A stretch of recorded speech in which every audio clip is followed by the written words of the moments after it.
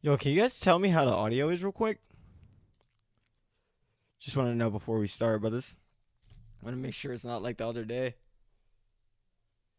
Audio's good, guys? Awesome. We're about to start soon, guys. Let me know what actual topics that you guys want to talk about in the chat. What's good, Viz? What's good, Killex? What's good, Levs? What's good, Demix? Your first stream, Demix? Oh, yo, guys, let them know how the streams are, bro. We go deep. These streams aren't no joke, brother. You better get out a notepad.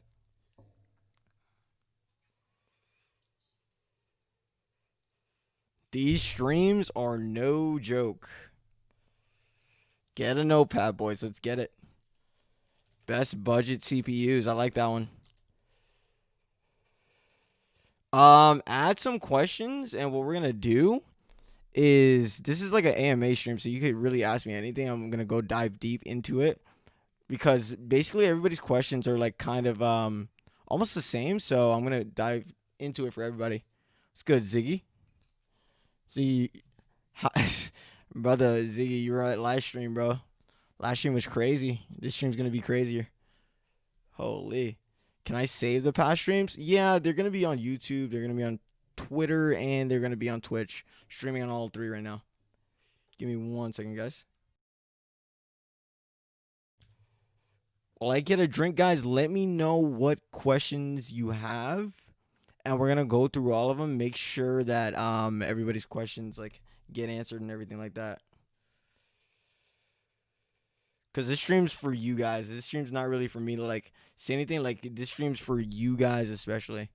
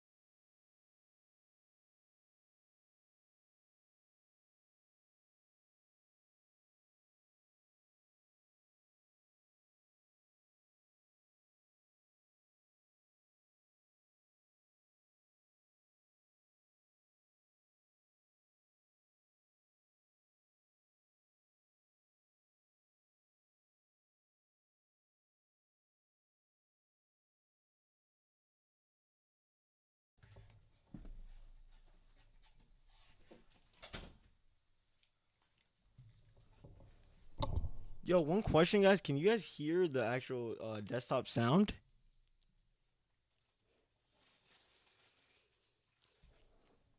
Like, can you guys hear any of that? Or no?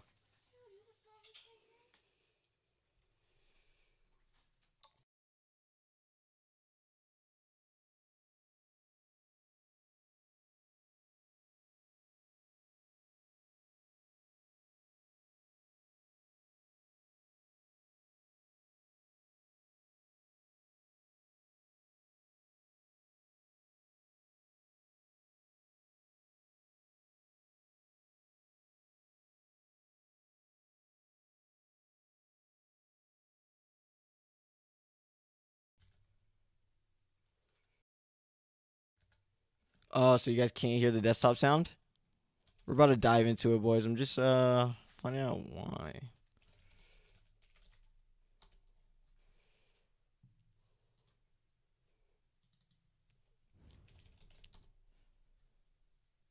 Oh, so you guys can't hear the desktop sound?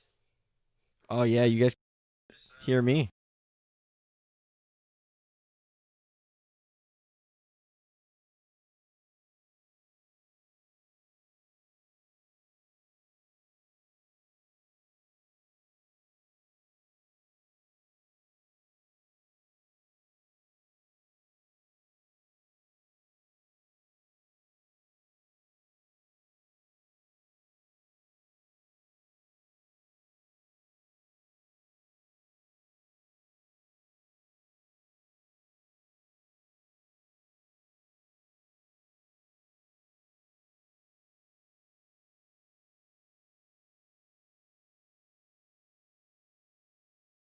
I wonder if I should take a chance. No. Mad Cat's not copyrighted, right?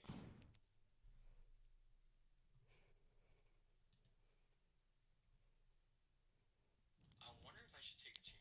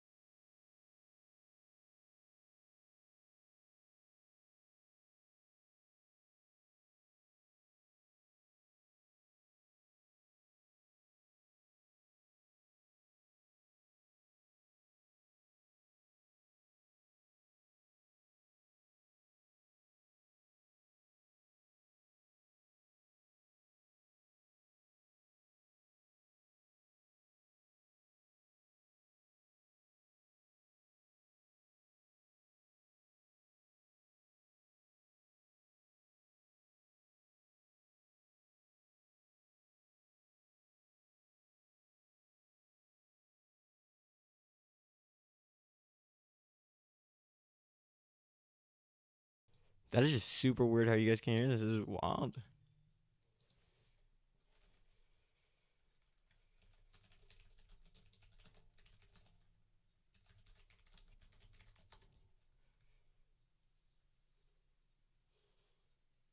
That is just super weird how you guys can hear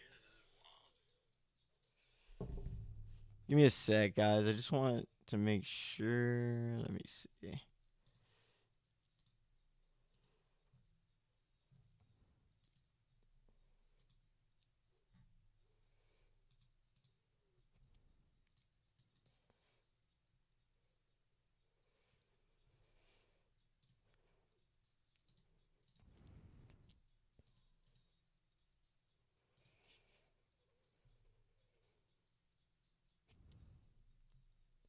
Hmm.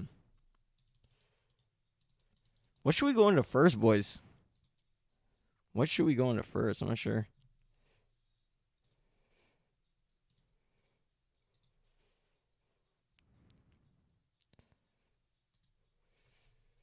Kind of mad that you guys can't hear this though. My bad, guys.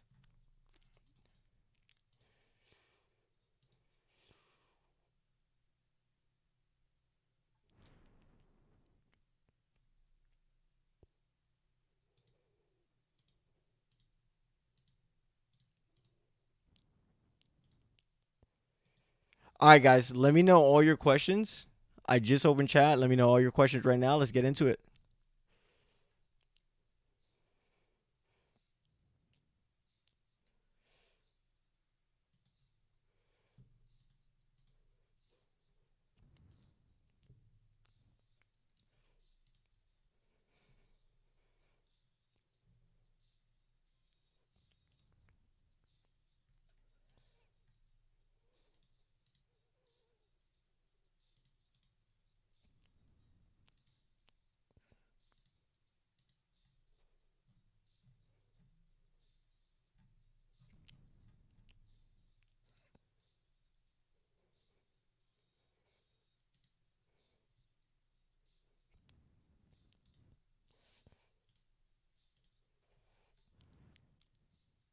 Mouse and keyboard. I like that one.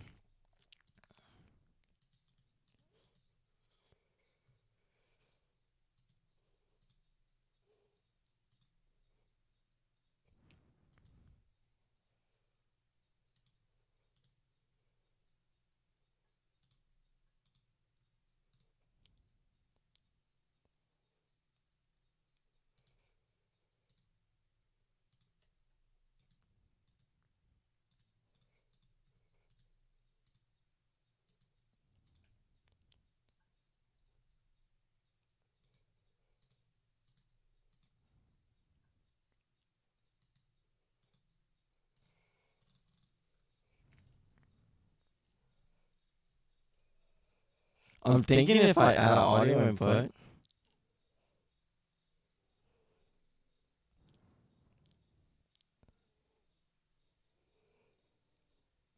and I put this to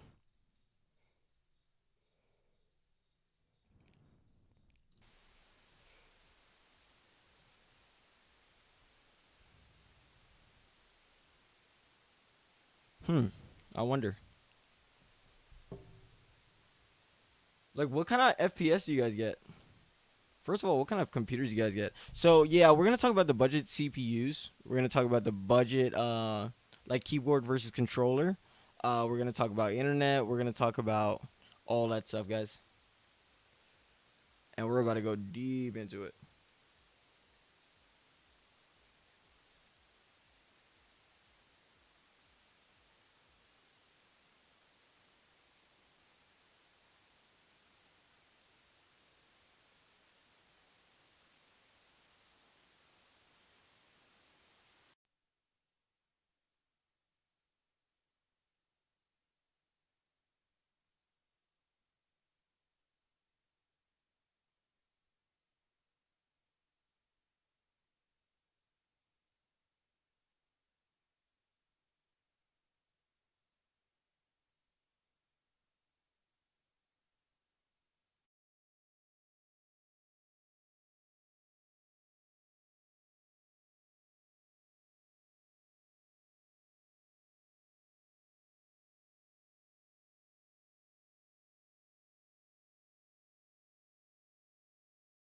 Let me know if you guys are able to hear that.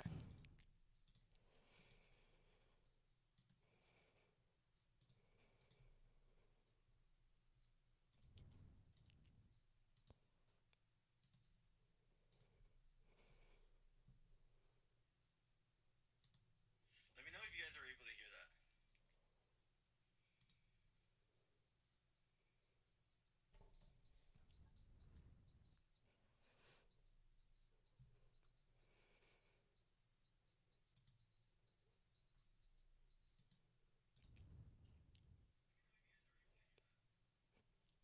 All right, let me read some of this chat. Yo, what's good, Nick? My OBS is updated today and changed my default sounds on the monitoring, so it wasn't capturing my sound for the stream. So, I was using my monitor. Oh, geez, really, Franco? I'm not sure. Ever since my last stream, right? Like, oh my bad. Like, ever since my last stream, Like none of my nothing has been playing really from my actual like desktop. It's like the super weirdest thing. It's so weird. It is so weird, dude.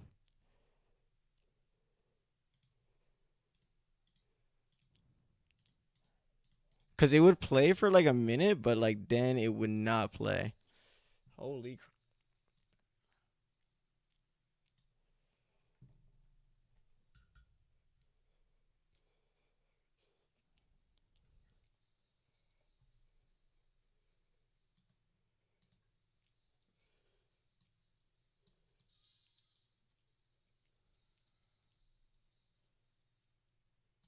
Yeah, it's the weirdest thing ever.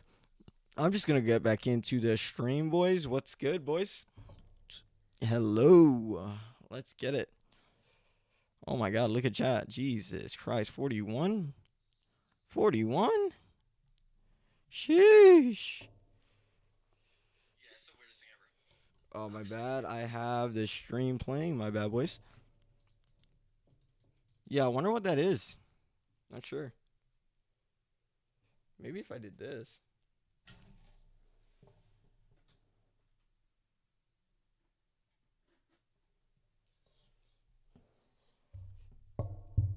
Ooh, that's not gonna work.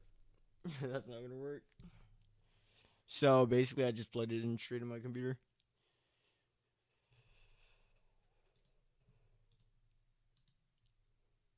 Cause the mic's working good. It's just that you guys can't hear. It's weird.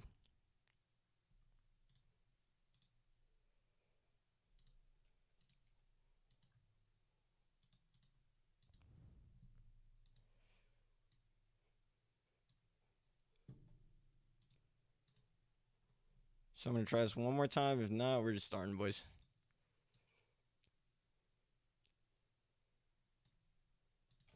Let me know if you guys can hear that.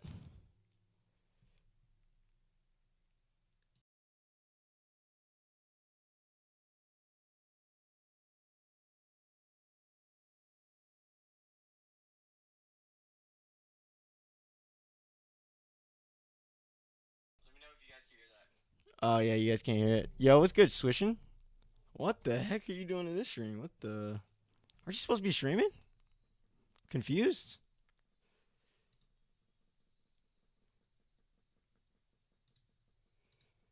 That is tragic, boys. I cannot play audio in the background for you guys. My bad. $200 PC on the go. You know how it is. You know what we do. So basically, I saw budget CPUs. This is a stream where you guys could like literally ask me anything. I'm gonna be focusing on you guys like the most. Like, I literally have no schedule for the stream. So whatever you guys want to ask, like just ask. Just make sure it's not like too what do you, it's not too like specific because I want to like answer it, but like some questions, right?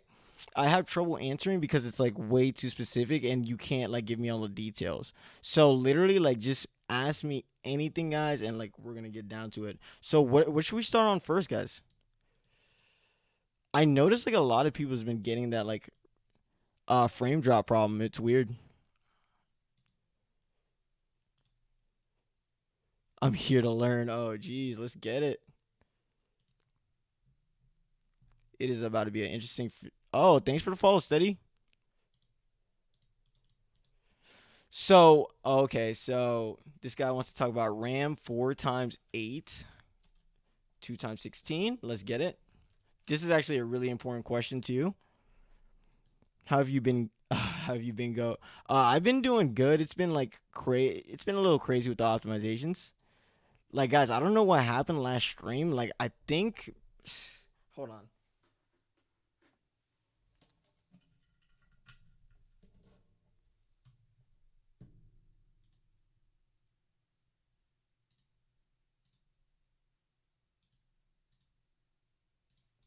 Yeah. So I don't know what happened last stream, right? But I think like literally we just gave away the sauce, dude.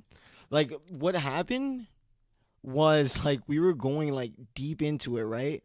And literally after the stream, I'm telling you, like optimization inquiries almost doubled. I don't know what kind of like I don't know what kind of sauce we gave, bro, but like literally, that's crazy. That is crazy. The juice is temporary. The sauce lasts forever. Let's get it. What? Oh boy, that's caffeine. We got caffeine in here too. High pressure on me, bro. I have pressure. What's poppin', Davis? What's poppin', Gan Storm? This guy had a question about the XR1000. Got it, got it. Luke Soup, what's good, bro? So you want to talk about the mouse and keyboard in Cold War? So mouse versus controller, we're gonna do that. That's actually a point one that's coming up. Best budget PC, we got that. My internet is spiking. We're gonna talk about internet and packet loss, right? So we're gonna get that. I should make this more organized. Boom. I'm just going down the list of questions, guys. Then we're gonna dive deep into it. All right. So if you have any questions, you just joined the stream. Just literally like ask all your questions now, because this is what we're gonna be going through. I should make this a little bit smaller. Yeah, right there. It's fine. 26. I have a couple questions on a whole streaming PC. I'm not able to run another Ethernet to my location in the house. Would it be viable to use Wi-Fi? Yeah, you can. Just don't be surprised if like there's like bits of pixelation in your stream like while using Wi-Fi. If your Wi-Fi is really good, then yeah, that's good. But if your Wi-Fi is like poor, then you might get latency like problems with your stream. So just be careful of that. Differences we will see after getting our internet optimization. Bet internet optimization effect. So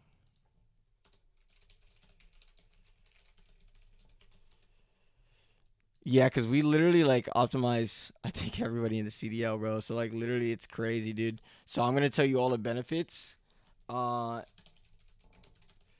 of getting that like internet optimization. I got you with that.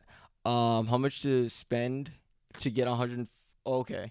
So basically Warzone frames, Warzone and Cold War FPS. Cold War and Warzone are like two different things, those guys. Like you can't, like let's say somebody gets 200 frames on Warzone, Cold War they're probably getting 250 to 300. Like that's how intensive Warzone is. And Warzone, what people don't know, right, is everything is needed. You can't just have like a good GPU, then you have like a poor CPU. You can't have like a good GPU and a good like CPU and you have like bad RAM. Like literally every Warzone uses everything. And people think it's because it's a bad game where it's not like optimized correctly, but it's actually like it's weird. Like it's optimized a little too good. Like it's weird. We're gonna get into that. So I have a 3080. How do you? All right, stop, Levs. You have a 3080 with a 9700K. That's actually a good. Yeah, that's actually a good, pretty good build. People don't realize that like you can get like scammed on PC parts and marketing hype. So we're gonna talk about that. And let's see. Hey, finally streaming. What's good, Gangster? What's good? I have a 2600. Okay, 90 in Warzone. Yeah, we're gonna talk about Ryzen. Literally, Snake, watch my previous stream actually, because we did dive deep into that. I don't want to do it like twice, and be repetitive. So watch my last stream. It actually has a lot of useful information about that. I'm just catching up with chat here, guys. Get all your questions in right now because it's already like getting crazy, bro. Like this is a whole hour of content, like right here, dude. Yeah, I have a Epton build budget 750. Oh nah, but like literally, if you're not spending, that's gonna go into the budget CPU. I'm gonna say that. Teach us your magical ways of getting GPUs that are super hard to find, brother. You just gotta have the, just gotta have the sauce, brother. But literally, if anybody needs like, I already said it on Twitter. If anybody needs like help getting one, and like we did an optimization before, or like you supported me in some way before, let me know, and I'll actually like focus on like trying to get you guys one. And that's like for retail. I'm not like overpricing or anything like that. If you want to spend extra like on it, and literally like I'll just donate it to charity. How about that? How about we do that, guys? if I get you like a 3080 or 3090 or something like that, you have to donate like $100 to charity. That's what we're gonna do. Yeah, I like that. I like that. Teaches your okay. So I have a gaming laptop and get 80 frames on Warzone. That's how bad Ryzen. Oh my god, Ryzen 3 series are so like anything that's not a 5950X or a 5900X. Ryzen is literally RIP. So like Ryzen's are so bad. This guy just said he's getting 80 FPS on a laptop. Like what? Lost full. But like the new Ryzen's are actually really good. It's weird. It's so weird.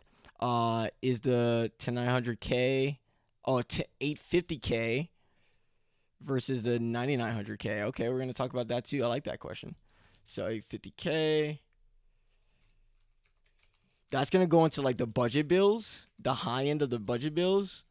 i9 9900K. And guys, make sure to get your notepad like pads out because all of this is gonna be actually really helpful and little tips like that you didn't know. So make sure like you actually let them know stream like literally get your notepads out, bro. Get some tea, get something, brothers. Like it's about to be deep. Let me see. All right, mouse versus keyboard. We already got that. Traffic prioritization. Yes, you should enable it. Well, it really depends on the situation. My frames dropped in the last NVIDIA. Ooh, that's a spicy one. Frames dropped in the last NVIDIA updates. We're gonna talk about that, like NVIDIA updates, and in general. This is like a one like. This is like a spicy one. Like, you guys will be mind blown. Let me see. My internet spiking a lot. Yeah, we got through that. What can we expect? Okay, we got through that. Is it necessary to update your NVIDIA drivers every update? No, it's not necessary. 3600. Do I upgrade? Yes, you upgrade. Anything that's a Ryzen 3 series, like literally just chalk it into bed, bro, and just upgrade, guys. Like, I'm not even trolling. Like, if you have a Ryzen 3950X 3000 series or anything, like anything that's a low Ryzen, upgrade. And literally, it's weird, right? Because those guys that are like Ryzen's are facing the hyperbolic right now, right? Not the 5950X, any CPU but this. Like, if you got like a 39, let's say you got a 3700X, right? Ryzen. You're facing the hyperbolic right now. But there's a catch. If you upgrade, literally, like, you're going to have one of the best and get one of these. Like, if you upgrade and get like a 5950X or a 5900X, you're going to actually have one of the best competitive setups, like, out of everybody. That's a little catch to it. So you're suffering right now, brother, but don't worry. Like there's an end, like there's literally light at the end of the tunnel, brother, with these. So you're good. Your system's already like made for these too. So literally, if you just update your BIOS and just put one in, bro, like you'll see like 100 frame boost, and I'm not even trolling. Recommended GPU for a 5600X build, a 3070. Definitely. Like people think that they need 3090s, 3080s, and we talked about it. Guys, like literally if you run, right? Oh, the notepad's already starting, guys. Oh, Jesus Christ. Here we go. Here we go. If you run a 180p, right? If you just play in 180p or you have like a 180p monitor, right? A 3070, and this is for COD only, right? A 3070, COD, Warzone, and Cold War, let's say. A 3070, a 3080, and a 3090 will do all the same frames. And it's mind-blowing to people. I'm like, what? Like, I told you guys this. And they're like, bro, like I just splurged like $1,500 into a 3090 when they could have used 1,000 of those dollars and put it into a 3070 and other parts, and literally they would have like a boosted 100 frames. Like it's crazy, dude. Like people wasted so much money with that release, dude. Like I didn't expect so many people to get 3090s. They got 3090s, and I'm like, why? Why did you get a 3090? Like, what's it? Like, why? Like, I beats me. I have no idea, guys. Let me see. Give me 1 second. I'm catching up to chat here. Where did you first start learning about optimization? So we're doing, where did I learn about optimizations? That's a good one. That's actually a funny story too. It's weird. Let me see. My upload speed has been dipping. Okay, gotcha. No outages. Got it. So that's like too specific. We're gonna talk about like upload speed. Like we're gonna talk about ISP throttling. Cause like Sharp, I don't mean to be like rude or anything. Like if I can't give you like a specific answer with only that information, but what I'll do is tell you exactly. Oh no, actually we're gonna talk about a juicy topic, bro. This one's gonna be juicy, guys. We are gonna talk about ISP loopholes. How about that? You want them to fix something? We're gonna talk about that. That's gonna be insane. So literally, like you could hit them with these loopholes, bro, and you're gonna see like what it does. It's actually insane. The loopholes we got. Um. Oh, just got to have the sauce. Yes, sir, Delort. What's your Twitch channel? My Twitch is KIRNEILL. So to the bottom right, you're gonna see it right there. So it's the same Twitch. It's the same on like every platform. Like Ryzen 3700. So Ryzen, another Ryzen player. Like you guys are in. Let's just say a prayer for the Ryzen guys real quick. But it's okay. We're gonna talk about like what you can do to get your FPS up. Like with the Ryzen 3000 guys, like I'm gonna really spend some time like with you guys just to make sure you guys are good too, since I see a lot of it. 80 frames on performance mode, not turbo. I have a 2060 Ryzen 9 on my laptop. God dang, brother. What kind of laptop is that? Like, is hacking like NASA with that laptop? What is this? Good thing that you said about Ryzen and custom builds with the Ryzen 9 3900X. Yes, sir. Yeah, like people are buying like Ryzen 3900s, 3950s, and I'm like, why? Like for Cold War and Warzone, like you're literally gonna be suffering. But here's like a little tip I learned for like Ryzen, for the Ryzen 3000 guys, right? And I do this for like really all of my optimization. Ryzen tip for FPS, right? Especially for the Ryzen 3000 guys. Ryzen like 2000, 3000, Zen 2, whatever you want to call it. Disable Xbox like the Xbox overlay and disable like Xbox game bar, and you're going to be good with that. So like this is going to boost your FPS a little bit. I don't know why it acts weird with Ryzen's, but like that's going to boost your FPS a little bit. Just giving out the sauce, brother. Like yo, that's crazy. Um is it every model of the 3070 you can get an Asus Tough 3070? Oh, so which ones are the best? So we're going to talk about the best. The best GPUs, right? To obtain, because literally every 3070 is not the same. You're right. Every 3080 is not the same. Every 3090 is not the same. Like they're all different. There's a big difference. Trust me. Let me see. Yeah, we are in here, brothers. Does everybody got their notepad out? Everybody got their notepad out? Oh, you went with Cyber Power Raid, Kelly. I got a Cyber Power PC. Oh, prayers, prayers. And you didn't get a and you got a Radeon graphics card. Prayers. Jeez. Get. This is what you have to do, Kelly. Literally get like 2070 something Nvidia. Something literally Nvidia. Use that as a streaming PC. Then get an actual like gaming PC. Don't even like try to upgrade all that. Like trust me, just get a whole new gaming PC. 10900K. Okay, we can talk about that. 10900K versus 5950X. So basically like Intel versus AMD is what you're saying. Okay, we could talk about that. Guys, look how much. Oh my gosh. You guys are trying to kill me tonight. Like, Jesus Christ. Let me see. I have a 3700X and a 3070. Would it be better to buy a whole? It would literally be better for you to use your 3700 and 3070 as a streaming PC. Like that's and literally just buy like a 5900X or just buy a 5900X and you're good. Like you'll be good in frames. My brother's about to have a 9-hour stream. I'm telling you, caffeine. Like they think I'm like I need coffee. I need tea's not gonna do it, brother.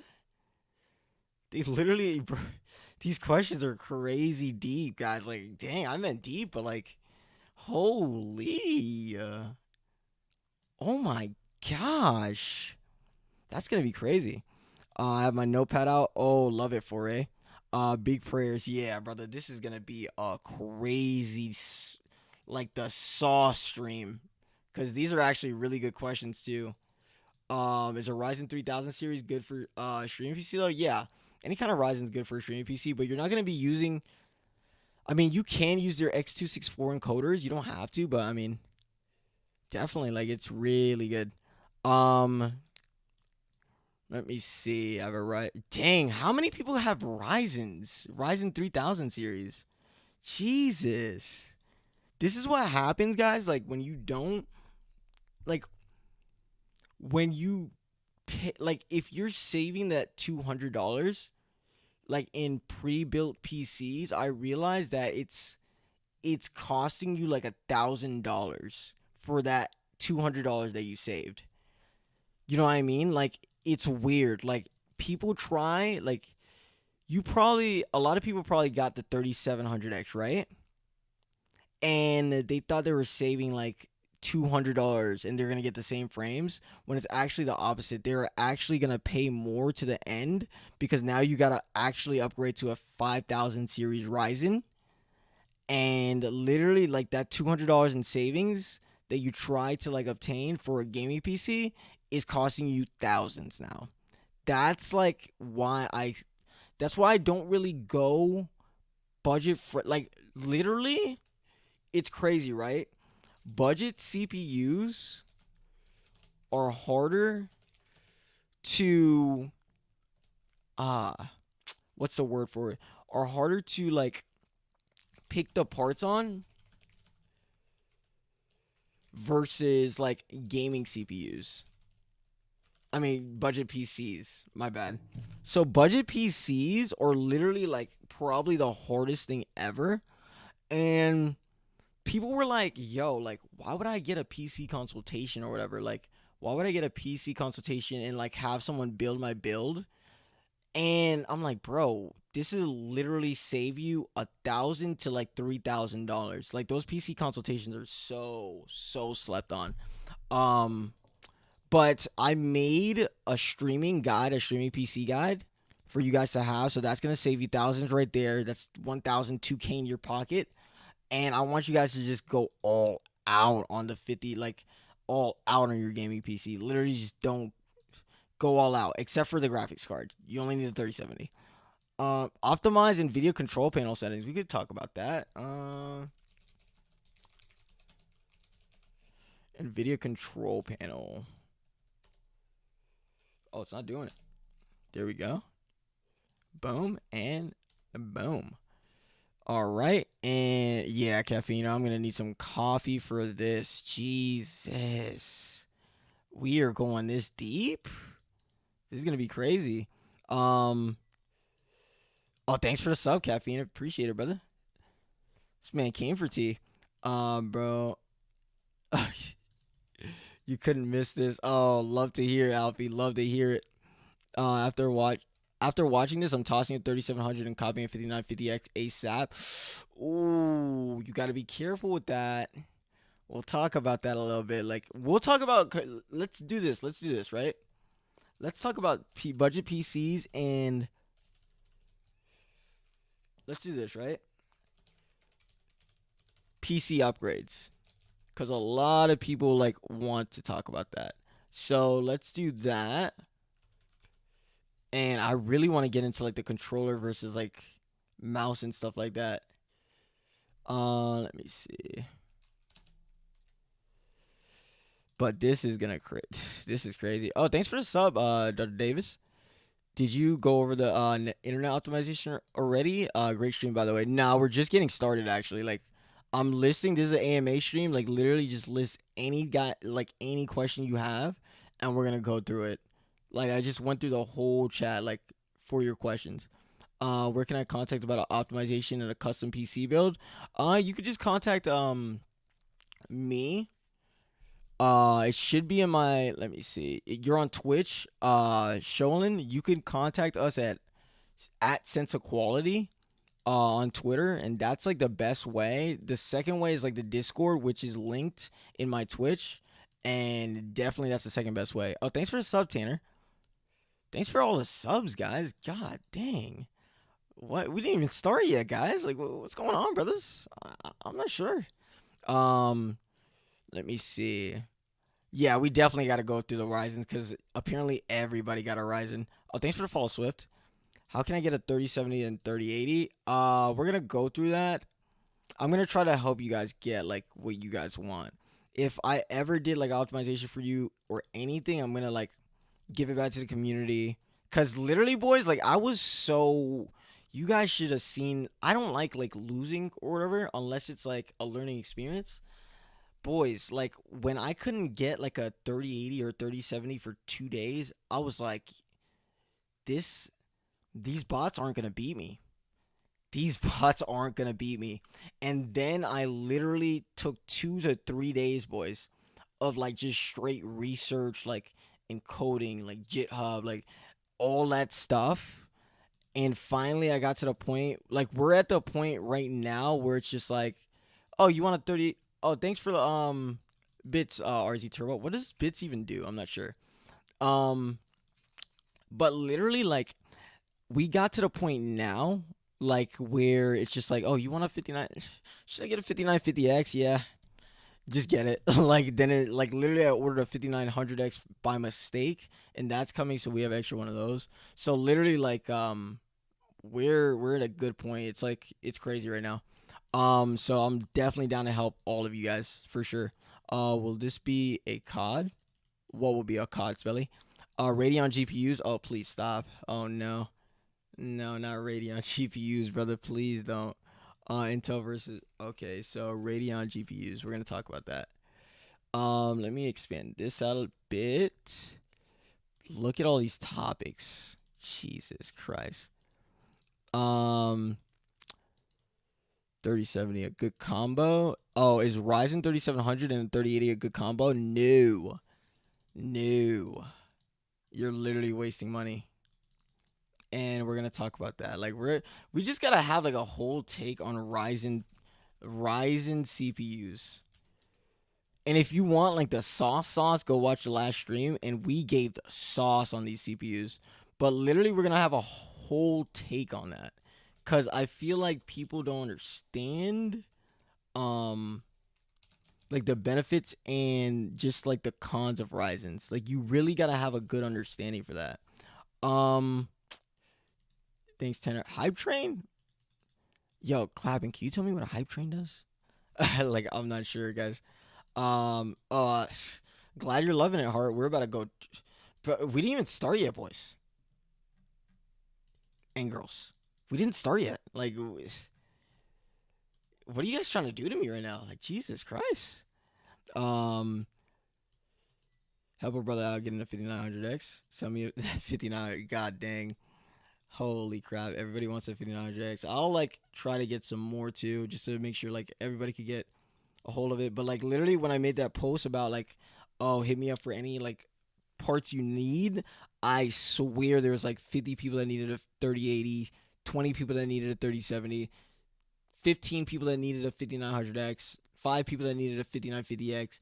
So I'm going to put like, I'm going to go crazy and like try to do it. But literally just don't forget to donate to charity. Like if you get it.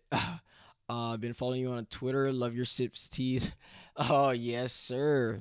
Love to see it. Thanks for tuning in, Mingus. We're about to go. If you think Twitter's like tea, like this is going to be crazy. Um, I think everyone has a 37. I swear everybody has a 3700X. It's crazy. I have a question. Is it better off getting an internet optimization or PC for Warzone and gameplay? They're two different things. Like they complement each other because they both reduce latency, but internet optimizations, right, are for like your latency to the server, like the bandwidth, and literally having you frying like Dallas Empire or something like that. And PC optimizations are for like maximum performance, not only in terms of FPS, but like in terms of everything, like reliability and all of that. I try to focus on all of that for PC optimizations. And PC optimizations are a bit crazy, right? Because if you get it optimized by like some regular person that's usually doing like FPS boosting and stuff like that, they're actually gonna not be able to do it. And it's interesting why. Because most people focus on GPU overclocks. And let me tell you what PC optimizations are. Regular, right? The regular guys, they focus on Windows debloating, GPU OCs, so GPU overclocks. Like this isn't gonna work for like Warzone or Cold War. This isn't not gonna work, and you're gonna be extremely upset if you like got it from one of those guys. So it was probably one of the hardest things to like literally when I was researching and everything like how to optimize like Modern Warfare and like going through everybody's PCs. It was like enough to get uh like associate's degree of like information. It was so much information because Warzone's different from everything else, right? Like Warzone uses RAM, CPU, GPU, power. What else does it use? Um, Literally, you gotta check like heating, rendering, latency, drivers, errors, um, scan and repair. I know you guys love scan and repair. You guys love that. So literally all of that, and it's Warzone is. I'm gonna say this right. Warzone is the best benchmarking game out there because if you have something wrong, Warzone's gonna let you know. It's gonna let you know hard. Like you're not even gonna be. It's crazy. It speaks volumes when you have something wrong. So it's literally the best benchmarking game, but it's also the hardest to optimize, right? So it's like literally regular optimizers, they probably do 10% of what we do for like actual PC optimizations. It's crazy. Like it's crazy. It's crazy. Literally optimizations take a long time. Let me see. Hype train means that there's multiple subs and gifts here. Oh, thanks guys. What the heck? That's crazy. I'm sitting here laughing at Ryzen because clearly I know nothing. Yeah, we're gonna talk about the Ryzen's a tad bit, like because it looks like a lot of Ryzen's are in here. So you basically saying Intel reigns superior? Oh no, that is not what I'm saying, brother. Don't get it twisted. Intel does not reign superior right now. We could actually start with that first. I know. Let me see. How many frames could Cold War at 180p? At 180, 300? Top tier PC, bro. A top tier PC in Cold War. So you're asking about a top tier PC FPS in Cold War, right? Let me just tell you something. So we optimized, like I optimized Illy, right? And he gets a minimum of literally 300 FPS. Minimum. Like it's let me just do this real quick. Copy. Just think about that for a second. He gets a minimum of 300 FPS. It is crazy. So literally like top tier PCs, the sky's the limit for me. Literally if you really if you really spent the bag on your PC, then I could literally take it to the limit. It's crazy. Um, so it's a rip for a 5600X and a 57. Yeah, literally any kind of AMD card. We're gonna get into that because it's not good. It's not looking good for you guys. So this guy is asking about monitors. So we're gonna ask about monitor. Okay, so we can talk about monitors. And I'm gonna take in like 3 more questions, guys, and then we're gonna dive deep into it because there's a lot. I currently can afford one. Which one would you recommend? Afford what? Winder. Can't afford both. How do you get rid of your webcam settings resetting when shutting down PC? Okay, so webcam settings. Got you with that one. Um, Warzone's just badly optimized. Steven, it's actually the opposite. It's weird. Like, we could talk about Warzone. Warzone. I'm kind of gonna leave this Ryzen stuff to the end because we did like start off on that the other day. And this is supposed to be budget PCs. And but I'm gonna like dive into the budget PCs and PC upgrades. But we're gonna dive into the Ryzen versus Intel thing too. Literally, is it badly optimized? We're gonna ask that. And then, oh, anyone here? Okay, so a 3060 Ti. It's a steal. It's a steal for the price, but a 3060 is coming out. Like, literally, if you got a 3060 Ti, I would be mad right now. Will you be saving your VODs? Yes, all the VODs would be saved on Twitch and Twitter as well. So, controller lag. Okay, so controller lag. So we're gonna do controller lag on PC / controller overclocks.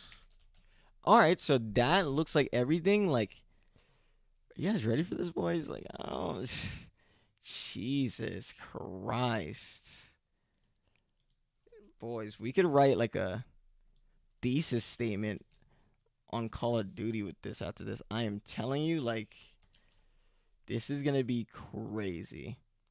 A lot of sauce here tonight. Good questions. Literally, like, I like this. Budget PCs. I'm just like making sure to put this all in order so we don't go back and forth. And we're gonna talk about all the frame stuff too. ISP loopholes. We're gonna talk about that and internet because somebody asked about that. Where did I learn about optimizations? Gotcha. NVIDIA updates. Gotcha. So we're gonna talk about that with this. Good questions, guys. NVIDIA updates. We're gonna talk about NVIDIA control panel. That's a good one. NVIDIA updates. That's gonna be the juicy one. That's gonna be a real juicy one. So I would stick around for that. Warzone FPS. Oh yeah, so we got this for sure. Internet optimization and the benefits, internet and packet loss, and we did have internet and loopholes. So I'm gonna put this one, just like putting it in order, so we don't have to like go off on a tangent then get to the next one. You know what I mean? Scam on PC parts and marketing hype. Boom. We're gonna put that right there. Dive into RAM and best GPUs. We got that. Boom. So we got best GPUs. What else, boys? What else? Webcam settings reset. Okay. So, you guys ready? Are you guys ready? I don't even think I'm ready. Holy crap. This is going to be a whole book. You could write a book on this. So.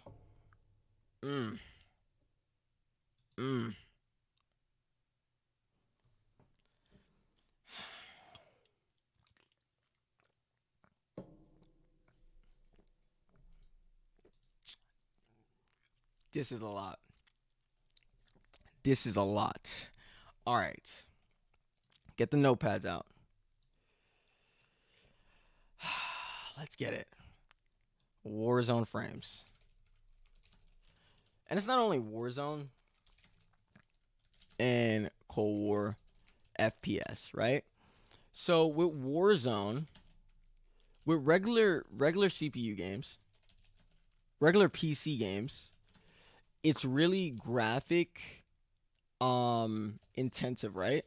So we're limited by our graphics card, or what we call GPUs, right?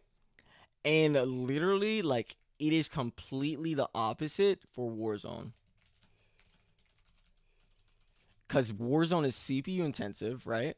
So it is really more focused on like your actual like processor. And that's where a lot of people get wrong. Because what people did, including like COD Pros even did this too, like, right? So people bought Ryzen's or budget CPUs and expensive GPUs, which is graphics cards. So I would see a lot of people, for example, with a 3700X and a 3080. Who said that? Somebody said that in here. This, a 3700X, how much is that? I wonder. Um, let's see this. 3700X. That's $300. Why would you get a 3700X? You just scammed yourself. God, it's not even a good price. It's so 3700X is $300. 3080 is about $800. Jesus, you scammed yourself. Oh my gosh. But if you like, if I met you literally before you bought this, I would have say go with a 10850K or a i9 9900K. Cause first, like, the differences in these is first, like, they're easy to get. Like, this is the same price. No way you did that. Hold on. No way people bought a 3700X. No way. Hold on. Shopping. So the 3700X is $350, let's say, right? Let's compare CPUs right quick. This is how I'm going to compare the prices, then I'm going to compare the frames. 3700X is $350. A 10850K, this is for like all the budget gaming PC guys. Like, this is going to answer your question. You want a 10850K, and we're going to compare i9 9900K. Then we're going to go into the high-end PCs for like whoever gets the high-end. So you can like literally like feel good about yourself. Like, because you guys are chilling on the high end. So 10850K, right? It's $429, let's say. So that's $429.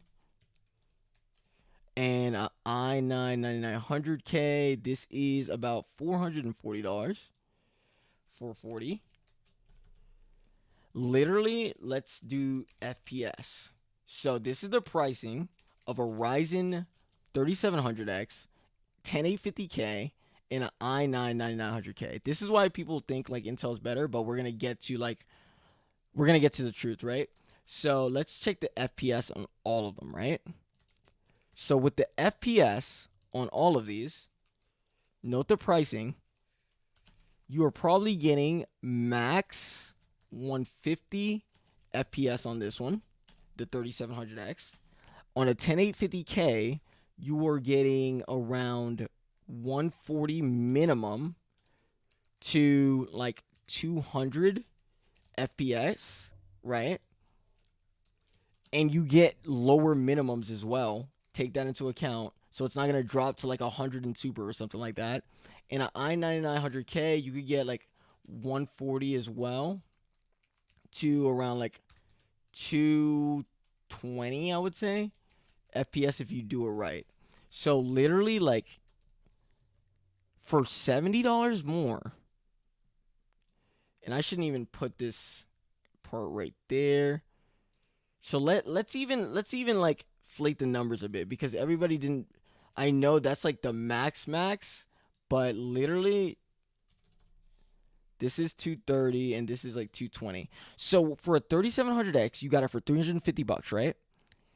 Your maximum FPS is 150.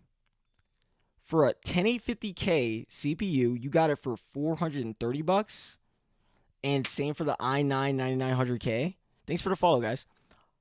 Your max FPS is like 200. So literally for $70, check me out. $70 equals 50 to around like 70 FPS. Right? So you're paying $70 for that. Let's do the math here. This is how people scam themselves with GPUs, right? So let's do the math here. So literally $70 for 70 FPS, that's around like $1 per frame. And that's actually really good in like the PC world, because when I show you this is what people did that was a mistake. This was the mistake. Splurging on GPUs. This was the biggest mistake. So this was the first mistake. Getting a 3700X, saving $70 and losing 100 frames. I would literally, I don't know what I would do if I was you guys, but I have a plan for you guys. I have a plan if you are Ryzen 3000 or lower series. You guys are good. We're gonna get into that. So for $70, you lost 150 to 100 frames. People won't tell you that. Like, companies are going to be like, oh, thanks for the follow, Doug. Companies are going to be like, oh, like, it's a 3700. It's great for streaming and gaming. But what they don't tell you, right, is that for streaming and gaming, you are using your NVIDIA graphics card anyway. So why on earth... Like, so why get a Ryzen? You know what I mean? Like, let's say, like literally, like, you're using your NVIDIA graphics card to stream anyway, if you're doing it right. Why get a Ryzen? Like, literally, if you got a 10900K and stuff like that, or an 850 or a 9900K, you could still stream on this. Still, literally, and you know what's the funny part? If you streamed on an i9 9900K or an Intel, like let's say an Intel in general, you would still, if you stream and gamed, you would still get the same FPS as a Ryzen guy just gaming. Oh my gosh, I'm flaming the Ryzens. I'm sorry, boys. I'm sorry. I am so sorry. Let me say that again. Hot take. If you stream in game on an Intel, you are getting the same frames as a Ryzen player.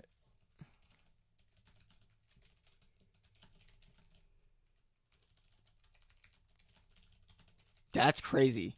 You're literally getting the same frames as a Ryzen 3000 or less, guys. Oh, sorry, guys. I need to move the stream a little bit. My bad about that. Like, you're getting the same frames. Like, what is the... If you're getting the same frames, what's the point? Like, am I delusional for that? Like, you're getting the same frames, and it's ironic because people buy Ryzens because they're better streaming PCs, but that's what they're good at, streaming PCs. Like, they're not good at being a gaming PC. Like, that's what people don't get. So a lot of Ryzen guys, and it's not their fault, it's because of marketing. They literally bought a Ryzen 3700X, 3950X, any Ryzen 3000 series, thinking it would be better for like gaming and streaming, when in reality it's not. It's actually worse. Tough scenes. But it's okay. We have hope.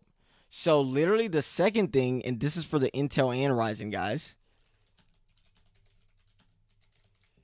because Intel thought they were getting away. You Intel guys are not getting away, right? The second thing is people splurged or overpaid on GPUs. Let me tell you something. 3070, 3080, 3090 gets the same FPS on 180p. A 3070 is great for the value, and literally a 3080 will probably not make any kind of a difference. So this is how you're gonna like look at it, right? You're supposed to buy a 3070 when you're going 180p. You're supposed to buy a 3080 when you're going 1440p or higher. You're supposed to buy a 3090 if you are going 4K or something like that, something crazy, and like literally ray tracing on. Like, and it's crazy because I actually like tested the 3090 with ray tracing on and everything, and it's actually pretty good. So if you're not in 4K and you're not using ray tracing and you got a 3090, what are you doing? Like, what are you doing? I don't get it. And I think it's because of marketing, right? That people literally, oh, thanks for the sub, Dryer Newt. Appreciate that, brother. People, yeah, marketing's literally, oh my god, Jesus Christ. Like, I think it's because of the marketing. People thought, oh, I'm gonna get higher frames with a 3090 versus a 3070, even though it's like the same like PC. But you're getting the same FPS with all of them, especially if you only have a 180p monitor. Like literally, if you have a 3090 and you only have a 180p monitor, like you're scamming yourself. You literally, if you have a 3090 and you literally only have a 180p monitor, you just burned $1,000 for no reason. You just burned $1,000 like for no reason at all, and it's crazy. Um. Oh, Shylin, I'll get back to you as soon as possible about like optimizations and stuff like that.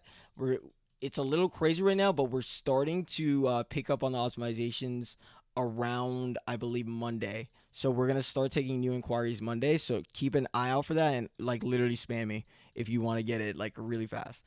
Um, yeah, marketing plays a huge role. Like people, you guys got bamboozled. I don't even blame people like when they got like scammed. I'm just letting you guys know that you guys got scammed. It's crazy. People like literally spent $2,000, $3,000, like so much money, and I probably seen a good $1 million from like my optimizations. I probably seen like a good $1 million wasted. Like it's crazy. If people only knew that like, oh, with this part or this part or this part, like you're gonna get a better like you're going to get a way better deal, then you guys probably wouldn't get scammed. So that's why like I started doing like these streams and stuff like that, because I want to make sure I like have you guys' back, right? Because this is absolutely ridiculous. Because this one's like, what is it, like $500? 3080 is $800. This is like $1,500. So you, I don't know. I don't know why people got this. But it's a great flex though. Like just say you got a 3090 in your build, you know what I mean? So that's going to be amazing. So now we're going to talk about, right? You should add a 2080 Super and Ti to the list. You get roughly the same FPS. Yeah, like literally, like you can add, people don't get it, like 2080 Ti and 2080 Super, same FPS, all the same FPS. All the same FPS.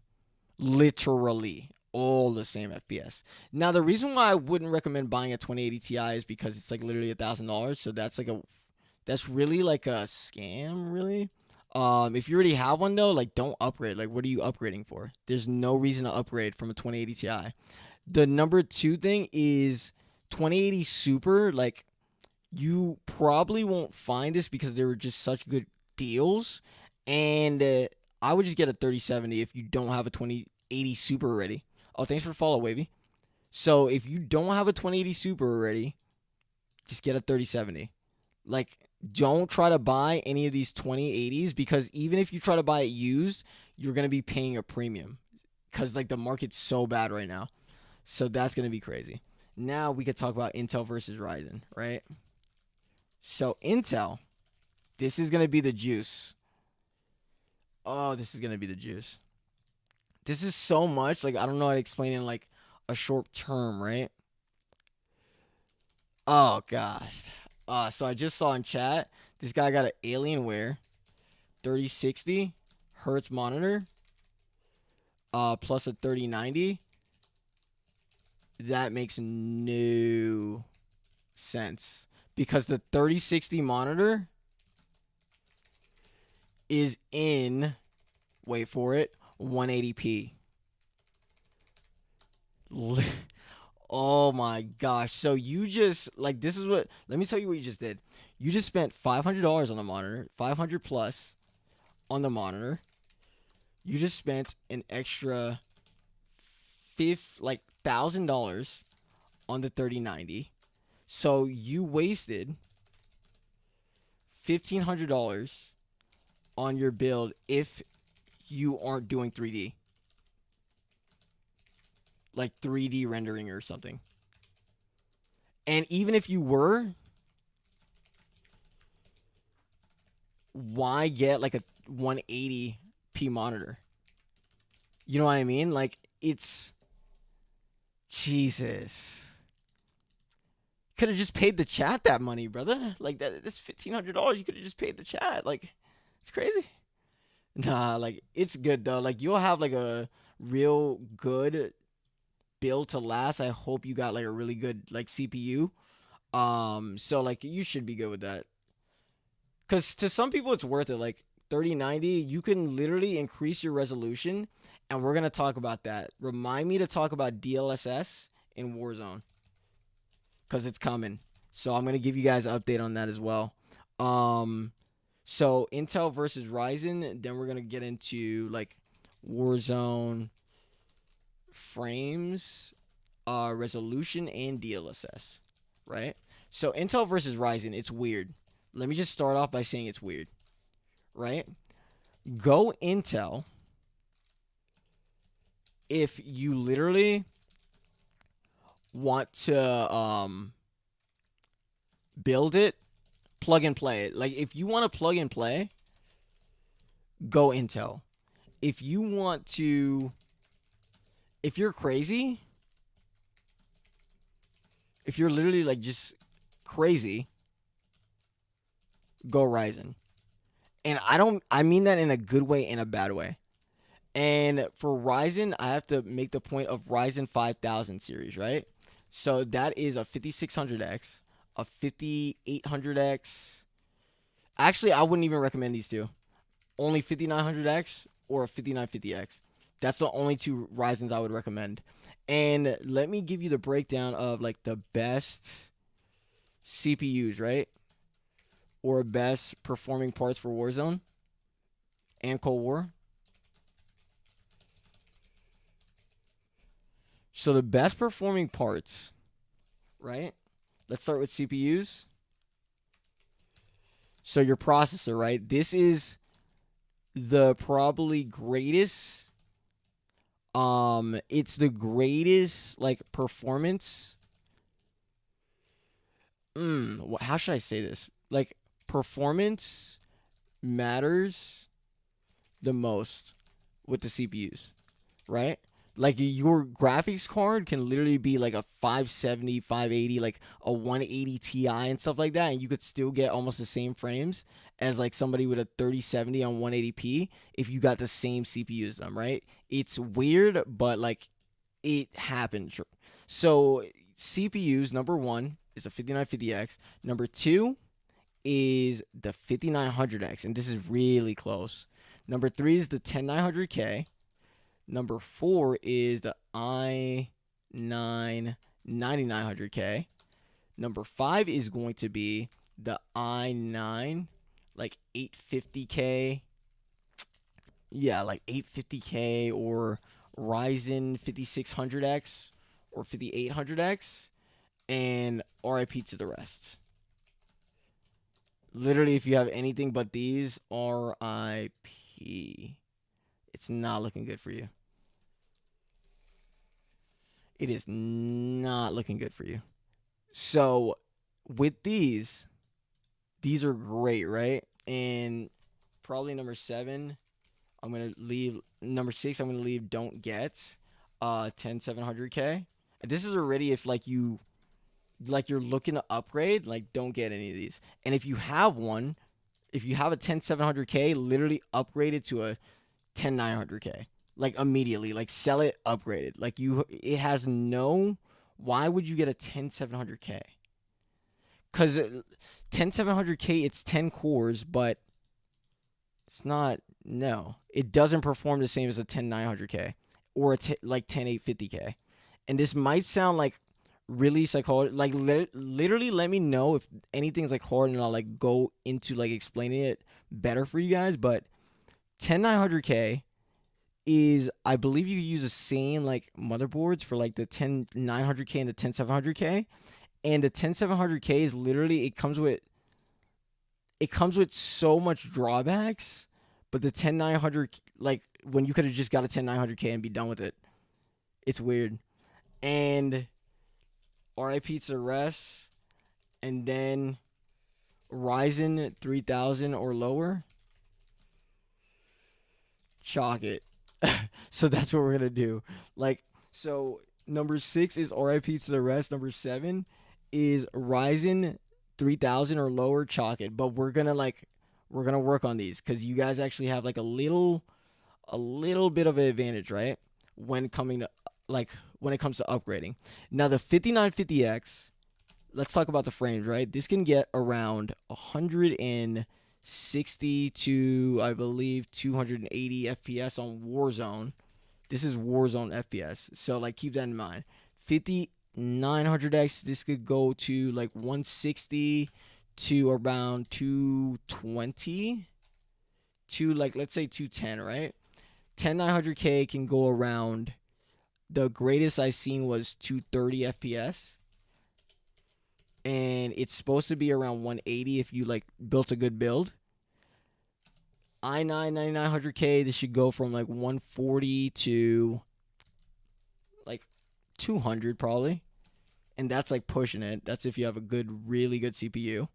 And these should go to around, ooh, this one's gonna be tough.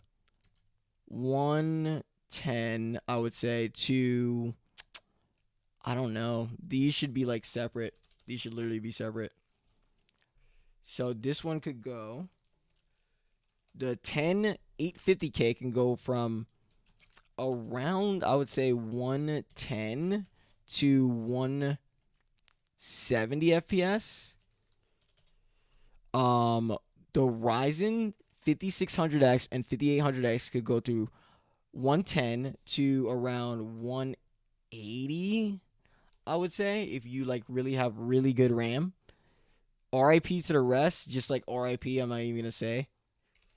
Max is probably like 150 to 160 FPS. And Ryzen is around, ooh, Ryzen 3000s are bad. Oh, Jesus, it's bad. Jeez. So basically, Ryzen 3000s are around 150 max FPS. So literally, you guys have the exact performance like results for every single CPU and what you should be getting. Now, are you guys getting this or no? Like, are you guys getting these kind of frames? Nah, I shouldn't say this is RIP. This is other Intel's, right? CPUs. Because that's actually really good. If you have like a like 9700K and you're getting 160 FPS, like you're chilling. Like you got the best deal out of everybody. And we're gonna put RIP for the Ryzens. So let's go through this one more time. A 5950X. This has 16 cores. This thing is crazy. It's funny, right? Because Ryzens are at the top of the list, but they're also at the bottom of the list. So you guys see like why I said like this is a little bit like weird. So it goes Ryzen, Intel, then Ryzen, right? So Intels are the steal right now. If you want to build something, go with an Intel. If you're just crazy and delusional, like just go with a 5950X just because you can, you know what I mean? Yeah, like the 9700s, bro, like those are really nice. Windows version I would recommend. I would recommend Windows 2004. Um, I don't know. I get 180 to 200 on a 3700. Yeah, that's barring your RAM, because this is the average I just see, right? Because they usually, when you get a 3000 series, what I realize is like most of them got pre-builds, and most of the pre-builds have bad RAM. Like a Ryzen 3000 series with bad RAM equals 100 FPS. Like that's literally how bad it gets. Like Intel with 3000 series, no, Intel with bad RAM, you still get like pretty much your frames. Ryzen's like you have bad RAM, it's over. It's over. And that's what people don't get. So literally check your RAM, and I'm going to teach you guys how to check if your RAM's good, right? Let me open this up real quick. Give me 1 second, guys. We are going to do this. How to check if you have good RAM. This is number 2 in Warzone and Cold War FPS. This is literally number 2, right? And I would say like the GPU is number 3, because the GPU really doesn't matter. Like GPUs is about 10%, 15%. Like I seen people get like a 2060 with like a 9700K, and they're getting stupid frames. Like they get crazy frames. So RAM is number 2. Oh, thanks for the follow, Shackman. And let me tell you something about RAM. Hot take. And we talked about this last stream. You get scammed on this part the most. And I want all of you that's watching the stream right now to test it like how I'm about to test it, right? So, and like let me know your results, right? So we're going to download. You're going to download Typhoon Burner. I don't know how to say it. Typhoon Burner. They were supposed to say it like that. I am sorry. So it is literally, my bad, guys. Let me put this over here. How to check if you have good RAM. This is going to be a topic right here. And literally, the first thing you do is get Typhoon. And this is what we're going to do. We're going to run this as an administrator. Right? So it's going to open up, blah, blah, blah. It's going to give you a sign. And it's right here. So this... Oh, thanks for the sub, Stevio. This is how, like, you check if you got scammed or not. So you could literally, like, return it and, like, let them know that, oh, they're trying to scam you or whatever. So you're going to read the bus, like, your RAM's in. So read, oh, SM bus number 1 or SM bus number 0. If it doesn't, like, appear like this, then literally, like, just pick number 2 or number 3. And it's usually 2 or 3, I realize. So this is what you check, right? And you're gonna read it. I'm trying to figure out a way I could do this. Let me make my like actual camera smaller, I think, so you guys could see it better. Is that better, guys? Just let me know. Or I should put it like literally over here. I feel like that's better. So this is what we're going to do, right? So we're doing how to check your RAM, right? And RAM is probably number 2 in FPS.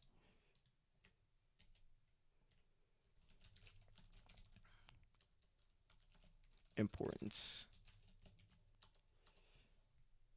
So you're going to read your RAM, right? Then you're going to check 2 things. You're going to check the rank, and you want it to be rank 1 or 1 rank. And then you're going to check literally the composition. No, not the composition. Where is it? You're going to check the die density. And you're going to check if it's B die or A die. The new RAMs are A die. I realize that. And the God tier RAMs are B die. Everything else,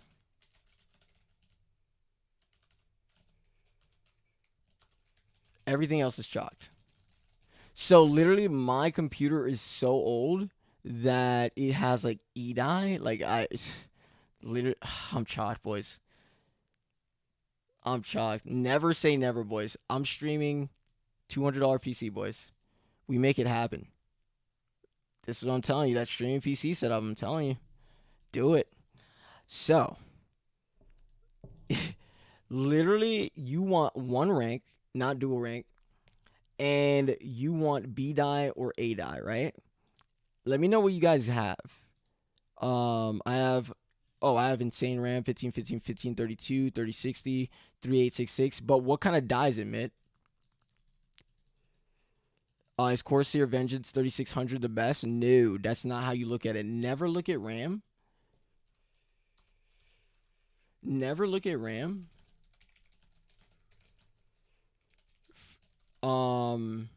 By just its hertz and how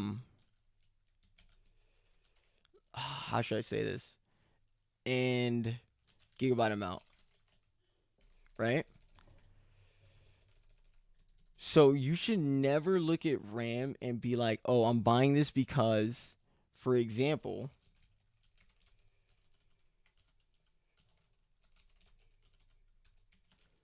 I'm buying this because it's 4,000 megahertz, right?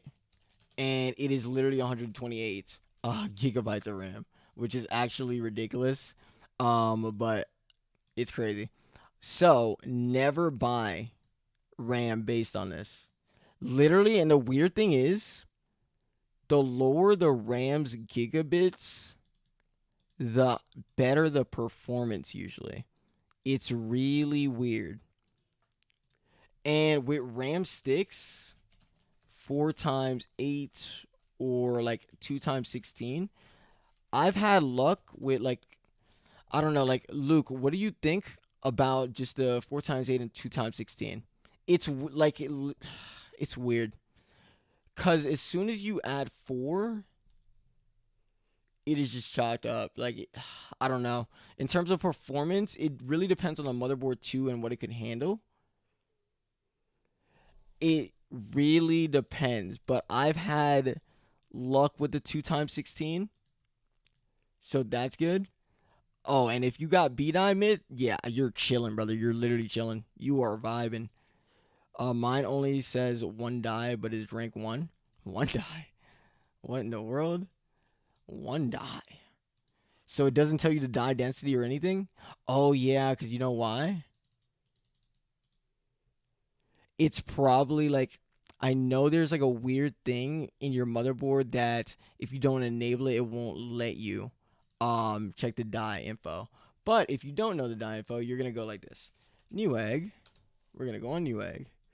Newegg. And we're going to search up RAM. Let me show you how to get scammed 101. Lesson 101. How to get scammed 101. Right? So lesson 1. So we are going to search up like a regular person 3600 megahertz. Right? So we're just searching up RAM. Oh, this looks good. It is 2 times 8. That's nice. But we want more memory. We're going to go with, let's see. I really want 36. Yeah, I really want 3600. Let's do 16 and 32 because I definitely want the most. So I'm going to apply this. Right? And thanks for the follow, Clerk. This is how to get scammed 101, boys. How to get scammed 101. Literally going on right here. I'm going to put this on another screen because that's complicated. I'm going to put this over here. So, regular person looking up for RAM, 3600. Oh, this looks pretty. Let me open this up. Oh, that's pretty. That is pretty. That definitely has to be really good RAM. Then they buy it for $179. And guess why it's $179? Because Look how big they put the DDR4 3600. Check this out, right? Marketing. They put the DDR4 3600, huge, right? They put the 2x16 32 gig, huge. They make sure you see that. XMP, yeah, for sure. Then you scroll down here. Why is this so small? I wonder why this is so small, right? And it's because it is CAS latency 19. So your timings are extremely slow. Even though if it's BDI, I'm not sure if this is BDI or not. If it's BDI, then you're good. But if it's not BDI, which it doesn't, I don't think it even tells you. If it's not, then you can't adjust the timings as much as you want, and you're stuck with extremely slow RAM. When your friend, this is like the difference why like people have the same CPUs and GPUs. Like you have that one friend there that you're like, you have the same exact PC as me. Like, why am I not getting as much frames as you? It's because your friend lucked out, right?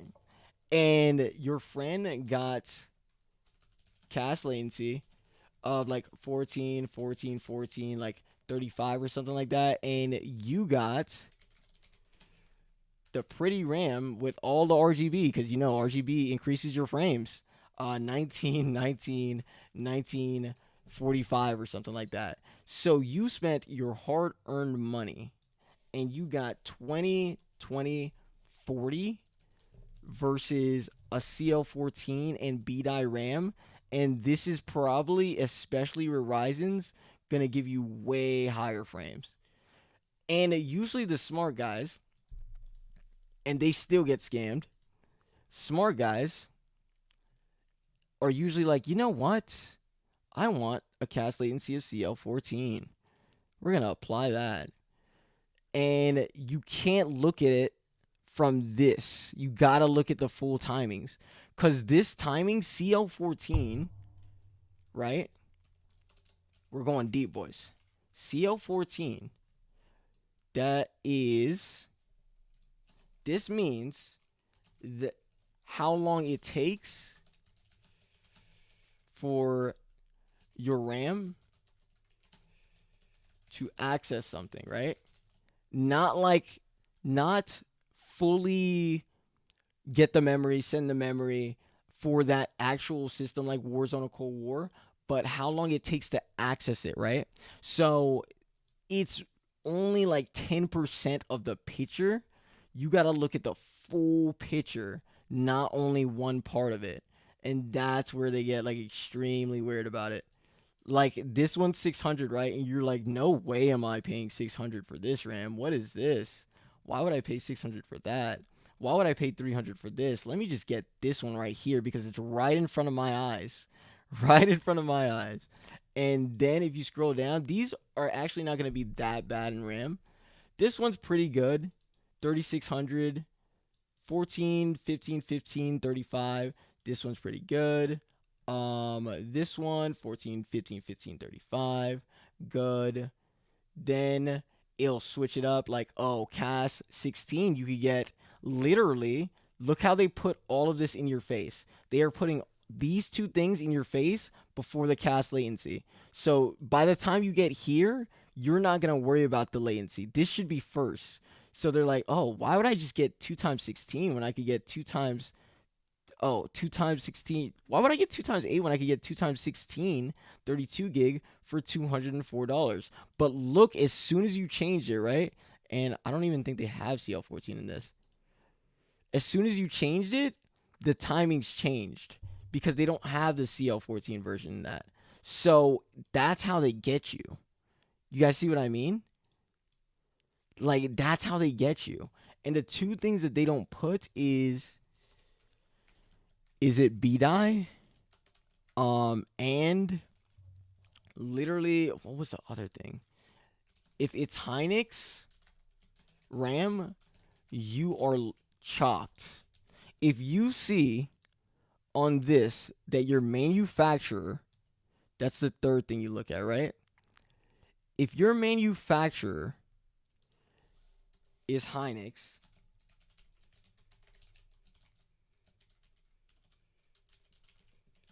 chalk it. Just chalk it. So if the manufacturer is literally like just Hynix, and you see that, just don't even, don't even try, boys. Like just chalk it up. Just buy new RAM. It's chopped. It's chalked. And for the people that got like the one die, right? Was it hot? Like what manufacturer was it? What was the manufacturer for your RAM, boys? For the one die guys. One die is B die. Just look up RAM. Perfect. One die G scale. Perfect. But like, what's the actual manufacturer in here?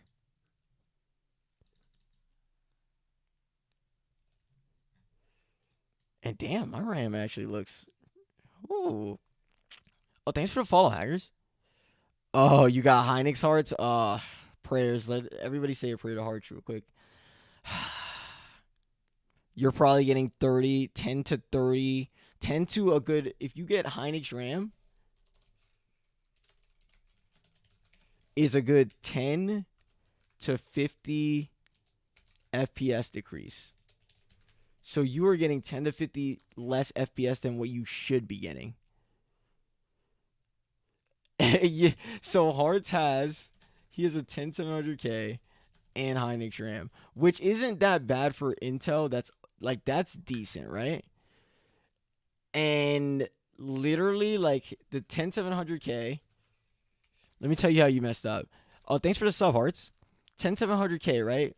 You messed up by you have 10 cores, only 8 are available, and it's like everything that comes with like the 10 cores, all the 10 core cons, but no, it's really no benefit versus the 10900K. Like you're just literally scamming yourself with that one. So I would upgrade that if you have a Z490. And with Hynix, it's weird. Like you're literally probably losing 10 to 30 FPS on Intel if you have Hynix. Wait, Steven, you got 2 manufacturers? 2 Samsungs and 2 Hynix? What are you doing, brother? Are you good? You are, that's not what you're supposed to do, brother. You're supposed to have all the same RAM. Like, this guy has 2 Hynix and 2 Samsungs. Like, let me just tell you, like, just replace the Hynixes with whatever you got. Especially if your Samsung's is B-Die, just get 2 of those and you're good. But, so, Hearts, you're literally in total, I'm using you as an example. You're literally in total losing around 20 frames, let's say 20 to 40 FPS plus 10 to 30 FPS, which equals around 30 to around 70 FPS. That's crazy. You see how this all adds up? You see how this all adds up? And you really thought that they were giving you a good deal. When in reality, like pre-builds, the 2 things that they cheap out on is motherboards and RAM. So for example, I had a client and they had a really good build with a 3080 and everything. They couldn't get over like 150 FPS, and it's because they had like Hynix, and it was weird. Like it was CL like 18 or 19 or something like that. And literally, if they replace that RAM, they're probably gonna get an FPS boost. They had a Ryzen 2 of like 40 FPS right there. Boom.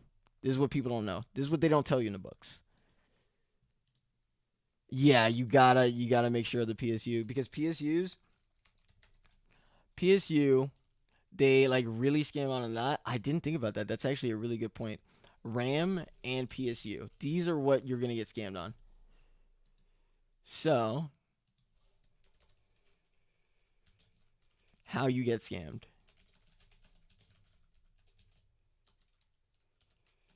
on pre-builds, right? So how you get scammed on pre-builds is they cheap out on your motherboard, RAM, and PSU. Because you as a regular person, you're not gonna look at your motherboard, RAM, and PSU. Like, we don't have time for that. Like, all we care about, come on, dude. It's like literally all it's about is your CPU and GPU, bro. Like, that's all it's about, dude. Like, who cares about the motherboard? Like, you could literally just put anything in there. You know what I mean? So yeah, guys, like, be careful with this. So that's a huge thing. The 4x8 and 2x16. This coming back to this, right? 4x8 and 2x16 RAM. So you have 4 RAM 6 versus 2 RAM 6. I like the 2 is easier to tune, I would say. In my personal opinion, the 4 gets a little tricky with manual timings based on your motherboard. So if I had a choice, that's weird. If I literally had a choice, it's like I would take the 2x16. Take it. Like 2x16 is because with 4x8, right? Like you have to account for 2 more sticks and your motherboard dislikes you. Like, let's just say that your motherboard is going to dislike you and you're going to be literally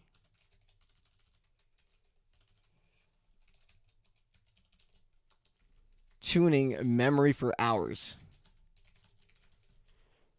And this is going to dive into my point with Ryzen's, like the cons of Ryzen. So with the 2, you're not going to be tuning as long, like from my experience. Like, they're really easy to tune. With the 4, it's like tricky. It's really tricky. It is real tricky. So, and PSU, of course, PSU, your power. If Intel don't cheap out on this. Not if Intel, literally if you have any like any PC, do not cheap out on this, because with Intel you get something called VDROOP and you get like blue screens, scan and repair, dev errors and stuff, because like your PSU isn't performing up to T, like when you need that extra boost on adaptive voltage. So that's one thing, right? And 7:30 a.m. PC talk, my favorite. Good morning, Mert. What's good, brother? With Ryzen, you want a good PSU for sure, because they take a lot of, I mean, they don't really take that much, but it helps with the extra cores. Because like the 5950X, for example, has like 16 cores. The 5900X has like 12 cores, right? So it helps with that. Like anytime you need that extra boost in performance, especially for Warzone, if you have a good like PSU and you got like a 5950X, it's gonna scale like with the cores, right? So if you don't have enough power going to it, like it's literally gonna blue screen. You're gonna get dev errors. You're not gonna get as much FPS. Like literally, your computer's just like, I'm not doing it. I'm not playing this game. So definitely, especially if you're streaming too, I would definitely get a good PSU. And for everybody that upgraded your GPU to like a NVIDIA 3070, 3080, 3090, literally like look at how much voltage you're actually using or wattage you're actually using, because it gets tricky. If you're like upgraded, like you have a 3070 on like a 300 or like 400 watt like PSU or whatever, like literally bronze plated or something like that, you're doing it wrong, brother. Your PC is gonna like literally just chalk it up in a few. So do not cheap out on the PSU for sure. Is a performance RAM. Okay, so what kind of headroom should I have on my PSU? So like PSU recommendations, I'm like over the top because when I do like budget things or whatever, like I realize that you have to be over the top a little bit. So that's a good question. You should get like a 850 or like 1000 watt if you want to like be future proof, quote unquote, and get it like gold, 80 plus, platinum, or like titanium or something like that. And then you're gonna be good. So as long as it's like 850 to 1000 watts, and this is for like NVIDIA 3 series especially. So 3000, 3070, 3080, 3090, like especially if you have a 3090, it's gonna be crazy. Get like 80 plus, right? And then you're gonna get gold, titanium, or what's good, legacy? Yeah, these are the grind hours, brother. Literally everybody in my chat, like, you guys are tryhards, bro. You guys are trying. Like, you guys are at, like, we have 54 people actually watching this, bro. You guys are tryhards. You guys are gonna have the sauce, bro. Literally, like, if any of your friends are gonna be like, oh, like, I'm not getting my frames, like, oh, do you have the correct RAM, bro? Did you run the Typhoon Bunner? Oh, do you know the 2x16? You guys are gonna be like that, bro. Like, they're gonna be like, who is this guy? Like who is this guy? This is not the guy I know. Like, that's how I really like want to teach you guys to be. So this is gonna be amazing. We're in the league next year for sure. Yes, sir. Yes, sir. Ski. What's good? It's OGJ. So look for these three things, and I wouldn't go below 850, but like, yeah, I wouldn't go below 850. This is what I would do for sure. Thanks for the follow, Zinc. For sure. And these are like the little things, right? Like these are the little things that like manufacturers don't want to tell you. Um and you really, oh, thanks for the follow, Perm. You really like, for Warzone especially, like, guys, I've had nightmares like with some PCs cuz manufacturers literally, like, they don't care. Like, if you don't look at it, like, why would they care? You know what I mean? Oh, thanks for follow, XZO Cam. It makes sense, right? Like, if you don't look at it, if you don't look at your motherboard, if you don't look at your PSU, if you don't look at your CPU, why would I give you the sauce? They're going to give you the juice. They're not going to give you the sauce. Cuz the juice looks good. The juice looks extremely good. Looks like a good deal. Juice is probably going to last a good 2 to 3 days. Going to keep you happy for a good 2 to 3 days. Then you're going to run out of juice. Then you're going to be like, damn, I should have got the sauce. That's basically like what it is. So definitely, like, for RAM, all of this stuff, bro, like, check your PCs. Make sure you go through all of that. And make sure you got the sauce, brothers. You always want the sauce. For the 5950X and the 5900X, why are they the best CPUs, right? It's because Warzone scales with its cores. Really? And it was weird. I had someone with a 5900X. I had someone with a 5950X. The 5900X, and he had really good RAM too. It was getting like 220. Probably like he could get around 250 with tuned timings. And the 5950X blew it out of the window. Dudes are getting like 280 FPS. Like 200 min. Nah, let me not gas it like that. 170 minimum. And it just doesn't make sense, but whoever developed and designed Warzone is really smart. Cause in like gaming, like PC games are usually optimized lazy, where it all depends on your GPU. But Warzone is and Cold War, it's cross-platform, so it has to work on like literally all the consoles plus PCs. So you gotta have a good engine for Warzone. You gotta have a really good engine, and their engine just makes sense. Cause no matter what kind of GPU you have at 180p, like it makes sense. You're not gonna like get a frame boost from like increasing your GPU's like price or whatever. You know what I mean? It's actually a benefit to you guys, like that you don't have to do that. You don't have to buy a 3090 to get like 144 frames. You know what I mean? Unless you want like ray tracing and stuff. Like Warzone and 4K and ray tracing, I want you guys to try it like that. It's actually amazing. You can see across the map, especially if you have a 3090. Puts that 4K on, brother. You can literally see across the map. Frames aren't everything. Like, so definitely, this is a positive for the COD community. This is a positive for us. We're chilling. We are chilling. Other games can't say this. Like, they can't say that they have like a really decent engine or whatever. The only problem with our engine is every update, it increases the latency. Plus, what it does is lowers FPS.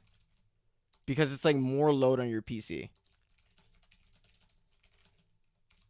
Because it's scaling. Like, and it makes sense. It's because it's scaling.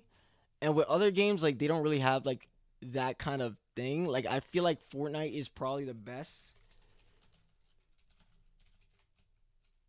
Is topped optimized game, but they have a ton of issues with like building like aim registration, like bullet reg registration, etc.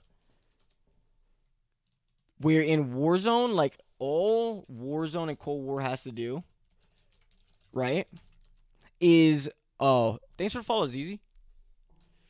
Can we touch on the motherboards? Oh yeah, I got you, 4K. Thanks for reminding me.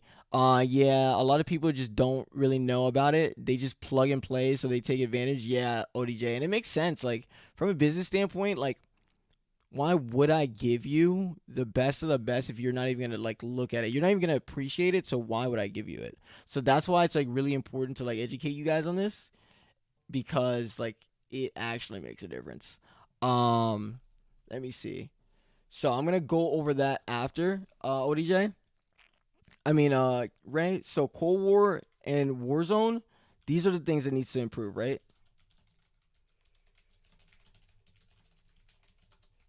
Literally switch to all 80 AWS servers, right? Because all the servers are really like they have some Amazon servers, but it's all like really, most of the servers are Voltor game servers, etc. So they're like really like small company servers. And like a really hot take, right, is during COVID, the player base was 4 times what they anticipated because it was COVID, right? And this caused additional latency due to proxy servers being overran. So if you guys remember the CDL League broadcast lagging, it was because of the proxy servers being on the same connection, right? Like really, they were using the same proxy servers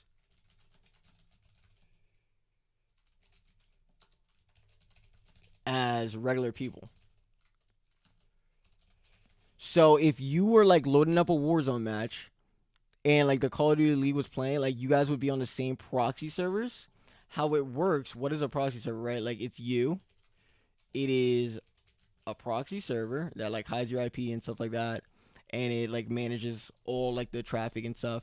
And then there's the actual game server, right?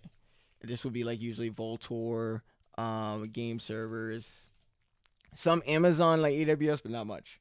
Um,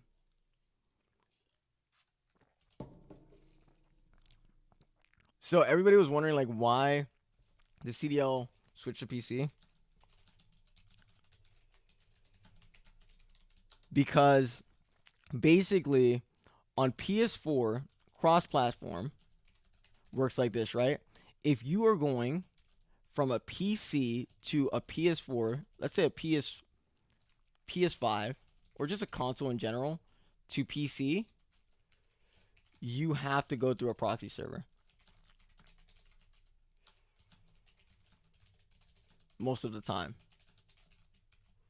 So all like the COD pros and stuff like that, they were going through those servers and it would make them like lag and stuff like that because the servers were so dense and they just didn't take into account like everybody on for COVID and stuff like that.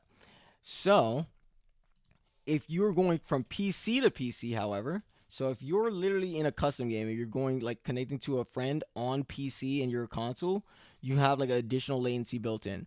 If you're going to PC, right? Oh, this is direct connection, and you don't usually have the proxy servers. So you have less latency. So why the CDL switched to PC? This was a huge reason why. Because literally they would get on broadcast at like the most dense time that everybody's on, and it would be console to PC because they were playing on PS4s, and the players would lag. They would lag out usually. Broadcasters would lag. Their mics would like mess up sometimes. If you guys noticed that like last year, and this was like a major reason why the switch happened, and that's why everybody's like playing like COD on PC. Plus like the little stuff, Activision makes more on PC because they don't have to pay like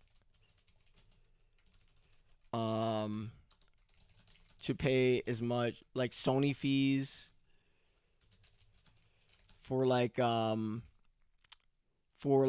as much dead like servers or just VMs, their regulations, because you guys think that we are on like a 20 tick rate in custom games because of Activision. It's really not because of Activision, it's because Sony, Xbox, Microsoft and stuff like that, like they have a regulation on their servers, so you have to follow it to be able to like be online for their servers, you know what I mean? Updates and more. And like even in game, like Sony takes like a percentage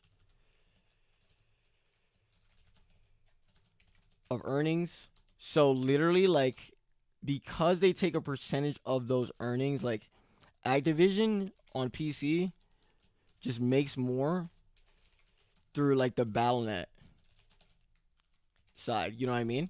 So it was like a business move.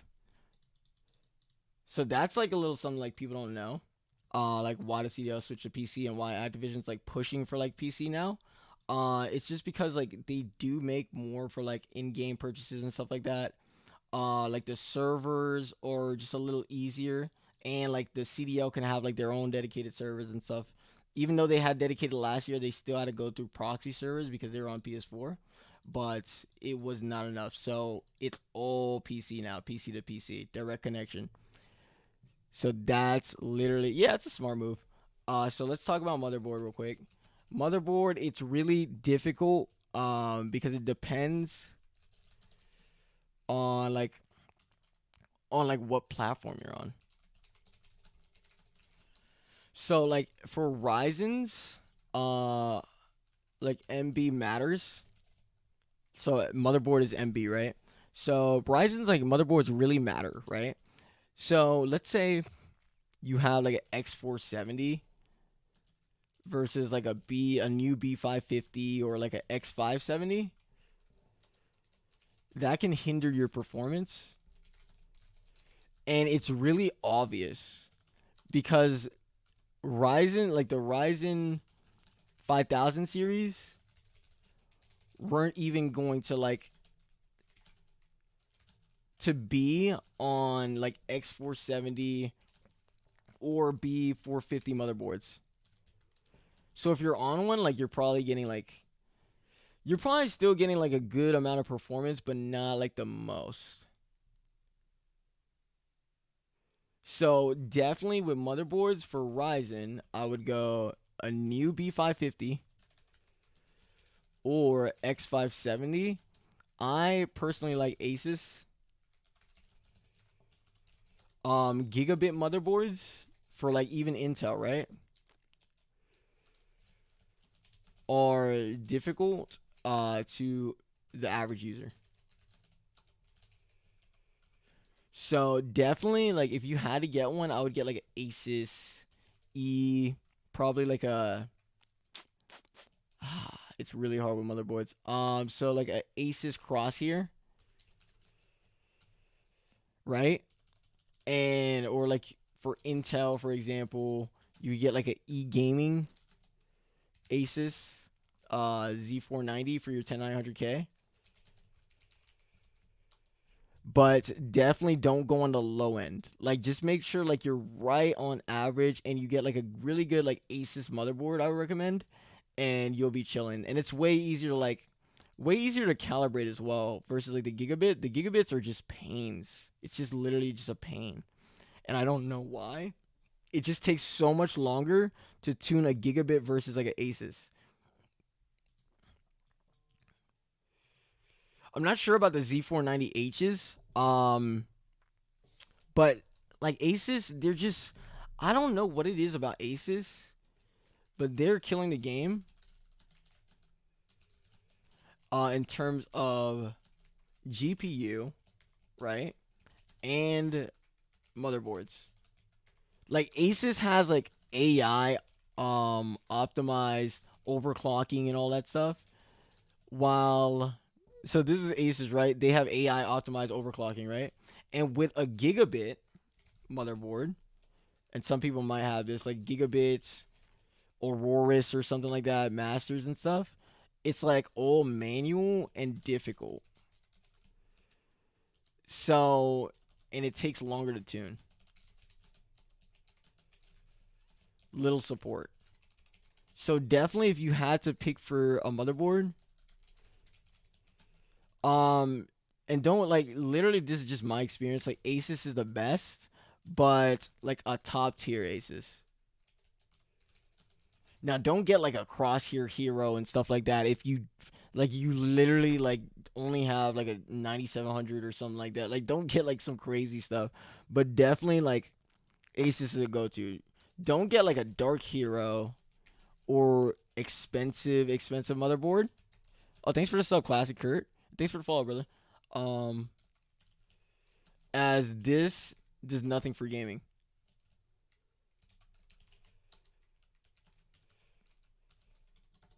Zero for gaming.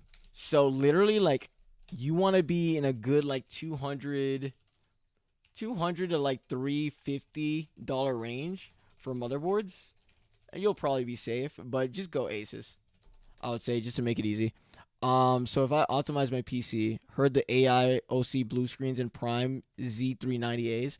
Yeah, so literally like I don't use the AI OC, but like for a normal person that probably doesn't want to get like a PC optimization for me or something like that, like try it out to see if you like it, but it's usually motherboard overclocks, which are automatic overclocks. Um are bad. Like they're really bad. And literally number 2, they use too much too high of voltages. And you're probably like, how does voltage relate? Like if you have high voltage can equal like high heat, and high heat can equal throttling. So literally, like, you want to be careful with like auto-tuned motherboards and stuff like that. Like some people are probably like, oh, why would I get like optimization when I could just do automatic overclocks in my ASICs and stuff? Be careful, because if you go to the voltages, you're gonna automatically see like it increase your CPU voltage to like the maximum and stuff for no reason at all, and that's gonna cause your CPU to get hot, and you're gonna be throttled, and it's gonna decrease. It's gonna literally decrease the lifespan of the PC if not done correctly. So that's like the little thing that they don't tell you about. Like Asus is decent, but when I tested it, it made like a 10 to 20 frame difference, but it could be different for everybody. So just be careful with automatic overclocks. Like I wouldn't even recommend automatic overclocks. So literally, what was I gonna get to? Somebody asked. Okay, so that's like the whole thing with motherboards. You just gotta be really careful with them. Just like, don't scam yourself and buy like a cheap one for no reason, guys. Like there's some good deals, but like make sure you do your research, because this is all like really platform dependent, and don't scam yourself. One thing I wanted to add to the Ryzens before we move on was, do not get, for Ryzens, like how to get scammed 101 right here, right?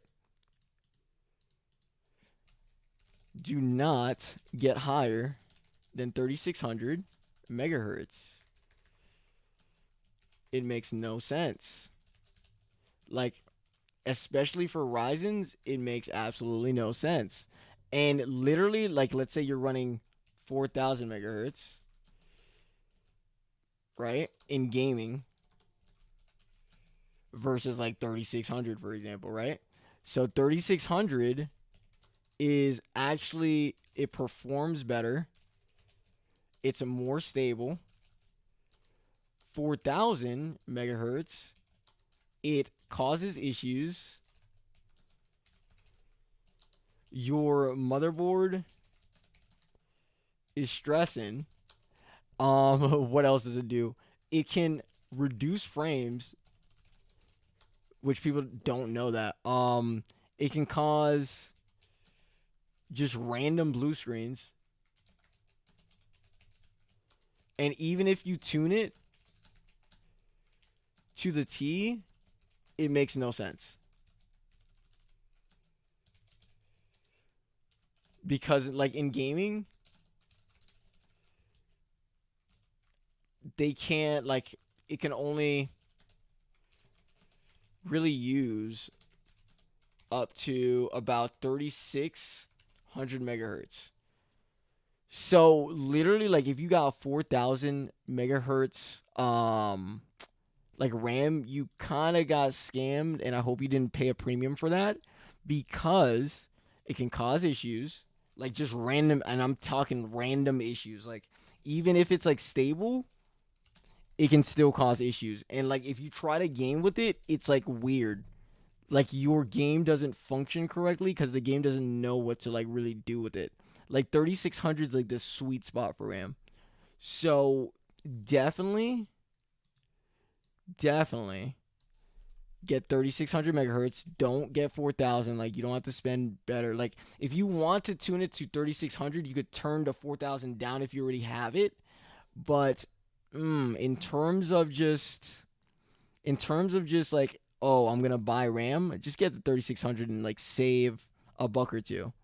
But don't save a buck on all these other stuff. You know what I mean? Like, oh, latency, cache latency, Hynix. Is it BDI or Hynix? This is like a really important part. Is it BDI and all that stuff? So RAM, you're on the lookout for this, right? We're gonna make the RAM checklist. You're on the lookout for B die or nah. B die, A die, or nah. Then you're on the lookout for CL timings. At least like CL16 is fine. 16, 16, like something like that, you know what I mean? 35 or something like that, right? So that's the example. Then what you're going to look at is rank. So is it single or dual? You want single. You're going to look out for the 3600 megahertz. Do not go lower or higher. Literally just get 3600. Trust me. Then what else can you look out for? BDI timings, rank, 3600 megahertz, and you're going to make sure to get preferably two sticks instead of four. 4 sticks are a lot of work, right? So literally it's okay to have 4, but just know you might get like a performance hit from that. But 2 sticks usually work out fine, so I would get like 2 times 16 gigabits instead of like 4 times 8. You know what I mean? Just from my personal experience timing them, like this works way better than this. And it really depends on the motherboard. So definitely use this for the RAM checklist. You're going to make sure it's BDI, CL timings. You're going to make sure it is at least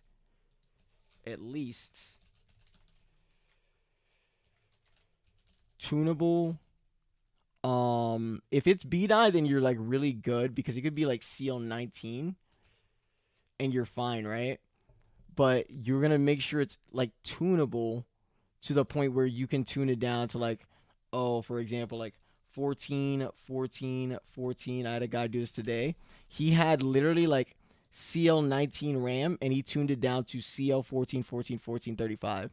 So you see how like this doesn't, like, people are getting scammed because they're looking at this CL14, that only number, when you could get a CL19 and it's like conservative. And if it's B die, you could literally like just decrease the price. Like you could just decrease the timings down and get like a really good constant timing, and then you're fine. You don't need like CL14, especially if it's B die. That's why I stress B die, bro. Because with B die RAM, you have more room to work with. With A die or like A die, it's okay. Any other kind of RAM, Hynix, M die, anything like that, E die, like you're leaving yourself barely any room to work with when it comes to that. So definitely get like B die RAM. What else were we going into? So that's the RAM. So we got a RAM checklist. We got, oh my god, look at these notes, brothers. What in the world? We're going in. Oh my gosh. We are going in. Holy cow.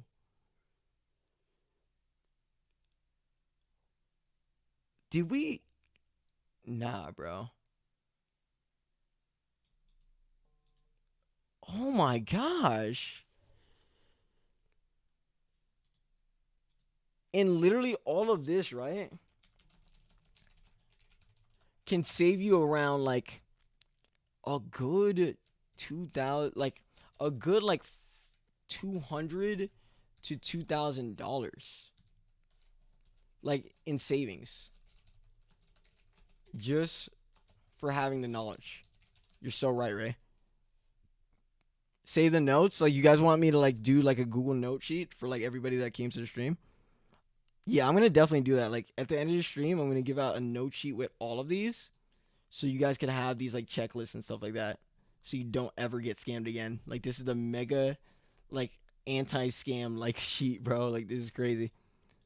Holy crap, this is knowledge. I didn't even know it went that deep, boys. My bad. Um. Yeah. Z490E. Hearts. Put them in a savings guide. Oh, I got you, brother. I got you.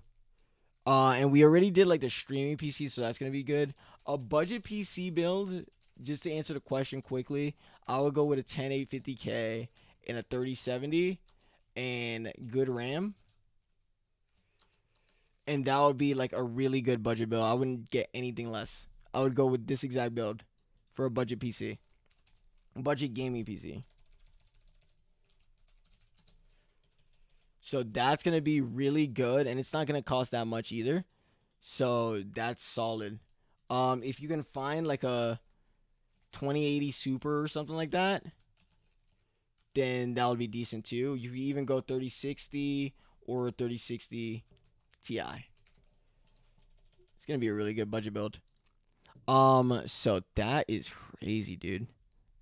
Zappin, big fan. Zappin Pawn. Wait, Zappin. My boy Zappin in here. Oh, thanks for the follow, Sophie. I have a RTX 3070, 3600. Oh yeah, Sophie, we're about. So I didn't talk about RIP Ryzen. It's okay. Previous gen Ryzen dudes, it's okay. We got you covered. Like we literally got you covered, right? So this is what you do. This is the strats.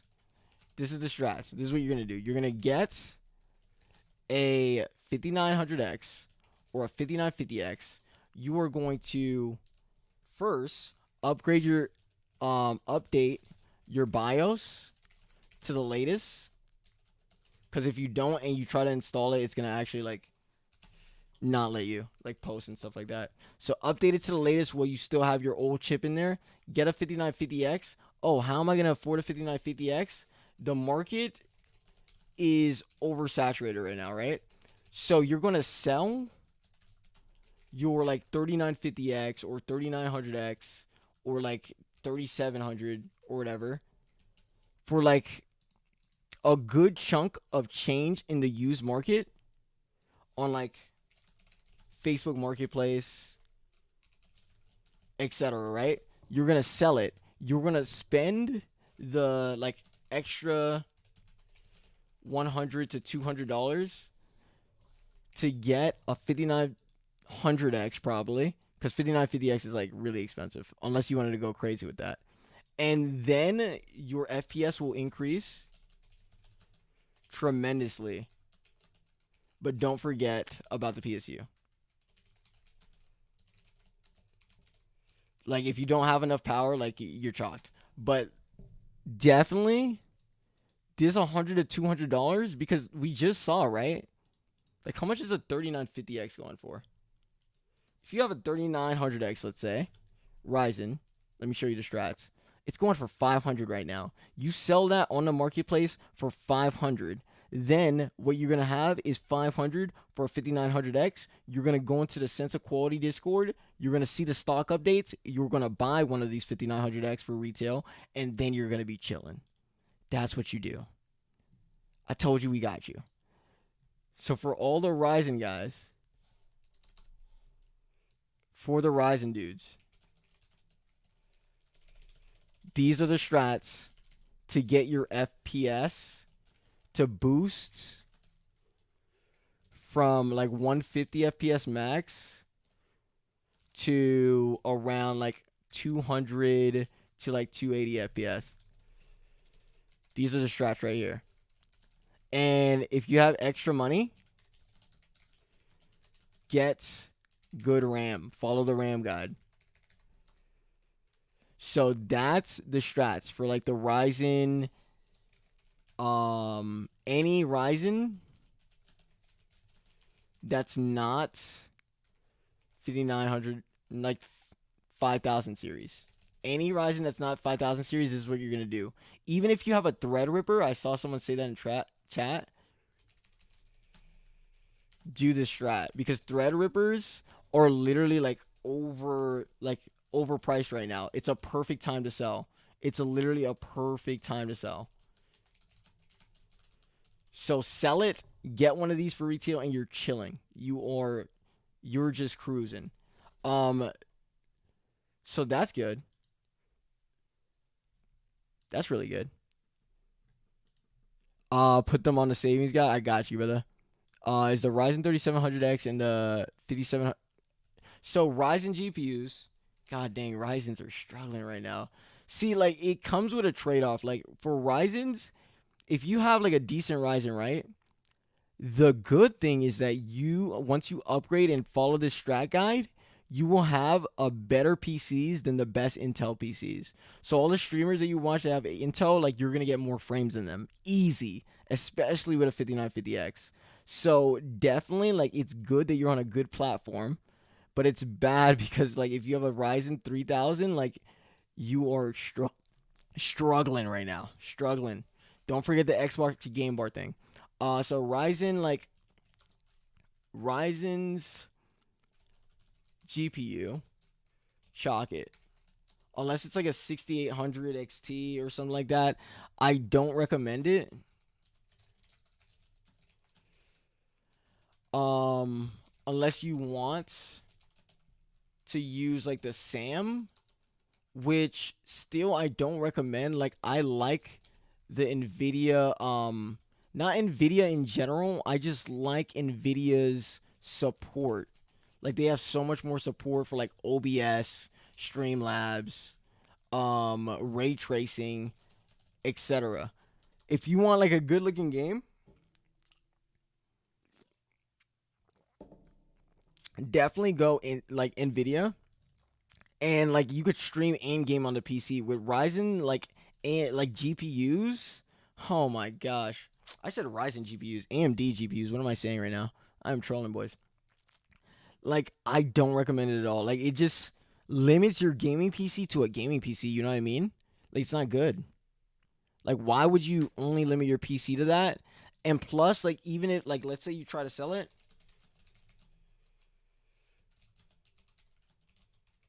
it's worth extreme like not worth as much.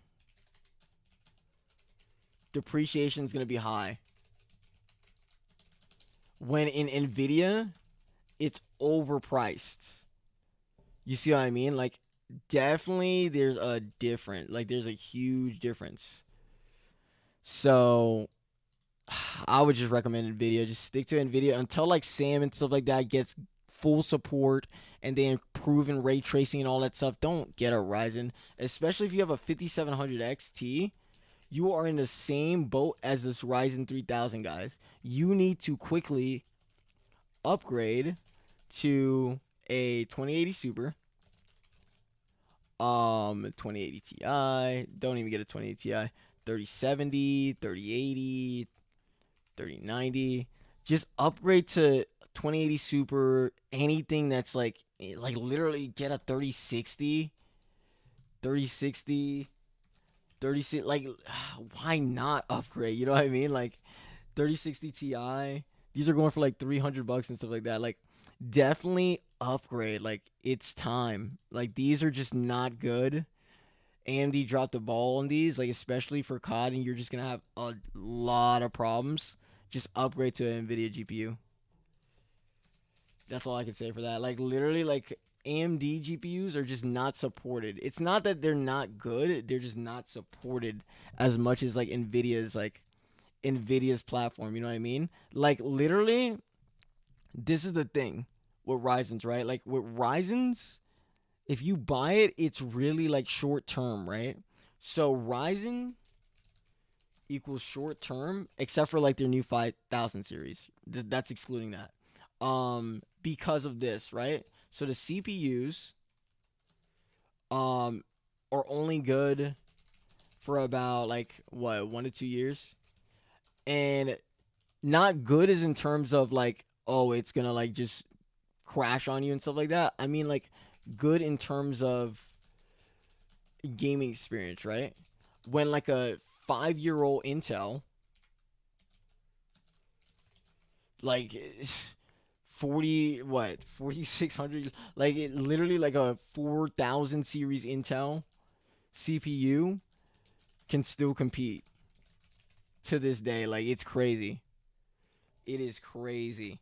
Like, and with Nvidia, with graphics, Nvidia, if you got a Ryzen, I mean, if you got an AMD GPU, right, and you got like a 580, it's already outdated, right? But literally, I am streaming on a 750 GTX 750, and it's vibing. I'm chilling, brothers. This is what I mean. Like, it's like, why get this for like good performance initially, and it only lasts a good year in terms of like support, when you get a 750? And I don't know how long these came out, bro. Like, when did the GTX 750 come out? Release date. Let's check this. Right? February 2014. And it's still a good streaming PC.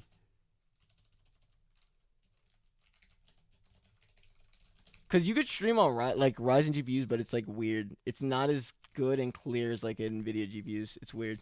And especially if it's a RTX, like not a GTX, like your stream's gonna look way better.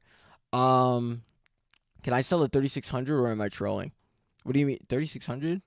Yeah, you can sell like any kind of CPU part right now. Like the market's literally inflated. I get 144, 3700, and 2080. Yeah, that's good. MT. I'm just saying like the average gets like 150. So if you're getting 150, why not get like 200? Like you paid a bag for the PC just to get limited frames. You know what I mean? Like it just doesn't make sense to me. What's wrong with the 3700X?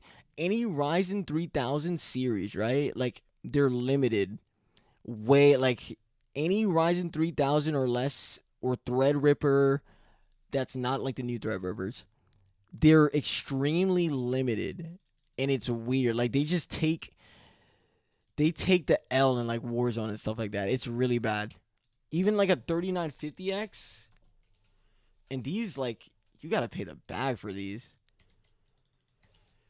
You can probably get 180 frames like max. But why would I get this for $750 when I could get a 5900X? And this is like $500 if you could find one. Literally the same price. Like even in the scalping market, it's the same price as the 3950X. Even though people are still buying these, you could get this from the same price, and you get 50 more frames with a 5900X than a 3950X. It's kind of crazy. And it's even more with a 5950X. If you have a 5950X, you get like a good 30 to probably as much as 100 more frames than a 3950X. It's wild. It is wild. So definitely upgrade to a 5000 series. 5000 series, they're they're good because they changed like the infrastructure a little bit. But the 3000 series Ryzen's and below, chalk it up. Intel, if you are still running Intel, this is the good about Intel. This is the pros. Even though they don't have the best like CPU anymore, you're still running a 8700K. You're chilling. You're still running a 9700K. You know what you're doing? Vibing. Still running like 10700K. Semi chilling. Even though you gotta upgrade. Even like the i9 9900K. Good CPU still. You see what I mean? Like compared to the Ryzen 3 3700X and stuff like that, these CPUs from Intel are still good gaming PCs. So definitely like that's like a problem with AMD, but they're getting better at it. Sam aka Bar is coming to Nvidia GPUs too. Yeah, so there's no point. If Sam if Sam is coming to Nvidia GPUs as well, like there's no point. Like just like literally just sell it, like just say goodbye to it and just get an Nvidia GPU for sure. I seen your notes. Am I still able to stream in high quality with the i5 1660? Yeah, like if that's a dedicated streaming PC for sure. That's like a really good streaming PC. What about a 2070 Super? A 2070 Super would be the minimum GPU for like anything like COD or gaming related at this point. That would be like the minimum, but why would you buy this when you could just buy like a 3060 or 3060 Ti for the same price? It doesn't make any sense. Like, it doesn't make any sense going back to the previous platform because people are like overpricing these. And like literally like the market knows this and like big businesses know this, so they didn't even decrease the prices of like the 3950Xs, and people are still buying the 3950Xs and stuff. It's like extremely weird. People are making a bank right now. 2080 Super Gang, yes sir, you got the steal. I got a 3600X and a 5700 XT. Yeah, you're just shocked, brother. Like, oh, Jesus Christ. What I would say in your situation is just switch it to like a cheap, not even a 20, like 1650, right? Like GPU, and then use it as a streaming PC. So in your situation where you have like a 3600X and a 5700X T, and it looks like all hope is lost, you still have hope because you have a great streaming PC. And it might sound bad, but like literally like most people don't have a streaming PC. Most people have good PCs and not a good streaming PC. But if you got another PC, then you will be good for years. I would say years. Years. I got a 200, 220, and 2080 Super. On Warzone, Kano, Frost, I have an Asus 3090 and an i9 900K, and I get like 5.0. Oh, thanks for the follow, Wordy. What should I upgrade my CPU to? Don't upgrade. Like, you're fine. You're fine, Frost. You are chilling. I don't know why you got a 3090 though. That makes no sense. But you're vibing, bro. You probably play like Cyberpunk, or like if you don't play. Let me say this: if you don't play Flight Simulator in 4K, don't buy a 3090. Like literally, if you don't do like any kind of graphics, or you don't play like Flight Simulator or something crazy like that in 4K, like with your VR or something like that, like it makes no sense to get a 3090. You're not gonna see. Well, in COD, it's like actually weird for Warzone. The benefits is, and people don't even use the benefits of their 3090s, right? Is you can upscale, like you can up the resolution, right? So what I recommend is like up it, like the resolution to like 1440p or 4K. Even if you have like a, even if you do have like a 180p monitor, it still makes like a tad bit of a difference. Then you can see everybody on the map. Like literally, you could see like down to freaking space with that thing. You could see across the map if you upped like the resolution on it, and it looks beautiful. Warzone looks crazy, especially with ray tracing on it. It looks crazy. And the funny part is, if you get a good CPU, you're still getting 100 frames, which is actually pretty solid. 120 to 100 frames to like 150 FPS on 4K res, which is actually ridiculous. Are you in stock? Oh, I am Lod. Here's always. What's good, brothers? Um, let's see. Ryzen 3600 and a 1660 Super. Should I upgrade? No, you should just buy a new PC and use that as a streaming PC. Thanks for following us in this. 3000 chips have terrible single. Yeah, they're just. It's bad, bro. It's bad. 5700 XT is just like a 2070 Super. Yes, but it doesn't have. It doesn't stream as well. It doesn't do ray tracing as well. Like, it doesn't do any of that stuff as well. It's just as good. Like, if you're just taking it out the box and like using it, yeah, that's good. But like, especially for like Warzone, Cold War, anything like that, it's you can't do the extras with it. Like you don't get as much value to the end of the day. I have a 3700X and a 5700 XT. I get 120. Yeah, you're still gonna get your frames with like a Ryzen AMD GPU, but the thing is, you're trading something off. Your streams aren't gonna look as good with a single PC setup. Like you can make it look good, but it's not gonna look as good as Nvidia. Like this stream looks good on a GTX 750 right now. It's actually ridiculous. Like I'm actually surprised how good Nvidia's like actual coding is. Oh, thanks, Legacy Buck, for the 100. Bro, what does bits do, guys? Like, can you guys let me know? Like, what are bits? I drop frames when streaming on Streamlab OBS. I have a Asus 1667. Oh, okay, 750. Yeah, definitely. Like, that's probably just a streaming. You probably need like a streaming optimization because you shouldn't be dropping frames with that kind of PC. On Cold War, I'm a video editor.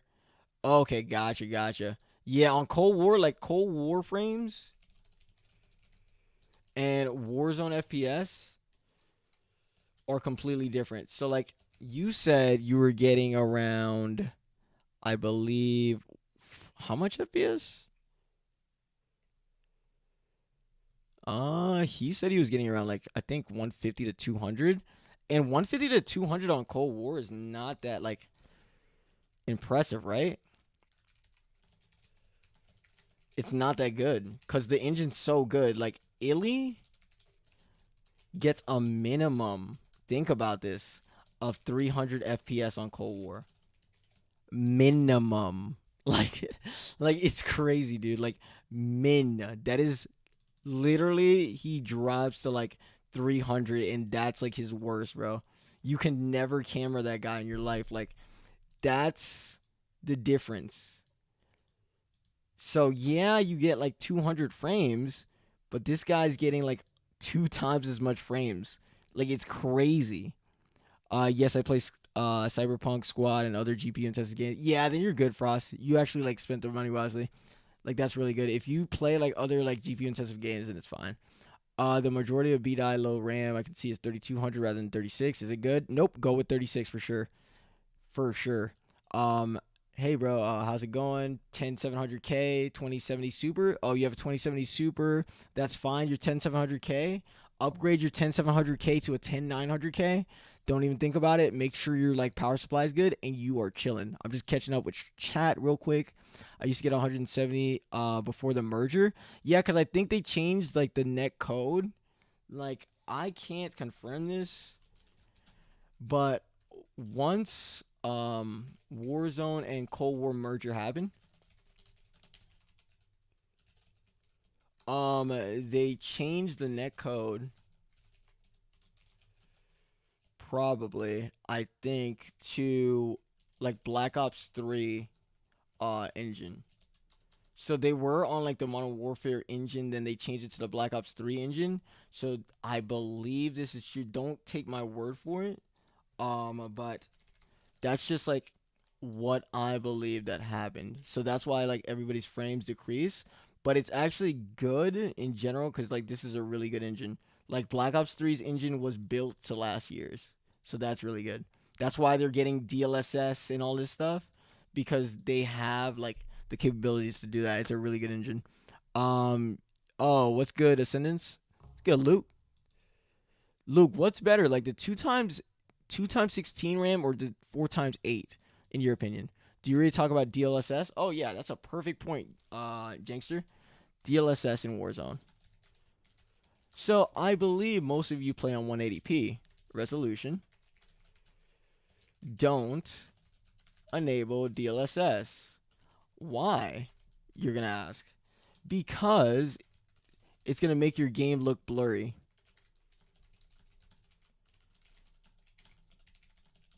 Because DLSS, right, isn't really optimized for 180p. It's more for like 4K, 1440p, like upscaling. right? But it's not really like effective at 180p. Cause Warzone, it's already hard to see people, and that like the 10 to like 50 FPS um that you're gaining from DLSS, right, isn't going to matter if you can't see them in the first place, right? So DLSS in Warzone is what we're talking about right now. So basically, like Warzone's already really hard. Like I don't know why, but the color of Warzone, like the color, it's just weird. It's not like Cold War. It's really hard to see people. So that 10 to 50 FPS won't matter, like if you're not gonna see that person in the first place. Plus, like DLSS is basically like everybody calls it something different, like DLSS one versus DLSS two. This one's way better. What it basically does is render your resolution by upscaling from a it upscales from lower res. So like what it does using AI, so you get more frames. So what DLSS does is, in like just in simplistic terms, like people get this complicated, like it gets extremely complicated and stuff like that, but in simplistic terms, it renders your resolution by upscaling from a lower resolution using AI to get more frames, right? So the AI is like guessing where like that person is on your screen rather than that person actually being on your screen. You know what I mean? Because it's getting it at a lower resolution. But the thing is, the first thing I don't like about it is it's blurry. Two, renders at low res, which is why it's blurry, like probably like 1600 by 900p instead of actual like 1920 by 180p gaming. And three, like it can cause. Oh, thanks for the follow. Still checks. You guys are try hards, like, dude. Like, there's no way 39 people's watching this, 5 people's watching this on YouTube, 4 people's watching this on Twitter. Like, how try hard are you guys? Like, god dang, holy crap. No way you guys are this try hard, bro. What is going on? But like, back to the point. Like, this is really like, I'm like, what the heck? Like, 40 people are actually watching this. Like, you guys are try. Like, you guys probably like skill based matchmaking is like not even a phase to you. Thanks for the follow, Lumpy. Like, you guys are not even phased by skill based matchmaking. Like, you're taking notes or whatever.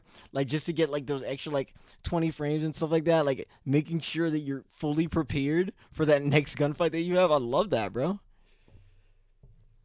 Oh, I appreciate that, classic. Oh yes, still checks. Yeah, it's good because you get to learn about the tech and you get to like gain knowledge from like, because I did like what 500 PC optimizations. Like you get to gain like a other perspective, and perspective is everything. Oh, thanks for the sub. Yeah, perspective's literally everything. Oh, I got you, Ascendants. I don't know how to do it here though. Um, but it can cause like what I call ghosting. It's not really ghosting, but like the enemy slide cancels, right? This is an example. Like they slide cancel, and the game thinks they're in one position because you're letting AI do the rendering, but in reality, they're in a totally different position. And this in turn could like affect your perspective on bullet registration, latency, timings, etc. Just like there's too much cons to it. So what I recommend is just disabling it. It's gonna get better, but disabling it unless you are on 1440p or 4K, or you have like, even with a 3090 you don't need it. Like if you have a 3090 and DLSS enabled, the audacity. How dare you? How how dare you get a 3090 and DLSS enabled? The audacity. What does Stephen A say, bro? Like he's literally like, bro, oh my god, like this literally makes no sense. I don't know why people do that, but it makes no sense. Um, I do it because I can, yo. How dare you? Like the blasphemy of it, the blasphemy, bro, of enabling DLSS to do a lower resolution on a 3090. Are you crazy? Yeah, you're. How dare you upscale with a 3090? If I wanted to build a single PC now, then a second PC down the line, should I build a Intel based? Build Intel based, like so building PCs, right?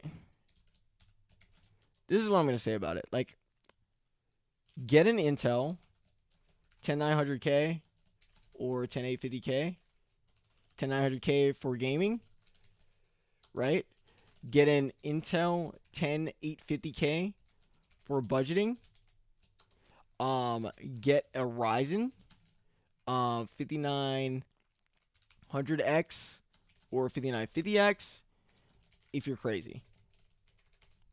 Like if you're crazy like me and you want like that extra frames over the 10900K that already has 200 frames like in Warzone, and like you want that extra like 40 frames, 100 frames, like not 100, but it's like that extra 15% juice, then yeah, I get like a 5950X. But literally like the 10900Ks, like they're fine, bro.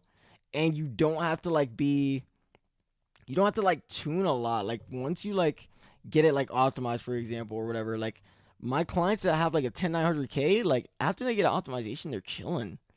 They're just like chilling, bro. Like there's nothing to it, you know what I mean? Like they're just having fun. They're playing the game. 10850K, you're just playing a game, having fun. With a 5950X, 5900X, if you don't get it optimized, right?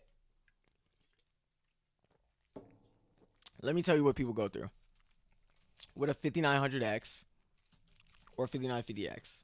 So it's like 10 to 30% more frames, right?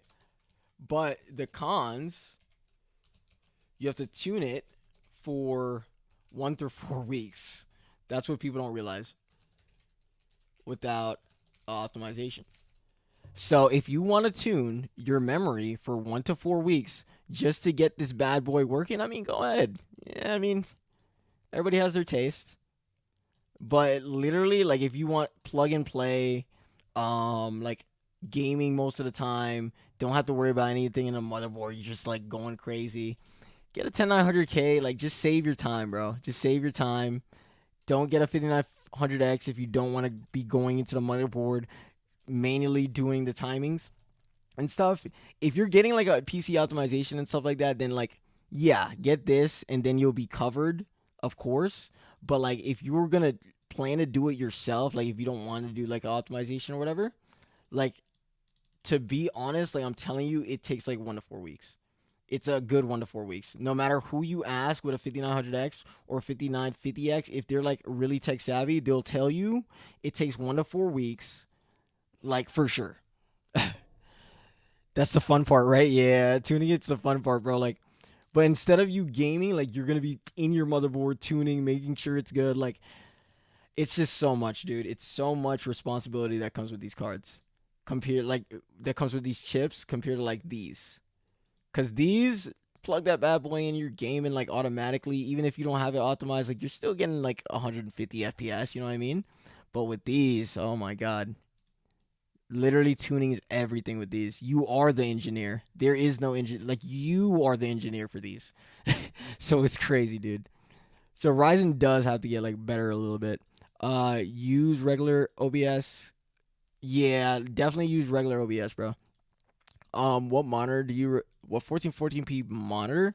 I don't really like dive into 1440p monitors a lot because I don't recommend it for gaming. But if you're going for like a 1440p monitor for like I would only really get this if you're doing like I don't even know, dude. Like if you're doing some kind of 3D something, dude. Like, and I wouldn't even get this to be honest. Offers for like,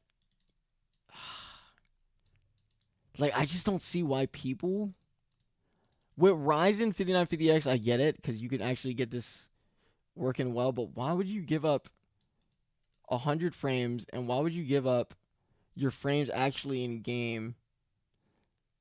Well, actually, like it'll actually look better. Like if you're playing Warzone, for Warzone, like this is decent. For like Cold War and stuff like that, like it really doesn't matter. You know what I mean? Like, and these are like way overpriced. Like I would recommend a 240 hertz, especially if you have a 3090, and it has to be IPS panel. It does have to be IPS panel, and they're getting better at it. But like these are just why. You know what I mean? Like, there's just no point. Unless it's Warzone. Unless it's Warzone, then 1440p can make a difference. And you seeing like a guy like halfway across the map. But it's just money. Another way to support besides subbing. Oh, thanks, brother. That's crazy. Twitch bits are pretty much Twitch currency. What? Wait, Cali boy. Like, what do you mean? Like, I got $10 though. Like, how does that work? So 100 bits equal like 10 bits equals $1. I'm assuming, right? 100 bits or $1. Okay, gotcha. 100 bits equals $1. But why? Why would they do bits though? Like, why wouldn't they? Like, why would Twitch do that? Like, is there like a reason? I got a 2080 Super and a 300. Bro, use that. Why do you have a 2080 Super and an i7 3770? Are you good? Am I bottlenecked? Are you bottlenecked? Brother, you're not bottlenecked, brother. You are like, it's not a bottle, that's a gallon, brother. I'm sorry. Like, I'm sorry. Like, you need to upgrade. Like, use that 2080 Super in another PC. Put one of these bad boys into that PC that you have right now, brother, and you'll be solid. You'll be chilling. Then you have a streaming PC and a good gaming PC. Yeah, Ellie's nasty, bro. His PC is nasty too. It's like kind of weird, bro. Solo Kano, it was 200 to 220. Yeah, like Kano, if you're getting 200 to 220 on Cold War, like that's like getting 120 to 150 in Warzone, like in my opinion. But it doesn't like scale. It really matters. How does one optimize? I'm still learning. Um oh dude, optimizations are a whole topic, dude. Like literally people don't understand for like PC optimizations, right? What I had to do. How did I learn? This was like really the hardest thing, right? So you have to research and find. You have to research your research, right? And find credible sources. Like for example, right? Let me give you a good example. Um Tech YouTubers said that like the 5950X is a waste of money. And in reality, the 5950X actually is worth the money. Like especially to a Warzone like competitive player, it's worth the money to them. Another example is they the benchmarks are highly inaccurate. Another example is like this is the crazy part. Literally, like the hardest part is filtering all the information. Um, Another example would be 10 900K versus the 11 900K. They're gassing this right now, right? When in reality, why even upgrade? Like why even get it? Doesn't make a difference. Like you literally just get a 10 900K and you're getting the same frames. Oh, what's another like literally 3090 versus like 3070? Um Same FPS. we could go on all day, brothers. Like literally, games they benchmark have a zero, like have no players playing them, and it's just a whole bunch of fluff. So like the summary is the internet is literally 99% fluff, 1% value. And the 1% value is literally what I'm streaming. So you guys could like be informed. Because I bet with all these notes, you probably knew like one or two things, but like literally all of these, right? Like people usually don't know this stuff. And tech, like people are supposed to educate people about this on like YouTube and stuff like that. That's like the dangers of YouTube and stuff, right? But in reality, like they don't talk about any of this. And it's just because some like don't play, some don't care, some like don't understand like what it is to be in like your perspective as a gamer, like so they're not in the trenches, so like they really don't understand. Like it's just a really marketing based kind of like platform, you know what I mean? Oh, thanks for the follow, villain. So that's like how I view that. Like optimizations, like just learning it, you gotta learn like really, you have to be a really good critical thinker, I would say. You gotta be open minded. Oh, thanks for the follow, Doom. And you have to have no bias. And then the third thing is you have to be a researcher. You have to be good at research and think subjectively. Cause honestly, like everybody doesn't have the same values. Like I might tell somebody to get like a 3070 instead of a 3090, but like in optimizations, like I really look for if you like what's your particular like needs, right? So for example, somebody said like, oh, they play like a lot of GPU intensive games, then it might be worth getting a 3090. But to most of the player base that got like 3080s, 3090s and waited so long for them, like it wasn't worth it to them. You know what I mean? And that's a lot of money that literally went down the drain when if you got like a PC consultation, PC optimization or whatever, like you would have known like beforehand and you would have saved a good 1,000 to like $2,000 on like your build. I'm pretty sure like I could have saved most of you Ryzen 3000 CPU guys like $1,000 on your build. It's crazy, dude. You guys got scammed. I'm so sorry for you guys. So sorry, but we went through the strats on how to get it better. Oh, thanks for the hype, Spark. Appreciate it, brother. Um, can you do a 9900 and 10900K and 2080 3070 gaming on a single PC until I could build a second one? Yeah, for sure. That's literally like a go build. Like that's a recommended build. If you want a budget build. Oh, thanks for follow, Joseph.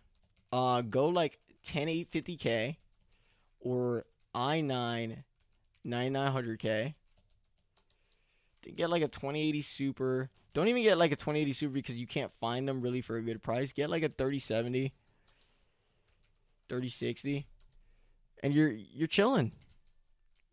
No problems. Like you don't have to like worry about the Ryzen tings.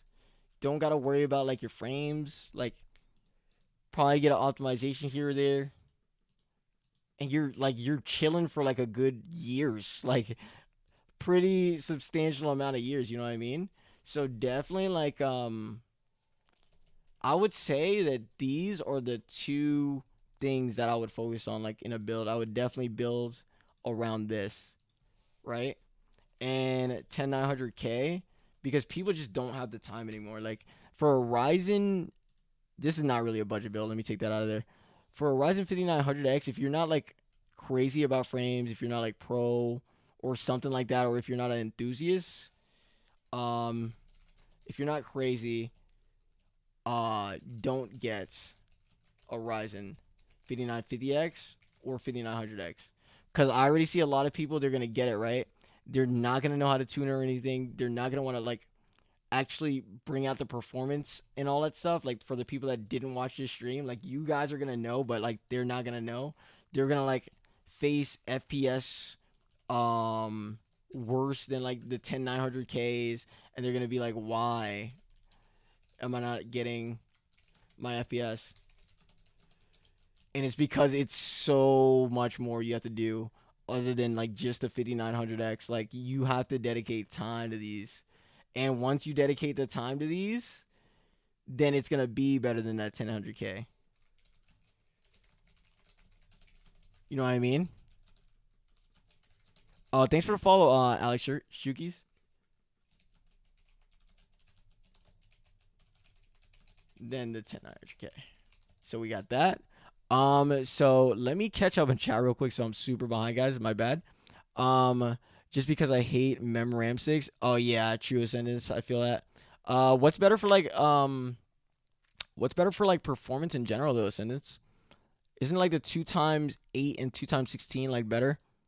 I'm not sure. Like for tuning on your side, is there a difference between like 165 hertz and a 240 hertz if you're playing competitive? Like you mean in FPS or like actual? So he's asking if it's like a difference of 165 hertz. What I think he meant was like 144 versus like 240 hertz. Heck yeah. Like you want 240 hertz like all day. Literally. Like you will see the difference between like if it's like 1440p and you're playing Warzone. So like let's say it's Warzone and you don't get 240 hertz, like you don't get 240 FPS anyway. Like this is the only time you will get like 144 hertz or 165 hertz 1440p monitor, right? Like literally you don't get 244 hertz anyway. You're going to 1440p, you have a good GPU like a 3080 or 3090, and you want like a clear sight of the game. Like you could see so far like from the map, even on a 180p monitor on like 4K, you could see so much farther down the map than like 1080p. So if you want something like that, then go 140p 1440p, like 144 hertz, and then you're gonna be fine with that. Like Warzone players, like competitive Warzone players, could actually play on this and like actually do really well. But like pros, oh, you got no choice. Like 180p, if you're not playing on 180p, prayers. Like Shotzi's gonna slide cancel you, Illy's gonna slide cancel you, and you're not even gonna see him on your screen, bro. You're just gonna be dead. Like you, like literally prayers. Like you need as much FPS as possible as a pro. So a pro should definitely like either be playing on like a 10900K or like a 5900X or a 5950X. It makes a difference to that, like them for sure. Bro, I wish I had come across your stream before like um wait, bro, wish I had come across your stream slash Twitter before buying a PC and stuff. Thanks for all the info. No problem, Wardy. Appreciate it, brother. I've been taking it all. Yes, sir, Ray. Yes, sir. Clavin's still there. Yep. Higher frames are good for tracking since you'll be able to see people first. Yeah, and it's good for like cameras and stuff like that. Like literally you can't get slide canceled as much, you can't get cameraed as much. So it's good for that too. Like definitely for the competitive scene, like if you were planning to be any kind of competitor, like you don't want like 1440p because you're just putting yourself at a disadvantage. Because the milliseconds or nanoseconds, like to them matters. Like it definitely matters. Definitely. Because there are hardly any good content like this out there. YouTube is bad. Yeah, like YouTube is good. Like YouTube is good, I would say, to get the gist of things. Right? but it is horrible. It's bad at details and just value. Like, you'll get the gist of things. You get to learn fast for like the beginner level.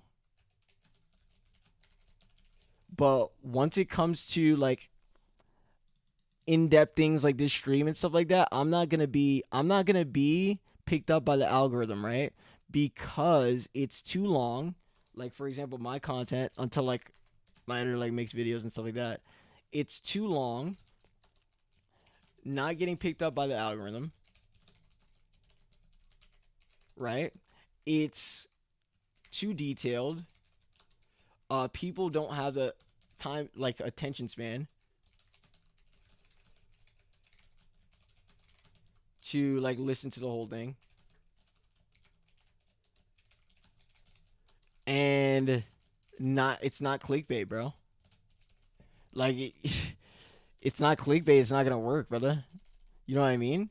So definitely, like, YouTube has its downfalls, but it's actually extremely good too, just to get the gist and learn stuff fast for the beginner level. But then you gotta dive deep into other stuff, like if you're planning to like excel in those like fields, because YouTube can only give you so much, and the videos, like the I would say promoted algorithm videos on YouTube will only give you the service. It will never like, if you see an hour long like YouTube video like promoted to you, and it has like 1 million views, and they're not like famous or anything like that, like they just like started YouTube, let me know. Let me know. Um Let me see. I just like learning about this tech. Yeah, next, like literally, like just learning in general. I like it. At first, I'm gonna tell you the truth. Like, I didn't really like learning, but the key is to learn about something like that you're related to. So, for example, like I used to like game a lot or whatever. So this came extremely easy to me because I was just interested. You know what I mean? And because I was interested, it was just like easier to learn. Um, so that's really the key to learning. Um, Learning the sauce, baby. Yes, sir, Dylan. Yes, sir. Oh yeah, I am a cheater. Lump. Oh, thanks for the follow, Angelo here. Love learning about the whole lot. Yes, sir. This guy's this guy buys views. Yeah, I probably do, brother. Probably do. Anyways, why would I buy views on this, dude? Like, wait, like, what would I buy, dude? Bro, um, mods. Oh, well, what? Anyways, I do it because I can, or whatever. Yeah, brother. Blasphemous. Okay, so I just got down to that part. Hold on, I gotta catch up the chat. Did you get Larry right? What GPU, CPU does Illy use? Illy uses a 10900K, and I believe a 3080. That's what he has. But this is the thing that people don't tell you. Like, with any part or tech device that you get, right? It's never the same as someone else that got it. For example, like Illy, he gets a minimum of 300 FPS, but I did attach, and he gets like 240 FPS minimum, right? And they have the exact same like CPU, both 10900Ks, I believe, and literally, it is a silicon. It's what they call like the silicon lottery, right? Because I was able to like do this like Clemson players, like he's like an athlete, his PC some nights, and like I did 10900K, and he was able to get like 5.29 gigahertz, which is literally impossible. That is like the 1% of CPUs. If your PC can load your 10900K up to 5.29 gigahertz, and it's stable and it's like running smooth, you have what is called like a golden chip, which is literally the 1% of CPUs or whatever, and you can sell it. Like Ascendus told me, you could literally sell it for double because people out there like they're actually like looking for these kind of CPUs or whatever. So if you bought this for like 500, somebody would probably buy it from you for 1,000. But I would never sell this because it's gonna last you for like years, dude. You just won the lottery, and there's no way to like actually tell until you get it, bro. But like you just won the lottery if you could do this, like all core. Like if you can do an all core 5.3 gigahertz on a 10900K, you are extremely lucky. Same for Ryzen's too. It goes for Ryzen's like overclocking is not. It's really different. Like it's really weird. I'm getting a 120 to 150 FPS on 3900. You really think 5900X will put it to 180 like 220? So it'll make a difference, Joseph. I got a 10900K. Yes, Maroni. So like literally 10900Ks, like they vary, right? So some can only run at max all core OC. I would say a 4.89 gigahertz. These are like the little things that people don't look at, right? And golden chips, they run at 5.29 plus, bro. And this is the 1%. These, like, for example, that player, he literally in Warzone, let me tell you how much of a difference it makes, right? In Warzone, he got 200 minimum. Warzone, it is Warzone. And he got 280 max FPS. This right here, like the regular ones, this will get 120 min. And that's if you have it like really bad. But like you will get like 200, probably like 220 max FPS or whatever. Like that's usually like the regular. You see how much of a difference it makes? And literally it is not even up to you. You can't even buy these unless you spend double. But that's crazy. That is crazy. And I guess it's a little bit. It's probably like 250 max, 260. Nah, yeah, I believe he was literally getting 280, but I'll just put 250 FPS. I'm still optimizing my 5900X. I've had it for 2 weeks. Literally, people don't know. Like they see the 5950X, they're like, oh, it's a best, but it comes with cons, dude. Like you literally have to optimize it for like four weeks or whatever. Like, or you like know it's crazy, bro. How does one optimize like PC internet? Oh, you just go to like my AdSense Equality or like any of like the links, Twitter links on there, and like just DM them, and they should be able to help you out, brother. Let me see. Every bit is a cent. Wait, are you serious, ODJ? They're trolling. Nah, but I still appreciate it though. Like the fact that you guys even do that. Bro, a 3770K. Yeah, as soon as I saw that, I'm like, bro, he has a 2080 Super and a 3770K. Like that's what you call anti-priorities, brother. Like somebody lied to him. Like literally, he can't even run Elgato Capture on that, bro. Oh man. It's 100% yours. You don't split with Twitch. Oh, really, Cowboy? That's awesome, dude. It's good that Twitch did that. Dignify. This guy said gallon. Yeah, dude. Like literally, like that guy's trolling a gallon, bro. Like, holy, is he bottlenecks? No, he's gallon necked, dude. Like, like 2080 Super with a 37. Like, you can't even run it. Oh, Gato on a 3770. I can't, bro. I can't. How do you even upgrade to a 9700K? How far can you push that thing? 9700K, you could push it like, bro. You could still get like 150 to like 180 FPS. Pretty sure, like with a 9700K. That's why Intels are so good. Like they just last, dude.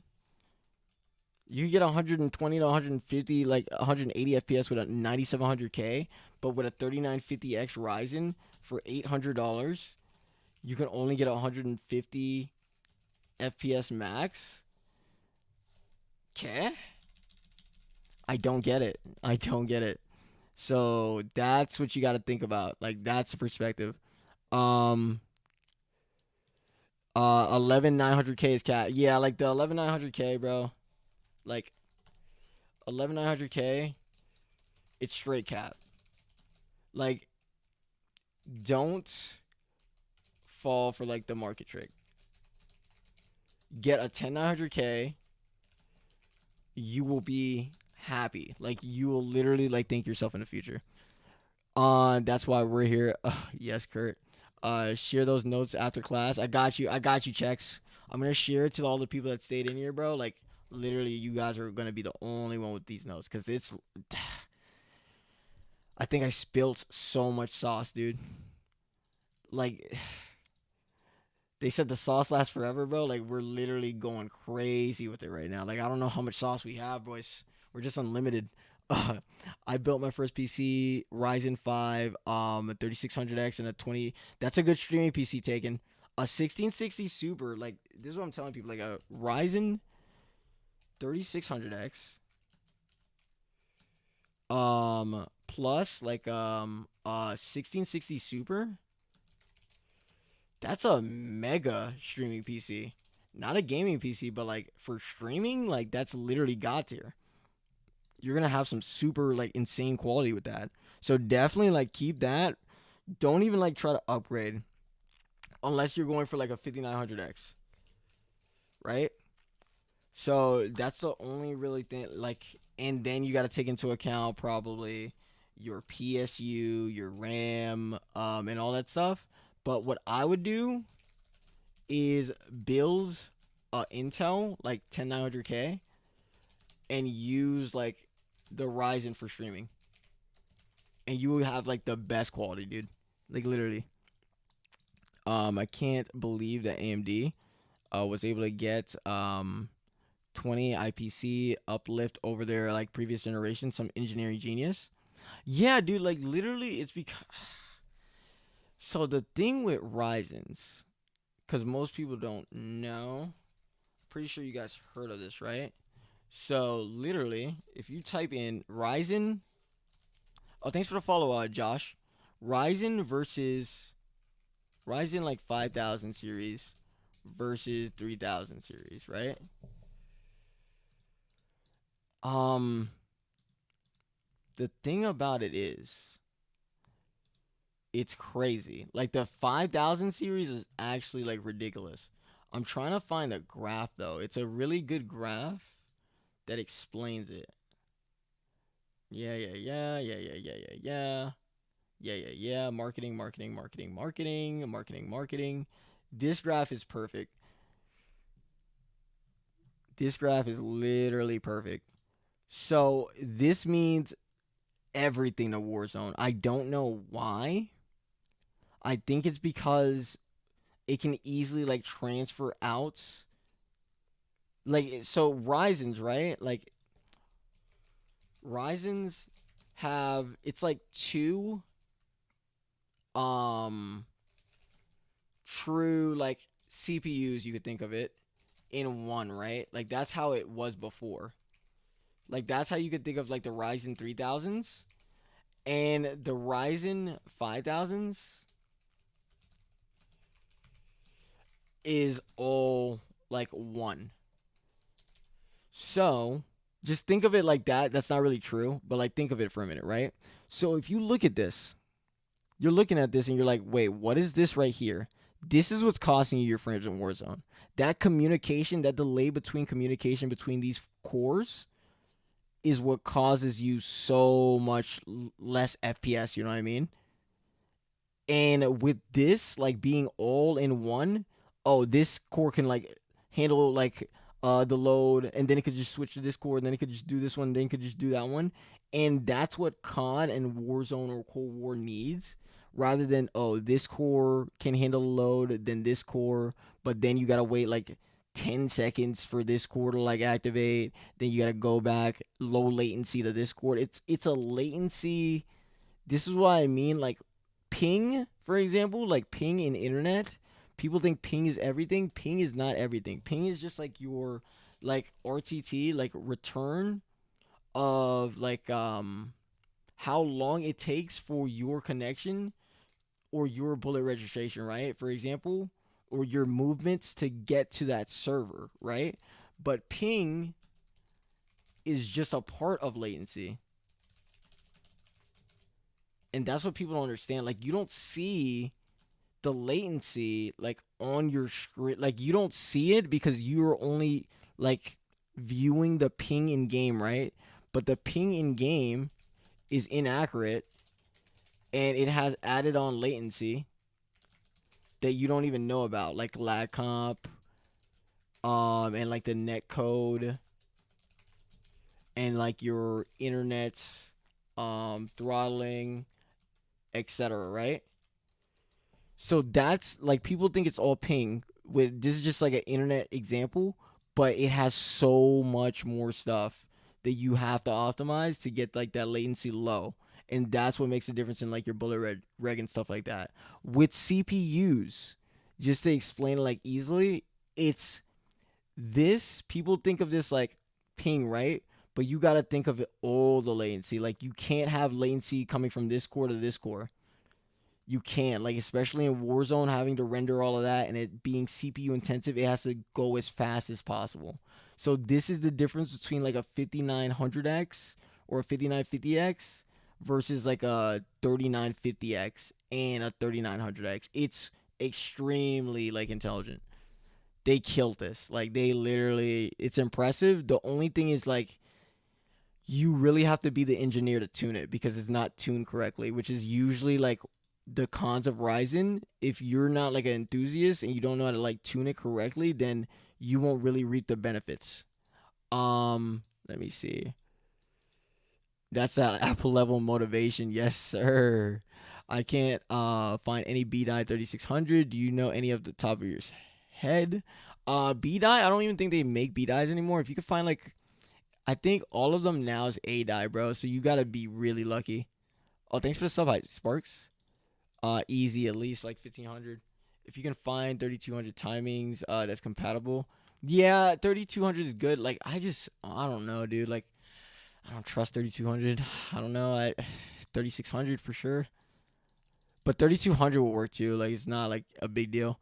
Just bought a 10900K right now because apparently I'm Galanex. Yo, but if you're like, that's the thing about upgrades, dude. Like, if you're upgrading your PC, you can't just upgrade one part. Like, that's not how it works. You got to take into account like the power, the PSU. You got to take into account the RAM, the motherboard, especially because it's not the same motherboard, and all that stuff. Like, you really gotta like research and see if it's even possible for you to upgrade to that amount, because like a 3770K versus like a 10900K, like, you might as well build a new PC. Like, I'm being honest, like, you might as well just build a new PC. You know what I mean? What's a budget build for the gaming and streaming? Budget build. We went through this. I think I have notes on this, right, guys? Didn't I like do like a tweet about this or something? Give me 1 second. So like, we went through just a budget build for streaming, but it's actually really good. And literally every stream we go through this, bro. Like, guys, let them know the budget build for streaming, guys. Let them know. Have at them. Who remembers the 4 things that you look for a streaming PC? Whoever remembers, bro, like, literally, like, is the GOAT. Because what people think about streaming PCs, oh, here it is. So, oh, thanks for the follow, Archives. So, what people think about streaming PCs, right, is they're always like, bro. Oh, thanks for the follow, Illuminate. I gotta spend $1,000 to $2,000 on a streaming PC. Bro, why would I get... Thanks for the follow, Abyss. What is going on? A streaming PC when I can upgrade a 2080 Super to a 3090 or a 3080, bro. When in reality, it works like this. Streaming PCs cost around, you could build one for $300 to $800, right? And in reality, a streaming PC will increase your frames, or it will make a bigger impact on your overall like gaming versus upgrading a part of your PC. Every time, literally, don't even like any part that you're thinking of that you can upgrade. Like if you upgrade, unless like you're really like behind and stuff like that, unless you're a Ryzen 3000s guy, but if you upgrade like literally any part, it will never ever, unless you're a Ryzen 3000, RIP to you guys, it will never ever make up for the FPS that a streaming PC can give you while streaming, no matter what PC you have. No matter, like, you can literally name anything, like, except for Ryzen 3000s, and you could literally get more FPS just by getting a $300 streaming PC, and you're good. And people think that you need like this crazy streaming PC, right? But this PC that I'm streaming on right now is $200. Why would you get a $1,000 PC when this one can stream for $200 with good, really good quality? You know what I mean? I don't know. Like, I literally seen a 2080 Ti in a streaming PC before, bro, and I was mind blown. I was like, huh? Could have put that in Bitcoin, bro. Like, get a band. Like, you know what I mean? I'm just kidding. But yeah, people don't know this, but literally streaming PCs, that's the first thing I recommend to everybody. And I don't know, like, people don't want to do it. It's weird. And I think just because they don't have the knowledge, so I'm gonna give you guys the sauce real quick. It's probably like really, really good for you guys. So the first thing you look at for a streaming PC, right, is you're looking for an i5 4 series. No letters, only like a K. It's either no letters or K. So it could be a i5 4690K. K, you see the K at the end? And an i5 4460 doesn't have to have the K at the end because it's not a gaming PC, right? You don't want like an i5 4460U or like M at the end, because that means like it's decreasing like the overall performance of that, unless it's like an X. So literally stick to this. This is number one. Step one right there. Boom. Building a streaming PC. Building or buying. Because you could find steals right now. Number two. So the first one was CPU. Right? Number two. You're going to look for a GPU 750 Ti or higher, right? So I have a 750 right now. And literally, like, most PCs, like most like refurbished PCs that you're going to see real quick, are not going to have the like actual GPU, but that's okay. Like, you're just going to buy one by yourself. Like, just get one just to put in the PC, right? That's number two. If you want a really good quality, like GPU better quality, don't get like a 2080 Ti. Like, literally a 3080 and a 1660 Super have the same quality for streaming. So literally get like a 1660 Super if you want like mega quality, right? And then for the RAM, 8 gigabytes or more. Make sure it's compatible. RAM, 8 gigabytes or more. That's all you're looking for. 16, that's like lovely. Storage, this is just like an extra if the storage is a SSD, right? Is best but not needed. Like, SSD is best but not needed, right? Like, literally, like, you can have a hard drive in like your streaming PC. It doesn't matter. Like, it doesn't matter because it's a streaming PC, and you could just buy a $50 SSD and put it into the streaming PC, and I bet like that thing is going to be It's gonna be working. What do you think I did? I literally just bought a $30 to $50 SSD. Guess what? This thing is like extremely fast for no reason. Um, of course, sometimes it gives me still trouble though. So that's really all you gotta worry about, right? So what people don't realize is that you should, the fifth step that I'm gonna put in, right? Refurbished with warranty, right? So in case anything happens, you want to be covered, and if you're covered, you're chilling, like you're good.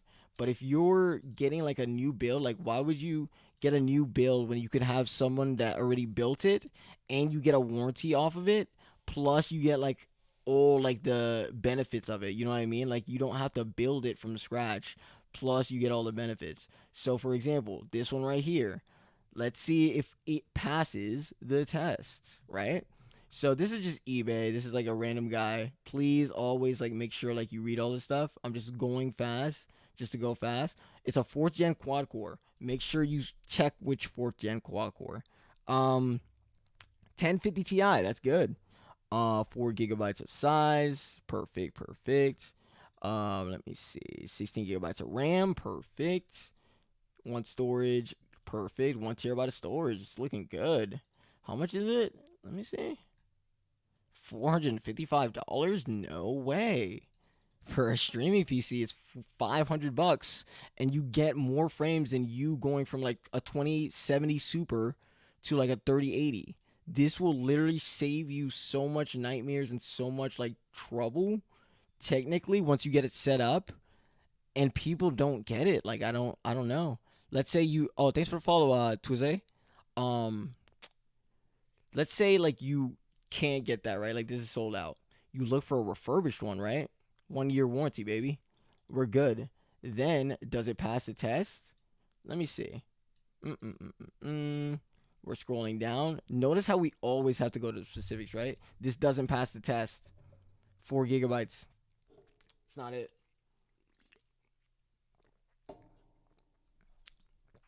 And what they did was they switched the link with another link, because this used to be a different PC and this is a totally different link. This is what you don't buy. AMD Phenon, what is that? 4 gigabytes memory, 500 gigabytes storage. Like, why would you buy this? No, you don't buy this. What you have to buy is, let's say, refurbished PC, right? Refurbished PC. Oh my god, what am I? I'm trolling. Refurbished PC, right? And I believe I just saw one too. The Dell Optiplexes, they're actually like pretty solid, right? So let me check out this one real quick. This is literally like what you have to go through to buy a PC, right? A refurbished one. So this is $394. Okay, that's not bad. We're gonna have to add like a graphics card for $50 on it. So that's an extra. That's gonna be like around $375 in total. I mean $475 when you add it all together, right? But we gotta check the details because they're not telling us the details. i5 6500. That's perfect. That's higher than a 4 series. No letters or a K. Yes, it passes that test. Integrated. That's fine. We're gonna use our own graphics. Don't really have to, but you can. Memory slots 2. Let's get it. All right. And we got 16 gigabytes of RAM. Like, let's go. SSD 512. Okay, we're getting somewhere. Plus, it has integrated LAN chips, all this stuff. 90-day limited warranty, 3 months to do whatever you want with it. Oh, so it's gonna be reliable, guaranteed. So literally, this passes all the tests. My low-key order this, bro. Like, like this is a good. This is a steal, and it has Windows Pro. Then what you do, right? You got this. You found this. I'm gonna put this on the streaming list, right? So you found that, and then what in the world's going on? So refurbished PC. This is gonna be the link. Apply that. You're looking for a graphics card. Get one of these bad boys, which is better than mine. This one's literally better than mine. 2080 Ti, 750 Ti. I have a 750. I don't even have the Ti version. and it's like the miniature version, and it's only using 20% with 3 monitors, and I'm streaming, like, and I have a webcam going, and I have like display on, so I could still do work while like streaming on this. And like the memory, 8 GB is like the minimum, but you see why now. Like it's literally chilling. Like you could literally multitask on this PC. You guys see what I mean? Like it's sorcery. It is literally sorcery. So definitely, like you're gonna spend like $500 on a streaming PC, right? But I'm telling you, dude, it's literally worth it. And use my streaming guide. I'm gonna copy a link. Copy. I'm gonna put it in the chat. And then we're good. I'm gonna catch up the chat first because I'm way behind. What is going on? A year ago, I learned so much since watching your stream and seeing you pop it off since the beginning is so dope to see. Yeah, Bess, I appreciate that, brother. Just trying to help everybody. I don't remember off the top of my head. For older Ryzens, it doesn't really matter. For the Ryzen series, it depends on the BIOS for revision. Early ones prefer 4 DIMMs, I think. Yeah, it's weird, dude. What about 360 versus 240? Dude, don't get a 360 monitor. Are you crazy? Do you get 360 frames? If you don't get 360 frames consistently, don't get a 360 monitor. Most X570s are daisy chained, so 2 DIMMs are the way to go for performance, is what I read. Oh, okay. I like that. That's actually a really good note right there. I'm going to actually add this, right, to the 2x4, 2x16. Where do we put it? Like RAM? Put it in RAM, right? Dang, bro. So isn't it, bro? Look at these notes, boys. This is literally what bro, like, this is probably the same amount like a normal YouTuber in knowledge would pass on in a year in one stream. This is actually getting crazy. like this is actually getting crazy. So literally I'm gonna put that note here. Thanks for that. Laud. No FPS saves you from earlier shots. Yeah, I know, brother, I know. So it is not worth it to get 204. Yeah, it is worth it having 240 frames with only 144 hertz, but like why do you have a 144 hertz monitor in the first place? Like definitely upgrade your monitor and you're gonna be definitely solid. But you can, like, let's say you have a 240 frames, right? And you have a 144 hertz monitor. What I usually recommend is make the game smooth. So if you have G-Sync, and this isn't like actually like for Warzone, not really like competitive players, because they need G-Sync increases latency, right, by a tad bit, like it increases input delay and stuff like that, but it enables smooth frames, and you have like the bandwidth because you're getting 240 frames to consistently pull like 144 hertz, like cap it at like 150 hertz, and I promise you, like, the game is gonna like just feel so smooth to you. It's gonna be ridiculous. Coming through with hella sauce here. Yes, sir. Like, we got all the sauce, brother. Are you aware that BDI Finder website has been super helpful? Oh, link me that 30XR. That's actually goated, bro. There's a BDI Finder website. Like, what? Like, spreading the sauce, brothers. If you can hit 360 FPS, get a 360 hertz monitor. Yeah, true. Like, if you could hit it, like, if okay, so the BDI Finder website is fire. So the Benzomin, let me see. So apparently there's a website. Hold up, bro. You might be changing the game out here. No guessing? Oh my gosh. No. This changes the whole game. Boys. This changes the whole game. Oh my gosh. Get this. Putting this in the notes, bro. Who said that, bro? 30XR Doom is the GOAT. BDI Finder website for good RAM. Boom. Just do it, boys. Just don't even think about it. Just do it. Streaming PC. Guide. I'm gonna put that right here because I need to catch up the chat before I link anything. Oh dang, it tells you if the RAM is a single rank. Oh, thanks, Lod. Lod 2, bro.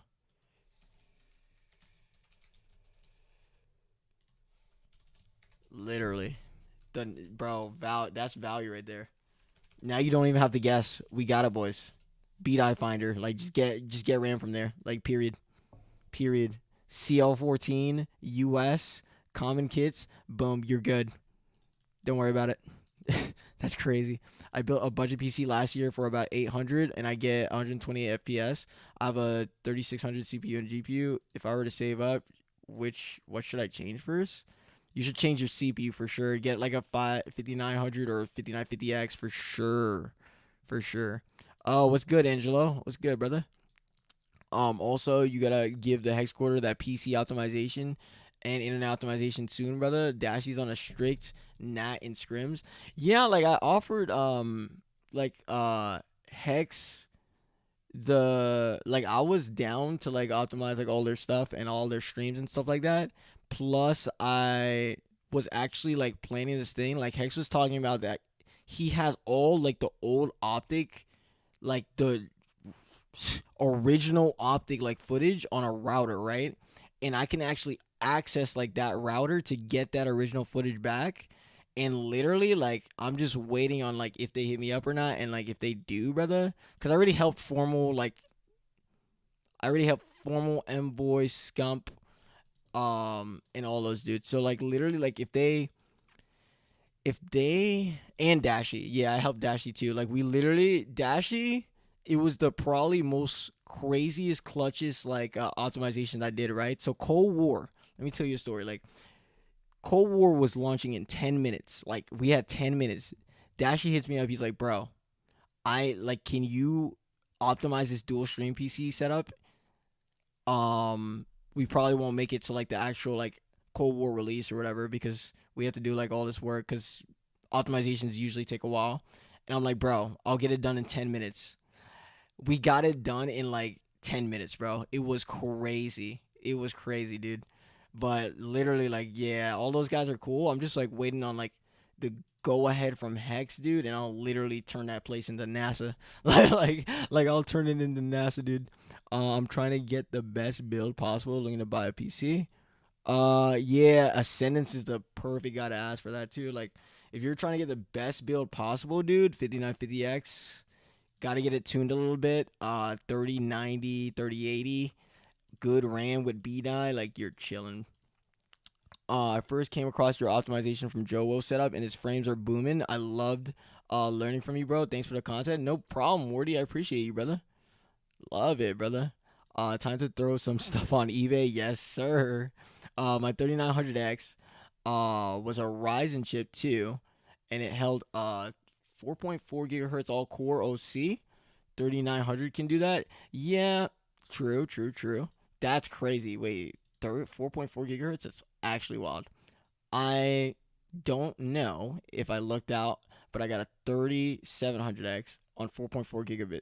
Like, so the thing about like getting a golden chip on Ryzen's is it's not. I don't feel like it's the same. Like because Ryzen's sometimes overclocking it can actually decrease your FPS.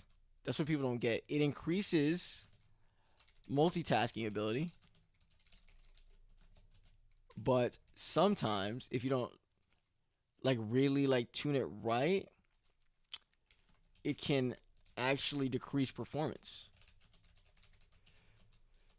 So literally like with Ryzen's, you gotta be like really careful and see if they're like game platform wise better performance, and then like it'll be pretty good. Like Ascendance, I know like he's literally god tier at that. So best in video control panel settings for FPS. I would because if you run multiple games, right? then control panel, like you really can't do it. You have to do manage 3D through the apps itself. For example, like Warzone is going to have DLSS, but it doesn't yet, versus like Cold War that has DLSS. So it's going to be completely different, right? So if I went through this, there's not much you could do here, to be honest. Like these are the parts of like the optimization that like other people like really specialize in, but it brings not that much value back. You know what I mean? So literally like ambient occlusion, that's good. You could turn this on, right? So anti-tropic filtering, you could turn that on. That's fine. You could do almost all of these in game.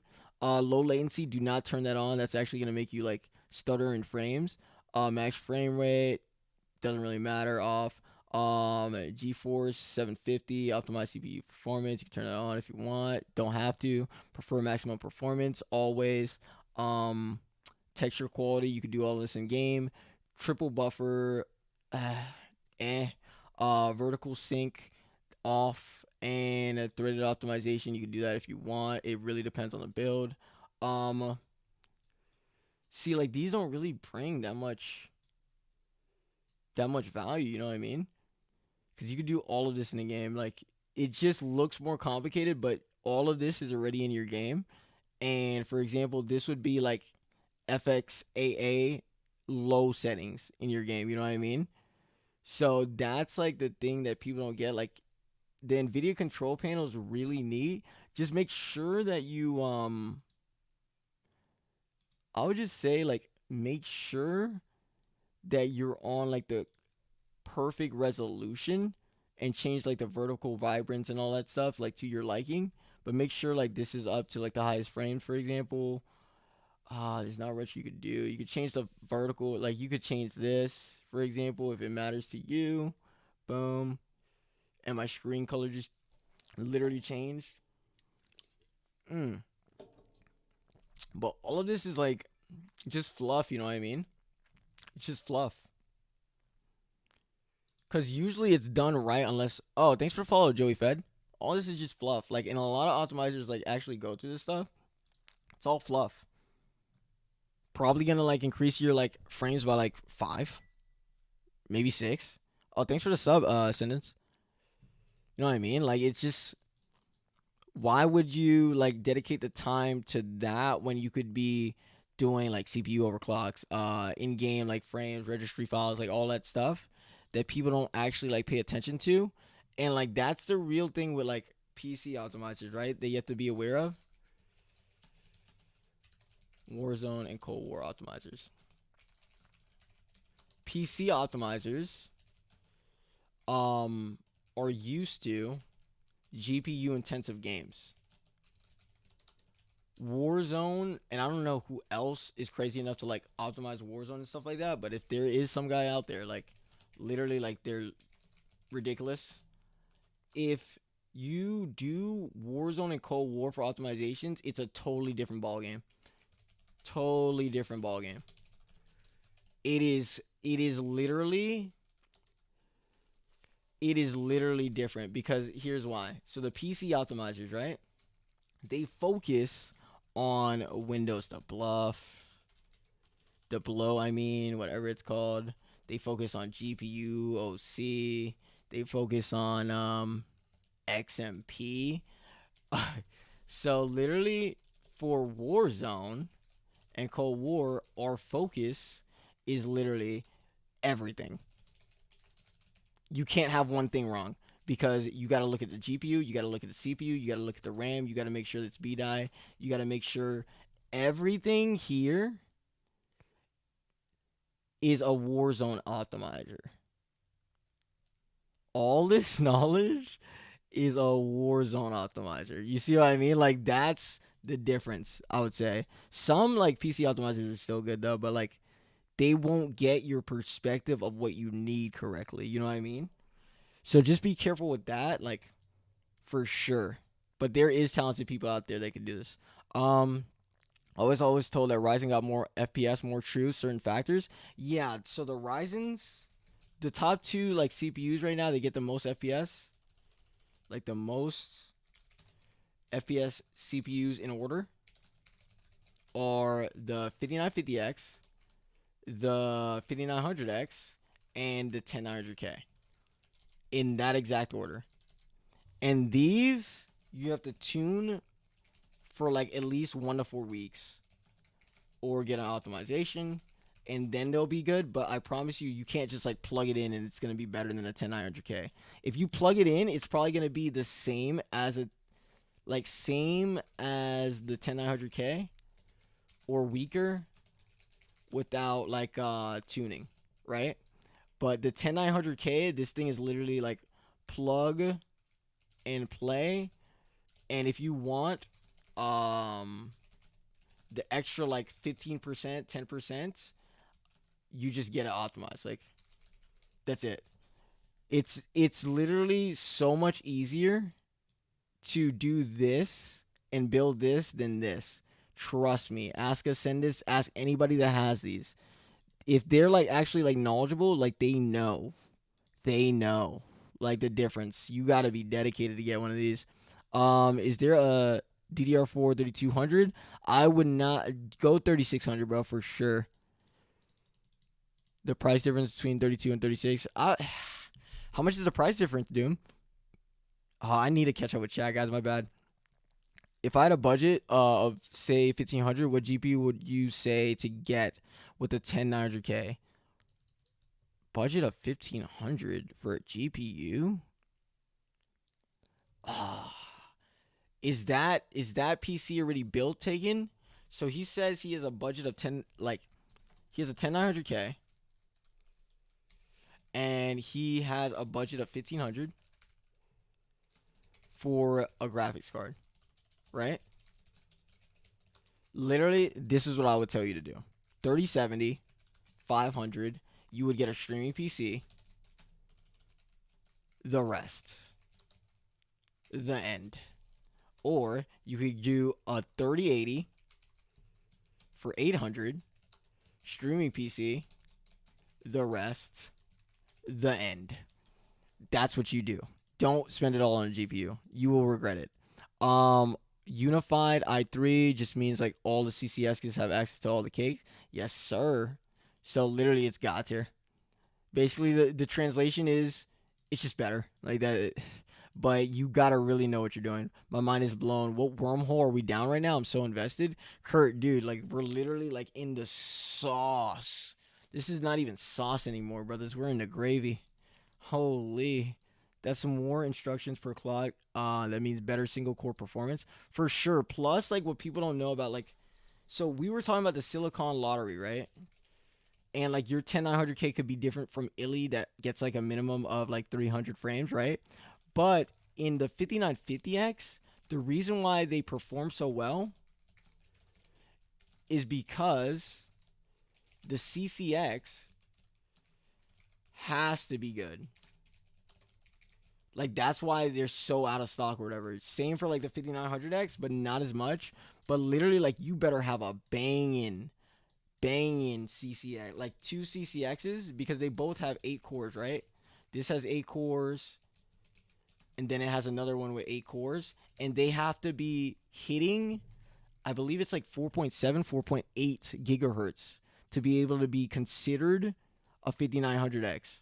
Like, you literally, like, you have to have a good CPU. Like, basically. But the downfall is that it still can have, like, bad 5950Xs. Like, you would still not be as good as in performance in the silicon lottery race. But most of them are pretty good silicon. Like, it's, you gotta have like good silicon to have those high clocks on a Ryzen, dude. Oh yeah, Warzone, I get a few games, my FPS drops from 100 to 50, but if I reset the game, it's fine. Do you know? If you have, like, let's say your FPS is dropping from 100 to 50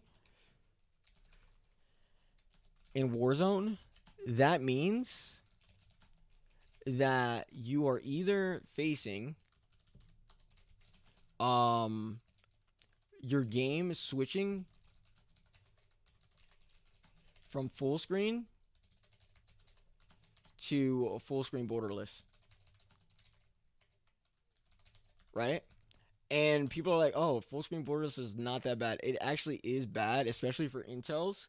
And the thing about like that's why I tell people not to alt tab, even though they have like dual stream setups. Like they still alt tab. Like I don't know why, but the thing with Intels, right? Why alt tabbing is bad or borderless is bad. And these are like in the trenches, but they're like this probably you probably don't have to know this, but like Intels have something called VDROOP,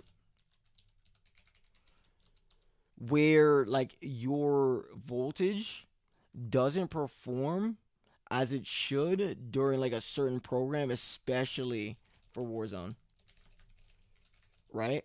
So if it goes from like full screen to like full screen borderless, and you'll notice it won't say it, right? You'll see like a little flick on your screen.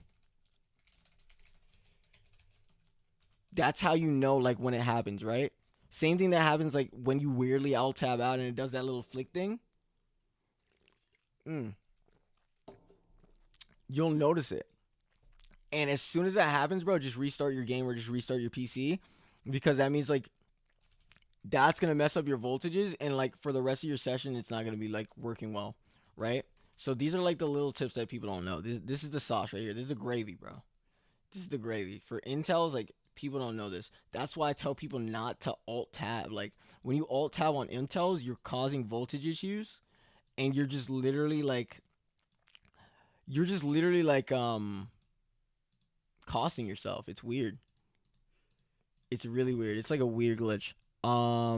3200 with if timings are fine. Yeah, it's pretty good. Budget bill will probably be 9700 with a 3060 now. This guy had sent me a PC part list and a lot definitely changing a lot of stuff. Yeah, ODJ, you see what I mean, bro? Like, wait, let me get wait. How do I mod, dude? How do I mod? Now I gotta watch myself. What in the world? I'm learning about how I'm. Sorry, Kerr, my bad, dude. But at least you know how to get better, bro. Like at least you know how to. Literally for every bad situation, we made sure to go through the point where you can fix it. You know what I mean? So that's gonna be really good. Um, let me see. What is my quality right now, guys? Quality's looking trash. What's going on? See, oh my god, that. Oh my god, this is a bro, boys. Telling you, 750. This kind of quality, like, is for streaming. Like, what does it matter, dude? Like, you know what I mean? And I'm gonna do. How do I do it? Ban, timeout, mod, exit out. Perfect. And that's gonna be goaded. So that's really good. We got taken care of that. Let me see. Will I be okay with my 9900K and buying a Founders Edition? Why do you want a Founders Edition? It doesn't have to be a Founders Edition, dude. Like literally, like yeah, a 9900K and a 3080 Founders Edition, you're chilling. What's better? Let me see. For the budget, blah. I'm going through like the actual chat real quick, guys. Give me 1 second. We got to get through this, brothers. Let me see. I should low-key do this, right? You should be dropping. You shouldn't be. Yeah, you shouldn't be dropping a 50 FPS. It's bad. Let me see. Could be like 5 or 15 games. Yeah, that definitely sounds like a voltage issue, bro. Same FPS while streaming versus not. Is it weird that I say in the same? Nah, not weird at all. Not weird at all. Yeah, something is weird going on there. Not sure off the top of my head. It's probably Sam Ram followed. Oh, thanks for the follow, Sam. It's probably like if you're using Invinct and you have like a good, like really good GPU, like a 3080, it's not weird to like only lose like 5 FPS, 10 FPS. Like it's so good now that even when you're streaming, like it's almost the same thing because remember Warzone CPU intensive. So when you're streaming and you're doing that on your GPU NVENC, it's not gonna make that much of a difference, like in like COD or anything like that. $100 to a $1,500 dual PC setup guide. Mm-mm. You can go cheap. Let me say this: like you can budget the streaming PC, but go all in on the gaming PC for sure, 100%. Just go all in on it. Like, don't even like, yeah, bro. You just gotta go all in. Our dual PC setup's just a big pain though. Not after you like get it optimized and everything, brother. Like, it's literally like dual PC guys come back the least. Oh, thanks for the follow, Mora. Because single PC setups, if you think about it, single PC setups, you're literally working your PC twice as hard when like $400 to like $600 can offload that work and provide like better performance. Because for example, you have a 2080 Super, right? Or you even have like a 2070 Super. You have a 10900K. You want to upgrade your GPU. And I'm going to tell you no. You are going to invest in a streaming PC. Because you offloading the stream from this setup versus buying like a 10900K with a 3080, the streaming PC is going to provide more frames than you upgrading to that 3080. Because remember, CPU intensive. So that's like the major thing with that. U models are low power MR mobile processors. Yeah, bro. Like that's why I don't like anything but K, guys. Like that's what I go by, bro. Like anything but K, bro, chalk it up, brother. Or if it's for your gaming PC, don't even get the no letter version is not good. You want the K version of Intel's so you can overclock it too. What's your ideal like combo for 64 gigabytes of RAM, video / photo work? That's weird. Like PC setup. Dual PCs. Nah. Dual PCs are not a pain, bro. Trust. Sentence no RAM. Stick combination.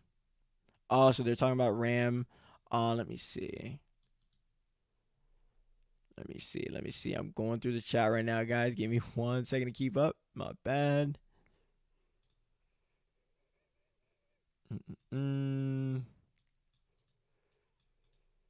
Definitely wrong. What's the best 240 hertz monitor that's not like $900?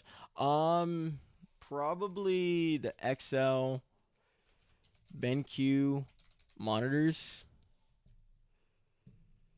And you got to be careful with monitors, bro. This is the other thing that people get scammed on. So you just want the best? The best are going to be... Ooh. And it's really tough, right? Because you're going to have to invest in this thing. All like the fluff. All right, then we get to the good part. All right, so now... Where is it, though? Oh, the BenQ. Zowie.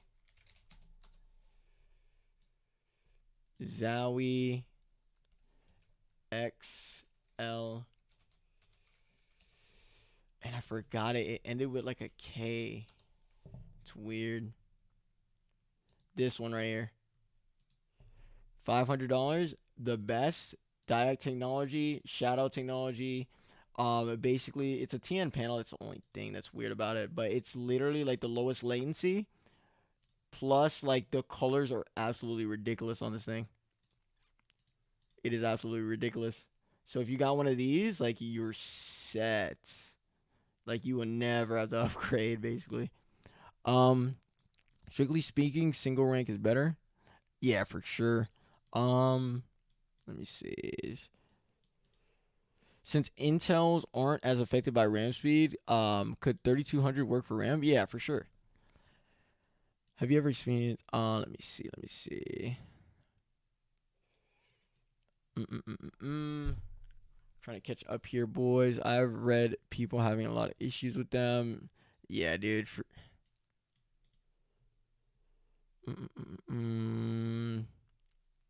Dang, I sent this is doing work in the chat. What in the world? The RAM 3200. Boom, boom, boom, boom, boom. Going through chat. Going through chat. Holy crap. So I'm watching this right now. Wait. So this is where I am, and this is like chat, dude. What is going on? Hey brother, I just got a 3080. See, this guy made a mistake, dude. 130 FPS, 9700K, 3080. The mistake. You should have upgraded. Well, you don't even have to upgrade that. You could definitely work with this. Get like 160. Just need to like, yeah. As soon as you calibrate this correctly, like you'll get a pretty good chunk of change. Yeah, that's okay. Boom, boom, boom, boom. How can you give me the Warzone optimizer? Warzone optimizer. That's done through @Sense of Quality, brother. If you didn't get, oh, if you didn't get BDI RAM, should I send it back? And 16 or 32? 16 or 32 is fine. Like as long as it's like two. I like the 2 times. Like you get 4 times like 8 or 2 times 16. The 2 times 16s is just like easier usually because of the daisy chain like vibe or whatever for X570s, but just 2 times 16, CL14, something like that, brother. Can someone let me know where I can get this Warzone optimized? His Warzone optimized. You just contact @Sense of Quality, brother. 3200 versus 3600 for i9 9900K really doesn't make that much of a difference. But if you're trying to go into the high end of 200 frames, you want really 3600. Let me see.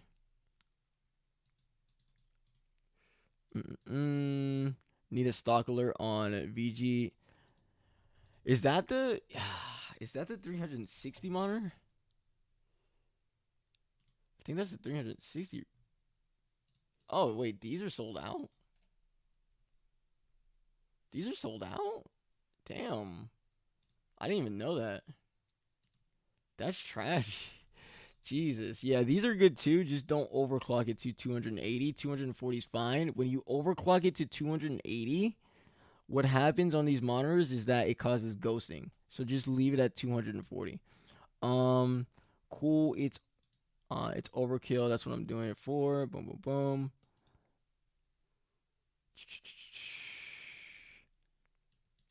Hold on, guys. I'm trying to get through. Let me see. I boosted to 5.1 gigahertz to a 5950X. Let me see.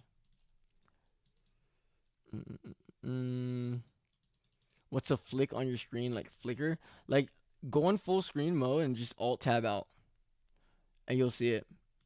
Exactly that. Like that messes up like your voltages and everything. Like Windows doesn't know what to do with that. And like you'll go into like a semi like full screen borderless kind of thing. 200 stream PC on point. Yes, sir. And chat command type in here. What? Oh, I got you. I got you. That's how behind I am. Hold on, guys. I gotta catch up. Hold up. Yeah, I've exceeded 1.3. Boom. What's your frequency running? Blah, blah, blah. Sentence is doing God's work right now. On a monitor is on sale in Canada. It's only 415. It's that much? Dude, I paid like $300 for this thing.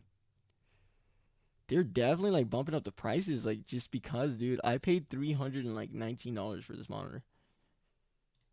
Like literally, I only paid 319. I don't know why the price is so high now, but I mean, that's crazy. With the full screen switch to full screen borderless, how do you stop that from happening? Don't alt tab. And like, if you have any Elgato or anything like that, like, make sure you disable G Sync and just like Get a streaming PC, brother. Like literally, like this is what I'm saying. So many stuff can be solved like just with a streaming PC and having that dual PC setup perfect that it's insane. So basically, you'll never know in advance if you have beat eye. That sucks, but I knew the 5K CPU came out and the benefits. Oh no, we actually do know in advance, brother. We actually do know in advance. Someone listed. Hold up. Hold up. LOD and 30X.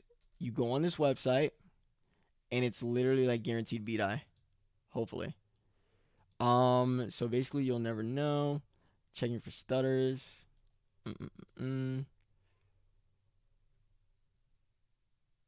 Would you have to pay an extra fee if you order Amazon Canada? It's up on there. Let me see. Just seeing your tweet. Would appreciate you giving a helping hands on the 3080. Would you be able to help, KIRNEILL? Yeah, contact who is that? Sam Ham. Um, let me see. Just provide me your Twitter and I'll try to do as best as possible. Like 50 people literally told me that they needed a 3080, bro. It was insane. I was like, bro, what? Holy crap. It was crazy, dude. I did not expect that much. Single core or let me see. I think we're caught up. I think we're caught up. What CPU? Let's go. Oh, are we caught up? Is it worth turning G-Sync off? I've played with it for so long. Like if you like the like smoothness of it, then leave it on. If you don't and you want like no latency like at all or like input delay, then turn it off. Um BDI command is a must. I got you, brother. Do you have any cooling on your processor? KIRNEILL, Twitter at Samam. Gotcha. So I'll like make a note and like I'll write it down, but I can't guarantee anything, Sam. Um, let me see. Holy crap, boys. Holy. Taking a breather here. Holy crap. How long have we been live, boys? We're only halfway done.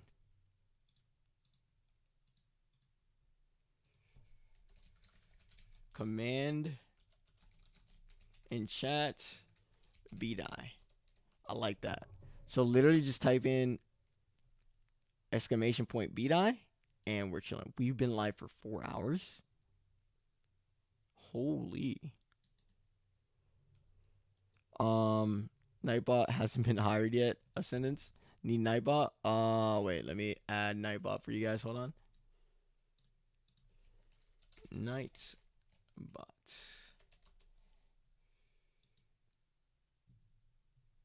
I swear I added it before though. Authorize. Boom. Try it now, guys.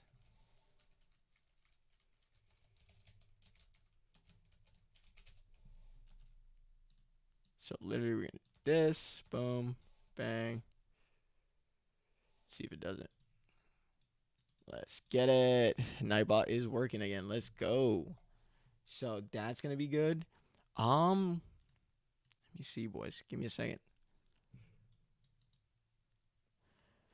The benefits of higher end motherboards.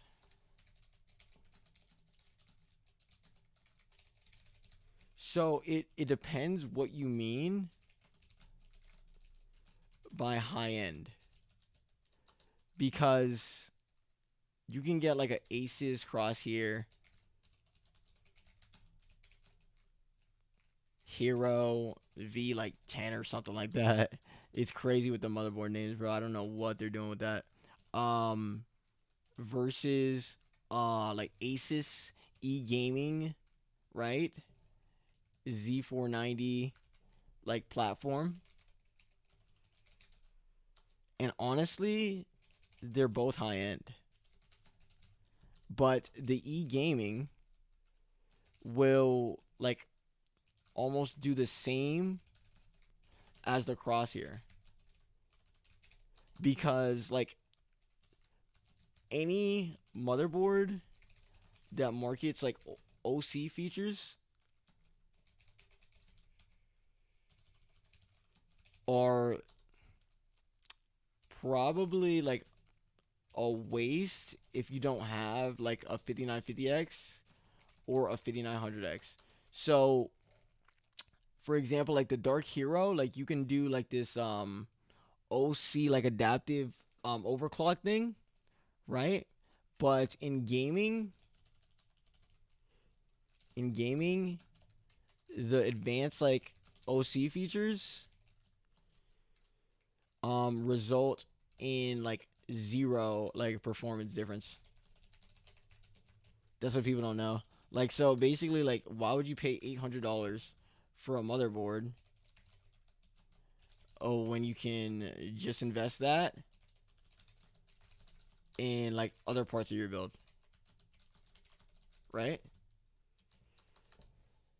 So like, unless you're an enthusiast, like, definitely, like, you you can get like Aces Crosshair, Dark Hero, Aurorus Extreme, all that stuff, but like e-gaming Z490 will literally do the same thing for gaming. Now for like OC like enthusiasts, it makes a huge difference. But for gaming, like it's just chilling. Like you know what I mean? Let me see. Yeah, like thoughts on the 5600X and 50.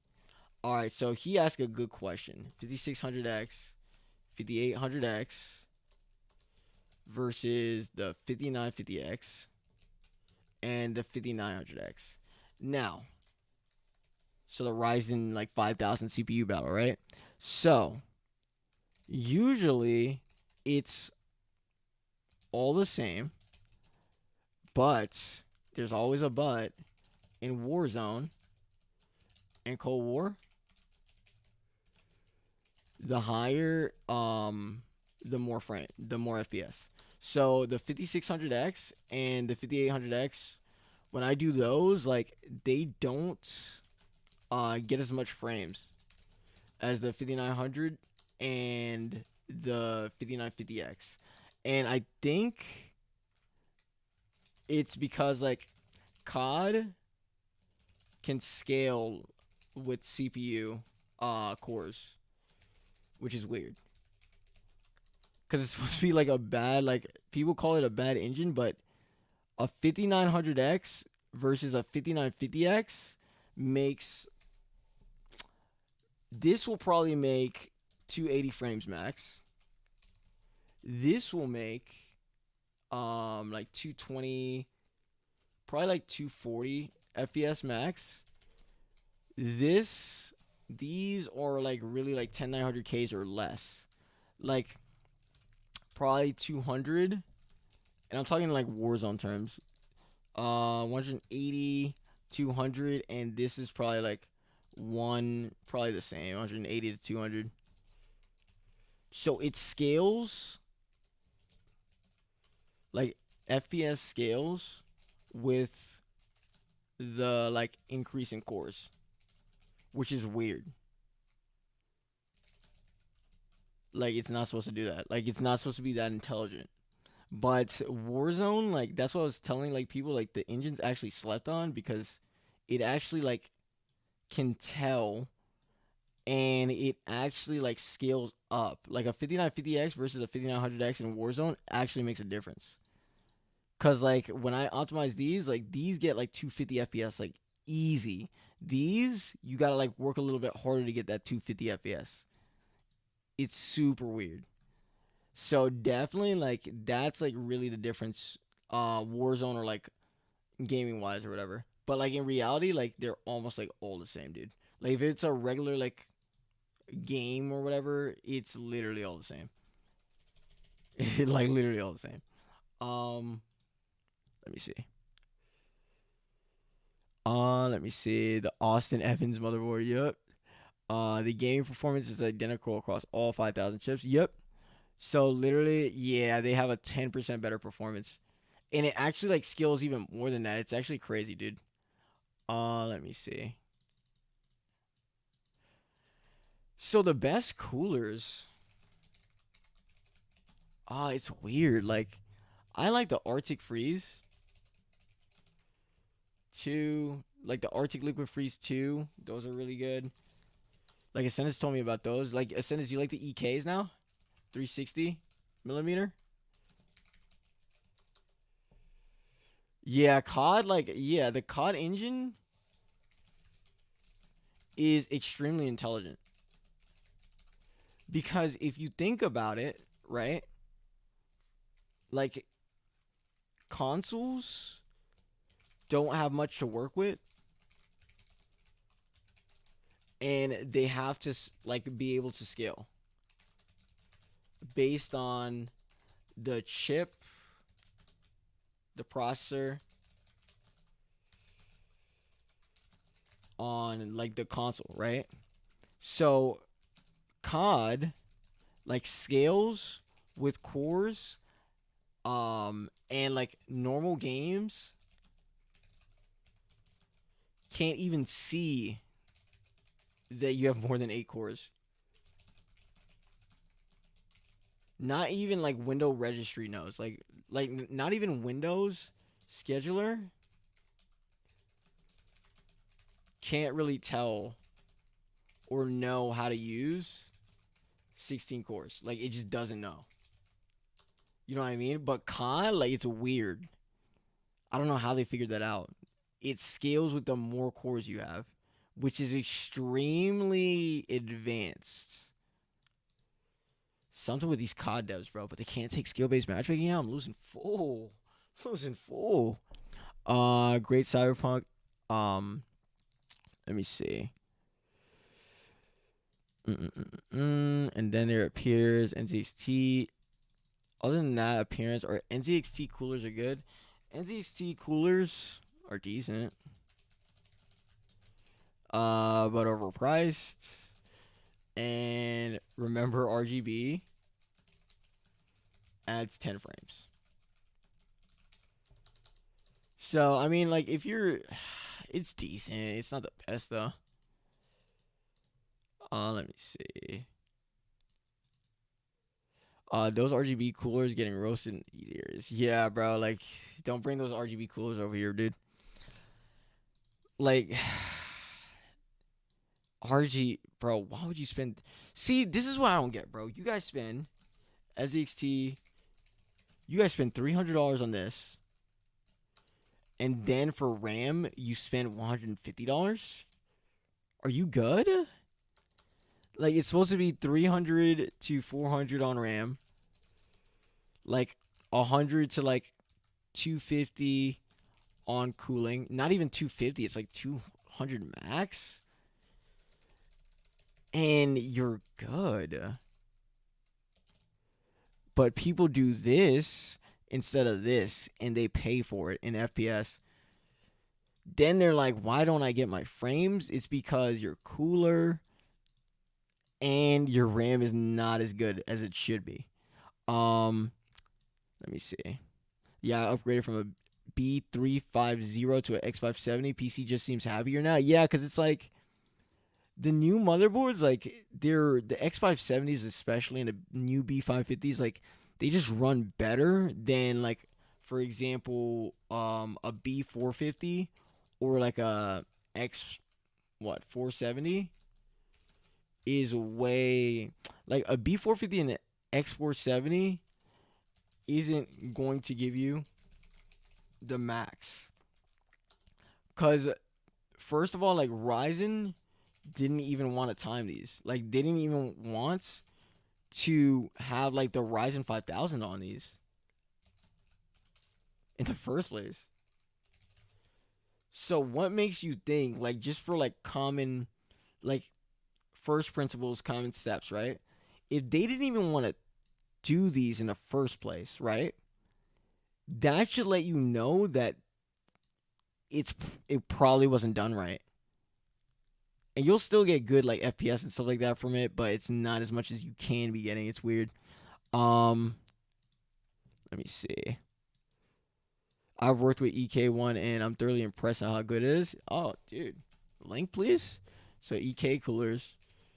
are good. The Arctic freezer. So it's called the Arctic liquid freezer. 360 mm. These are good too. These two. So for coolers, get these. Don't get an NZXT. I already know the famous one. Z73 GIFs, bro. Don't do that, dude. Do not do that. Spend the money on the RAM, dude. That's where your RAM money is, right here. Let me see. So let's see here. I feel like I got scammed. Yeah, dude. Who sold you a 5700 XT? Yo, what's good, Seb? What was the name of the peripheral switcher between two PCs you recommend? Um, I linked that somewhere, dude. Let me check my Amazon. So dual PC setup, people think you need two PCs, two keyboards, right? When in reality, give me 1 second, guys. In reality, that's not the case. So with a dual PC, like people have like two PCs, two keyboards, and all that stuff, and I'm like, why, dude? When you could just literally do this. Bang, press a button, and it goes to the other PC. Period. Done. End of story. That's it. That's literally it. Dual PC setup. Look, boom. Just switch it, and it literally just automatically goes to the other PC. Period. So I'm not sure why people have like two keyboards and mouse. Like if you're gaming, like I understand, but like if you're not gaming on like the actual keyboard and mouse, then you should definitely just get one of these. Especially if you're on controller. Like just don't plug like the actual thing, right? That you're going to be inputting like your actual aim in. So if you have a controller, don't plug it into this. If you have a keyboard and mouse, don't plug it into this. You're gonna plug in like what you want to be switched between these two PCs, right? So I wouldn't even plug like the actual audio into this. You know what I mean? So just be careful with it. But like, as long as you're careful, like you're good, brother. I own a Z73. Cooling is acceptable, and the shouting gun, yeah, the shouting gun GIF, bro. But nice performance. Get something else.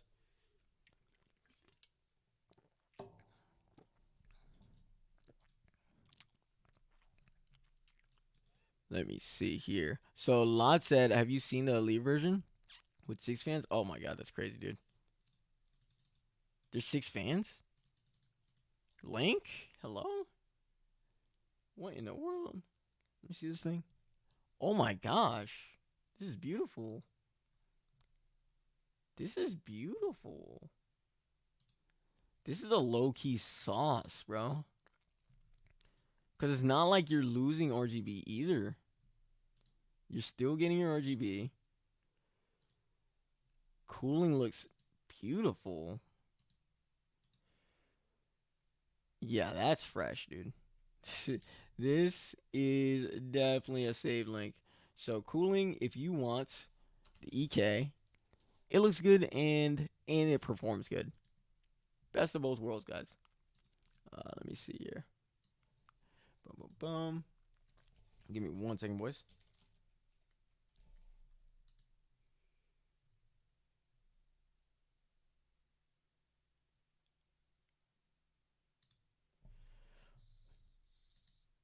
Holy, we've been going through the hyperbolic.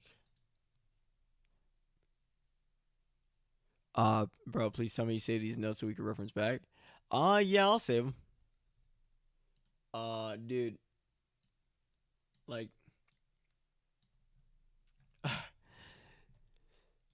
oh, what's good, Dizzy? What's happening, brother? We were just talking like a little bit of PC stuff, you know, just like nothing much. Nothing too crazy. Just a little bit, you know, 1 or 2 tips here and there. You know what we do. That's actually insane, dude. Holy crap. So, bro, look at the notes, boys.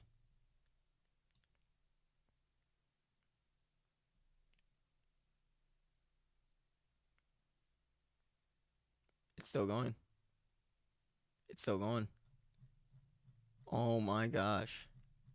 Did we bro, I'm mind blown. We went crazy. Holy moly. And I'm trying to see if we could do these other like questions or whatever. So we covered the budget PC, we covered the PC upgrades, we covered this, we covered this, we covered DLSS, we covered the Ryzen, we covered this, we covered this, we covered the scam on PC artists and marketing hype. Yep, we covered that. This is a little like strange, but still getting into that. Dizzy, what's your opinion on the 4x8 or 2x16? What do you usually recommend for like the best performance? Because I know you could do either or, but a lot was telling me that like the X570 could daisy chain. So basically the 2x16 is usually better, but then like the 4x8 on the 5000 series are better. Like it's really complex. Best GPU to obtain, we got this. Mouse versus controller, we still got to get over that. This internet optimization, packet loss, we're gonna go over this. We did the scam on PC parts. Where did I learn about optimizations? We covered this. Let's get it. NVIDIA control panel. Let's get it. NVIDIA updates. So I'm gonna talk about that real quick. Um, so GeForce Experience auto updates. Right, but literally you can do this. So with the NVIDIA updates, right? You could go NVIDIA drivers. Literally, just Google NVIDIA drivers. Boom. Come to the official GeForce Experience link, right? I'm gonna put that in here for the notes. Update link. Bang. So we got the update link, and it's just like the regular driver site. Like, let's say you have a 3080. Just gonna type in 3080 Windows all starts, and it's gonna search for all like the drivers. So what I realized is this driver is horrible. This new driver for Cyberpunk, for some reason, it's just bad. So literally, if you need to, like, if you're getting issues, re-download the studio driver was pretty good. Like the recent studio driver, that one's actually like pretty banging. And download previous game drivers, and literally like you'll be solid. So anything but the Cyberpunk driver.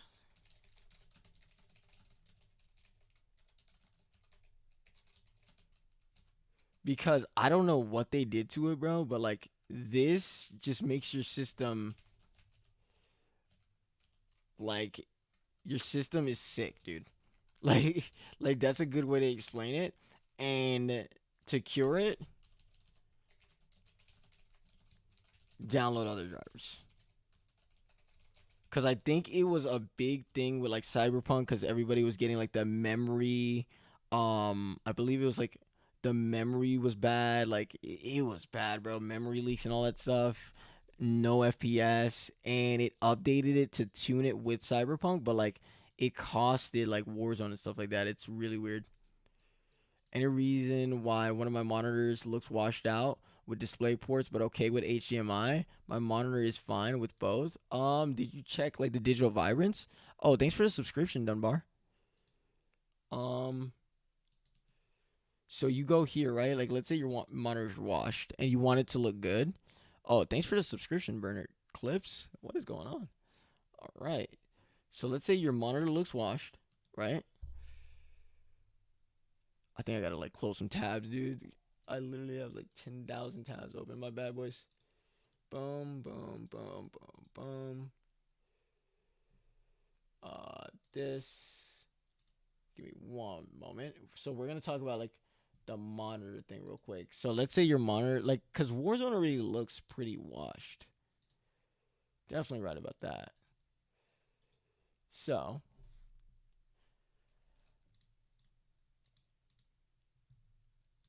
literally, let's say your monitor is washed, right? Monitor is washed.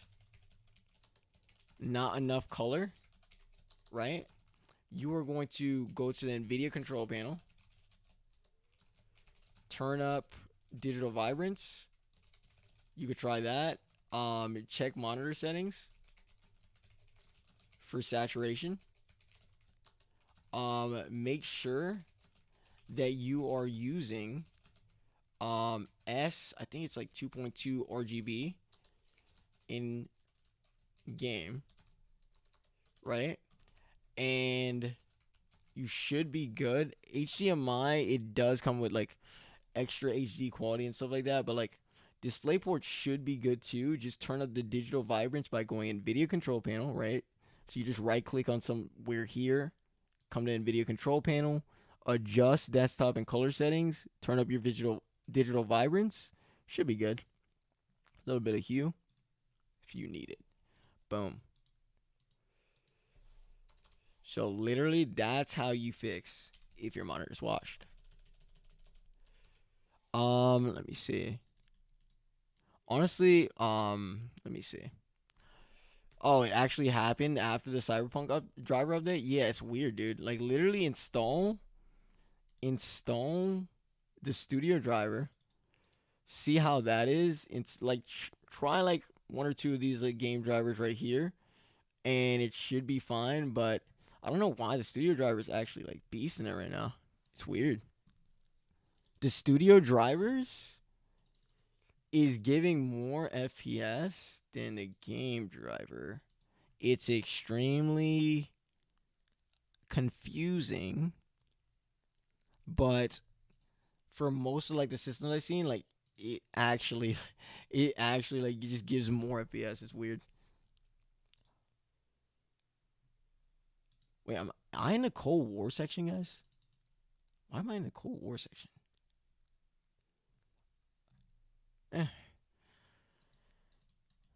Yeah, literally Cyberpunk.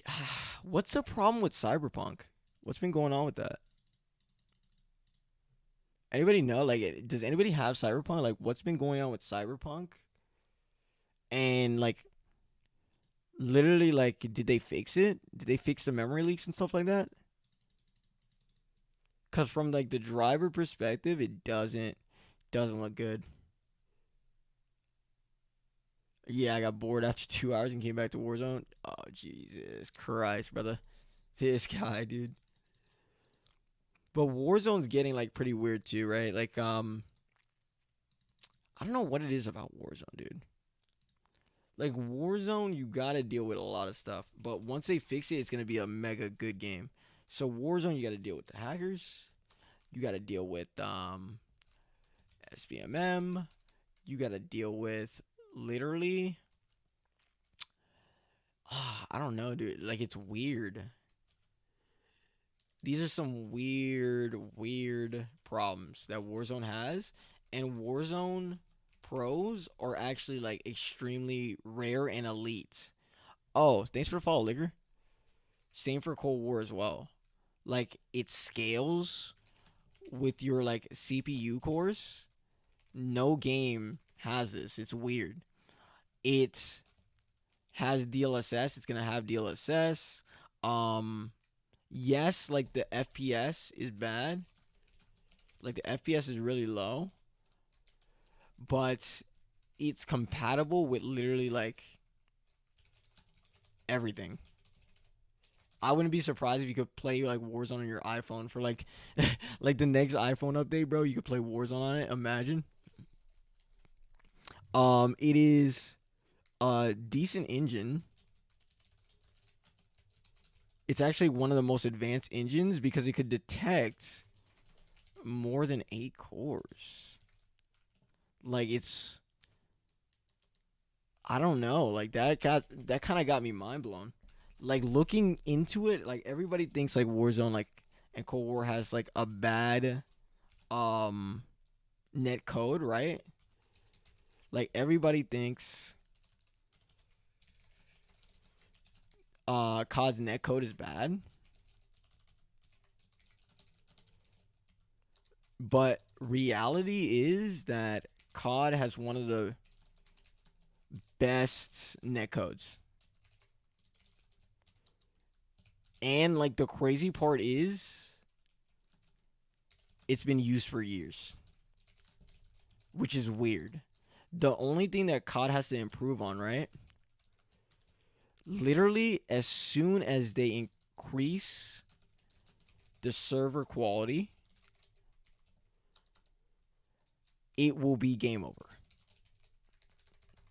Because right now, COD servers are like middle class servers like Voltor, game servers, etc. Some Amazon AWS servers. But if they literally just switch to AWS or like I forgot Microsoft's Azure, game over. Game over. It's crazy, dude. Like literally, like if you guys think COD's good now, good and smooth now, as soon as they do this, oh, it's wraps. It is wraps. As soon as they do this, it's wraps. Cause the thing is, like, the reason why people complain about COD is because of two things, right? It's the in-game lag compensation and the additional latency. Because in COD in reality, it's a really large game, and to have all that people on daily, like that's a lot of money. But if they really wanted to, like let's say like Activision just got up tomorrow and they're like, you know what? I want to go like I want to like have the best game ever. They would switch to AWS servers and it'll be a game changer. That's the thing that COD has to do. And the problem is um that COD business side, right? This is like a little deep dive. It has a high churn rate. What does that mean? That means that people business management and devs come in and go like fast food. And that's like the downfall, like just the gaming industry in like general. But usually, like it's this what's holding us back. Cause that guy that you were talking to last week about improving this server, like usually people come in and they're just like, and Maverick was like, he's the one that told me this, right? They're like this, like, I want to prove myself. So you know what? You know what?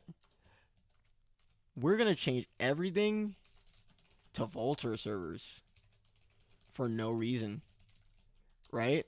And then all like the people, like all like the statistical, like the data analysts and all that stuff, instead of like focusing on like their craft, they have to manage like switching all that player information to different servers.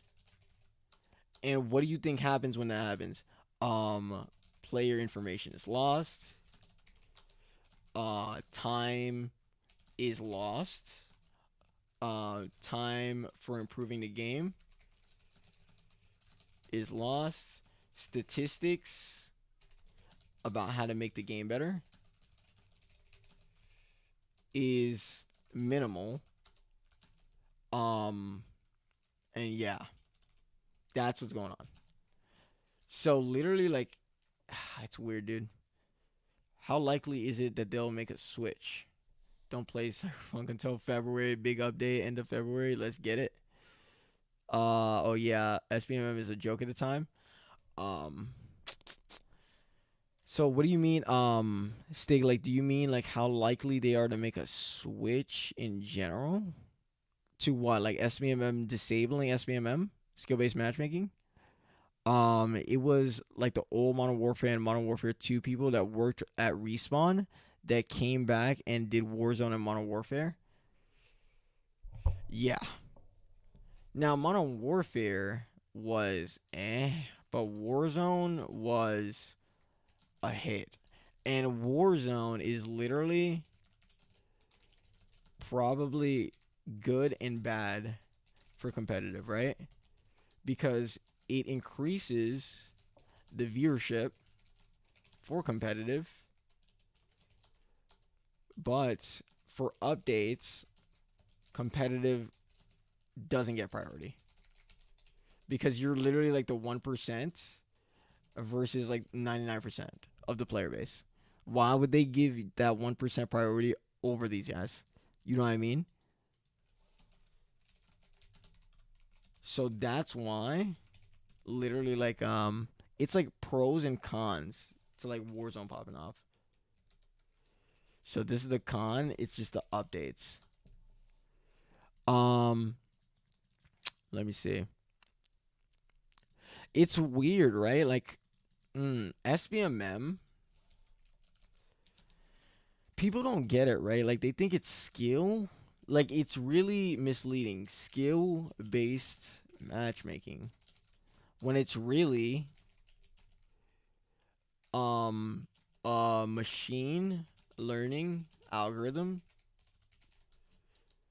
that's addicted to making you addicted to the game. Because if you look at it, play the game longer. Guess what happens when you play the game longer? Leads to one more game feeling. Guess what happens when you feel that one more game feeling? You're going to be on a game so long that you're going to see a skin in the store. Then it's going to lead to, oh, it's only like $10. I play this game anyway. I might as well buy it. That's like really what like SBMM is leading like people towards. Because if you play the game longer, it's proven that like you are more likely to buy microtransactions. Like it's not, it's complicated, but like in reality, it's really not that complicated. Like I just wanted to go through the details of skill-based matchmaking, like with everybody before, right? But the reality is just like it just wants you to be on the game longer. And like why would it why would it allow you like why would it allow you to run through 6 little Timmies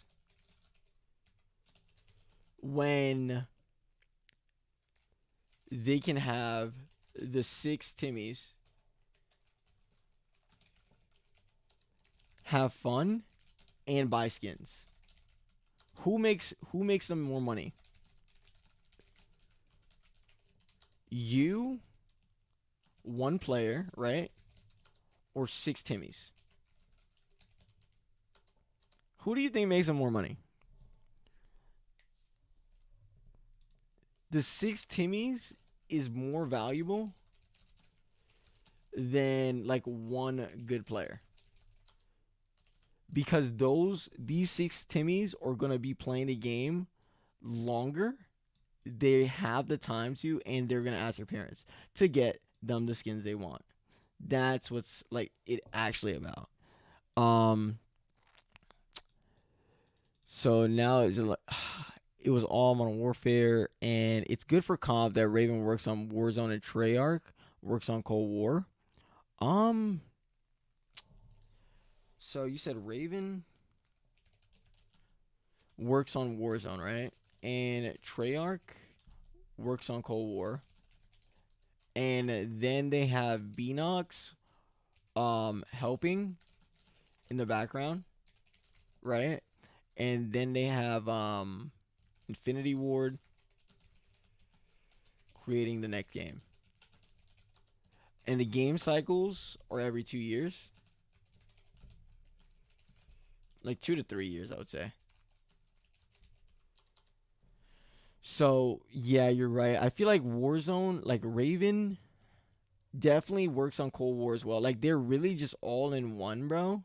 It's just different studios, like, prioritizing one thing, but they all, like let's say Beanox can help out Treyarch. They can help out Warzone, and Raven. Raven, they're gonna help out Treyarch. They're gonna help out Beanox and all that stuff. And Infinity Ward, like, it's really like they try to separate them, but they're really just all one studio, except for Infinity Ward. Don't know what's up with them. Don't know what's up with them. Um, Let me see. Engagement based Yeah, like engagement. I would call it. You know what? Actually, SBMM or skill based matchmaking. It's not really engagement based matchmaking. I would call it um retention based matchmaking. Cuz engagement means that, like, oh, you want to, like, oh, engage with other people, like, on a game and stuff like that, and they're not really, like, concerned about that, but they're concerned about, like, how long you're on and what you buy when you're on. And retention is how long they could keep you on. It's the same algorithm, literally, bro. You can't blame them for it, right? Like, it's the same algorithm for Twitter, same algorithm for Facebook, same algorithm for Instagram, same algorithm for YouTube. YouTube's algorithm's godlike. Google algorithm, like, literally, it's all the same, dude. It's just like a laser beam to your head that wants you to prioritize their, like, platform as long as possible. And the longer you give them attention is the more they're worth. This is why, like, Twitter is worth, like, godly amounts. This is why, like, Google is worth like 1 trillion because everybody uses Google. This is why Facebook is worth like 1 trillion. This is why, like, Apple is worth 1 trillion because you gave them, like, your attention, and attention's everything. You see what I mean? Like, me, aka one player using the sweatiest guns with no skins. Yep. Yep, Lord. They literally, like, they don't like you. Like those dudes, like, they're trying to actually get rid of, like, the good players because you're hurting little Timmy's, like, actual. You're hurting the little Timmy's, and little Timmy's make you more money. You know what I mean? So, like, literally, it makes sense though. It makes sense. Um, but in competitive, they should build something for competitive for, like, COD veterans, and I feel like that will work. So, like, the COD veterans, for example, transition to competitive. Like, even if you're like a COD, like, public match veteran, you know what I mean? And little Timmy's play Warzone. Not Warzone, because Warzone could be competitive too. Plays pubs. That's what a sweet spot would be. Because if it had, like, a really good competitive community, and, like, the little Timmys could play, like, pubs all they want or whatever, and not get, like, just nuked on, then it would be a win-win. You know what I mean? But it's really hard to do both at the same time. Really, really difficult. Let me see. Should be like Halo 3 matchmaking. That was good. Yeah, Halo 3, I believe, was skill based matchmaking. So, like, it really depended on your skill. But this, like, matchmaking, like CODs, SBMM, like, that's what everybody calls it, but it's not SBMM anymore. It's it's made to make you, like, lose and win. Like literally they'll stack like teams against you, or they'll like put you with bad teammates. Like it knows exactly if you're gonna lose or win before, unless like you just have like a monster game above your skill level. And that's like what it's there to do. Because if you look at skill based matchmaking, right? So there's SBMM. This is literally like everybody's stats on SBMM. This is how it goes. So you got the graph, right? You got this is S for skill level, right? And then we're gonna do. So we're gonna do skill here, right? Then right here is gonna be time, and we are going to draw. Ooh, how do I go back to the brush? We're going to draw based on this, right? So you. Ooh, that's way too bright. So you basically are going like this, right? This is how everybody's like. This is how everybody's data looks when we tested it. Skill level increases. One more game feeling. One more game feeling happens right here. Right here, it gives you that bot lobby that you wanted. Then you're gonna be like one more game, one more game. Oh yeah, let me like let you like get little Timmy once or twice, like you know what I mean. Then we're gonna put you back up in those lobbies. Then one more game. Then like that. That's how skill based matchmaking looks in a graph. So this is the one more game feeling, right? So more game feeling, and it's clever. It's smart. Let me see. Thoughts on ranked play coming? Ranked play will be it's weird, dude. Ranked play is not gonna be like this. Ranked play is gonna be like this, right? So we're gonna draw a graph. Ranked play is literally gonna be like this. This is gonna be skill. This is gonna be the time. And this is the difference between this is gonna be actual skill based matchmaking, right? And we are doing rank play. So, like, when league play comes out, right? It's going to go from this all the way up here, continue rising. Because that's what will make you guys stay on the game longer. So, the higher the skill level, the longer time that you play. So, higher skill, right? The longer you play. So it's a completely different algorithm for you guys. Longer playtime. Cause that's skill-based matchmaking for you guys, it works. But skill-based matchmaking for little Timmy, it does not work. You know what I mean? So that's how you could like literally think about it. That's like the easiest way I could explain it. It's weird. Um do you really think top tier routers really help that much? I have a 5 gigabit up and down. What would you recommend? Probably like an XR. So routers. It goes Netgear. So XR 1000. Then it goes XR 500. Then you could get a NetDuma R2. Those are like the three best like routers out right now. With fiber, I'll probably go with like any one of these is fine. Either or, doesn't matter. Um, they played themselves when they made like the Black Zone skins. No more buys for me. Oh man, yeah. People don't realize like, and the crazy part is about like SBMM.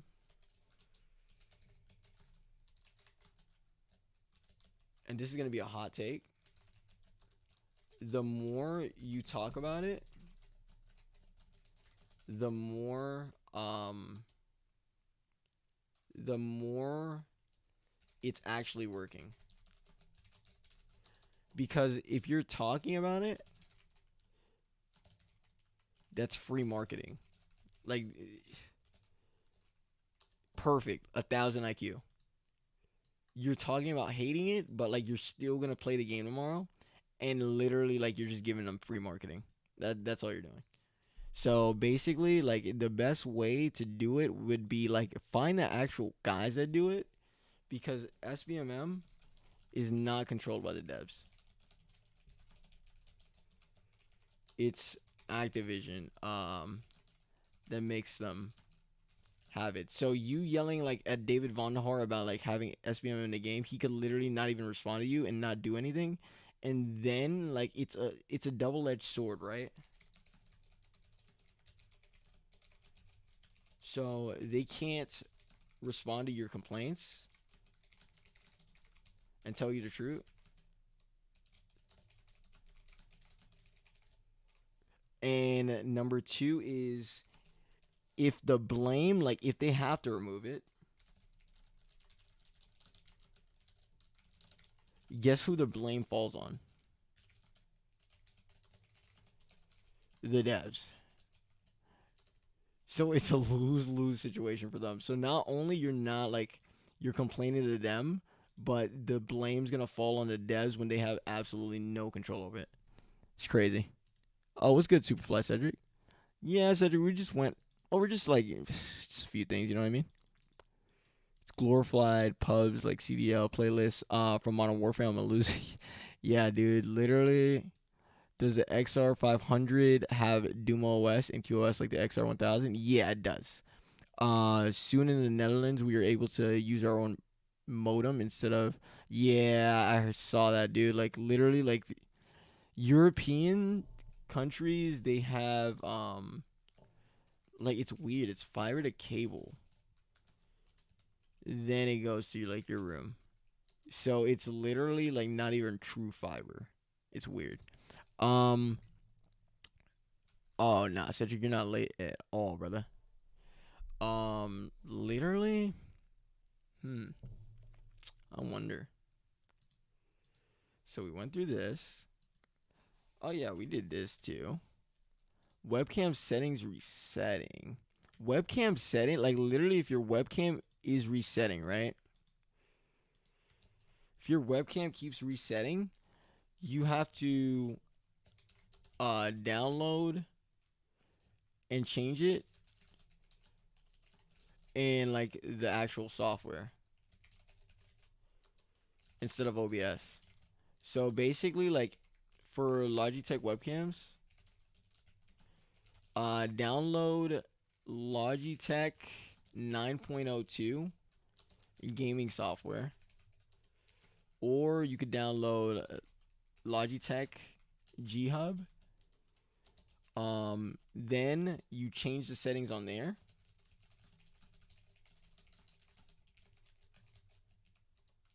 And then you open OBS and it'll stick. So that's how that works. So if you do it through OBS, like if you change settings through OBS, it like won't save sometimes. Because it's not really controlling the webcam itself. So literally that's what I would do. I would definitely download like the software, right? And that's gonna be good. So download software.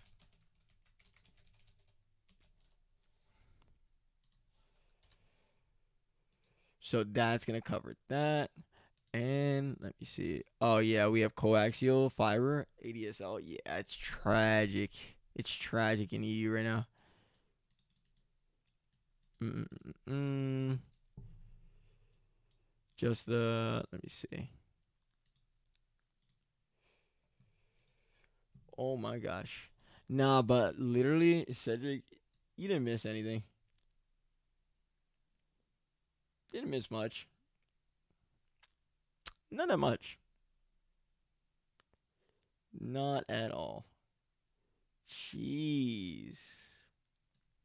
Holy. No, but for internet, like uh It's weird, dude. Like, cause everybody's internet's different.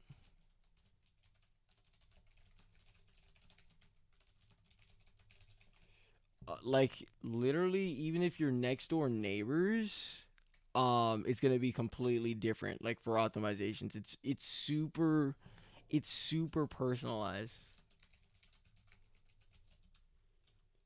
right? And literally, I don't know how to explain it, dude. Like it like you can't like for PC like optimizations and everything like that, right? Like you can share like common knowledge or whatever. Like we were talking about RAM timings and all that stuff. With internet, you can't share what works for you. Like it's completely different. Completely different, dude. It's weird. Why does voice meter banana go out of sync when in game? Out of game, it's perfectly in sync. Um, that can be like related to the Intel V drip issue that we discussed. Literally, like if the game flickers at all, like and you have voice meter on and stuff like that, it can mess up all of that stuff. So definitely run it as full screen and run as an administrator, and you should be good. But never alt tab out, or it's gonna cause like those little like weird things, especially if you have Intel. Um, but like for internet, like this is probably the hardest to optimize, right? And literally this is what I started out optimizing, right? But it's such a difficult field. Like I don't know how to explain it because your ISP or internet service provider, um, they literally throttle you differently. Oh, thanks for the follow, JG Wentworth. Than the person across the street because it goes like this, right? Like let's say the ISP has to throttle someone, right? It has a 200 megabyte plan, it has a 400 megabyte plan, it has a 1,000 megabyte plan, and it's cable. So basically, let's say they're throttling the connection, right? Because they don't have enough bandwidth. Someone's using too much. First, you gotta find out who is using like all the bandwidth. And I'm not talking about just in your house, like in your area, really. And then you gotta find out what they throttle, like their method of throttling. Like, so their method of throttling. So, for example, fiber, like, throttles at the beginning and then reduces latency. And cable, this is why everybody hates cable, throttles the more and more you use. Plus, cable's adding on top a data cap, so it's a lose-lose situation for cable. Like you're chalked. You're chalked.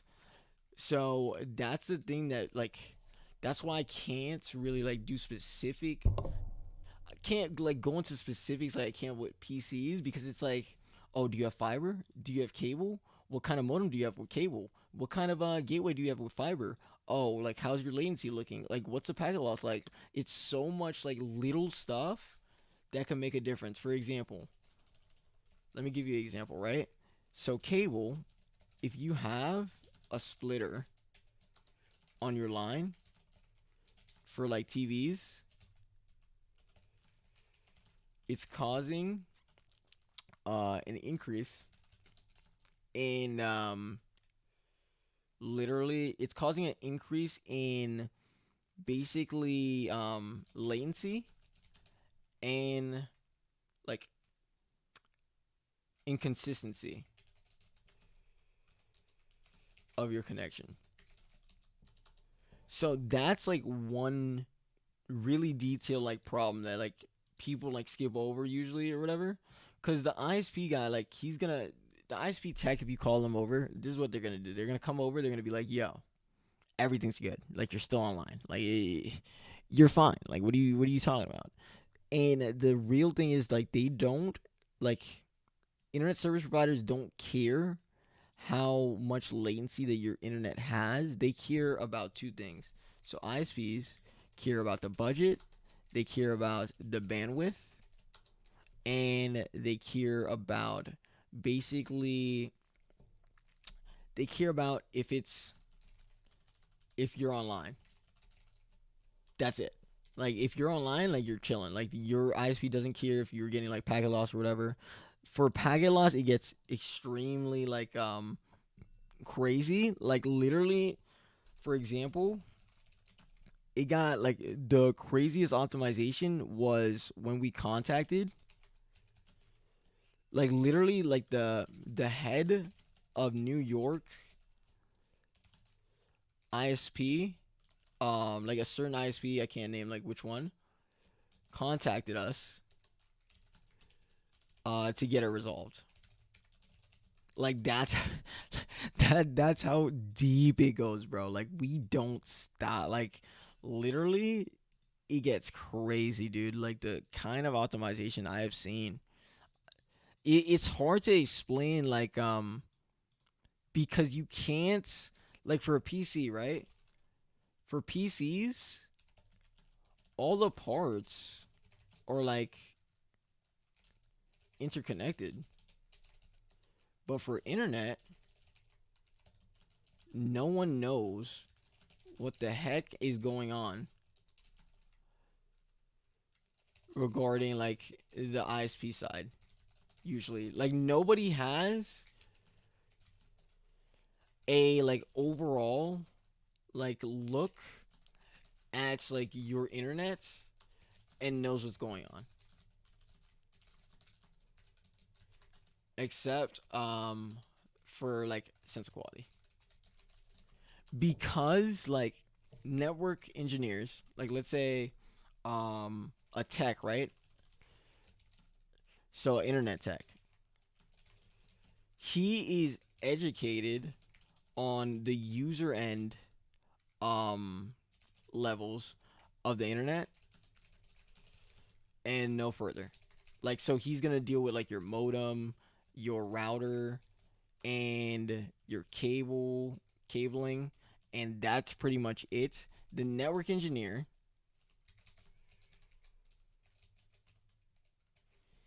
he's going to more deal with the overall bandwidth allocation.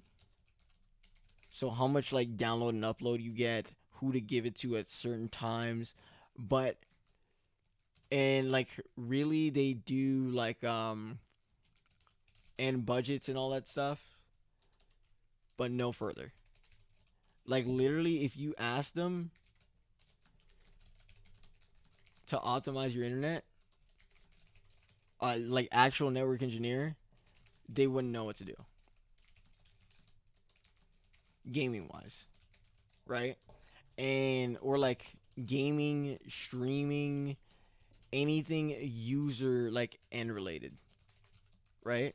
And let's say it's a network director, literally taught someone.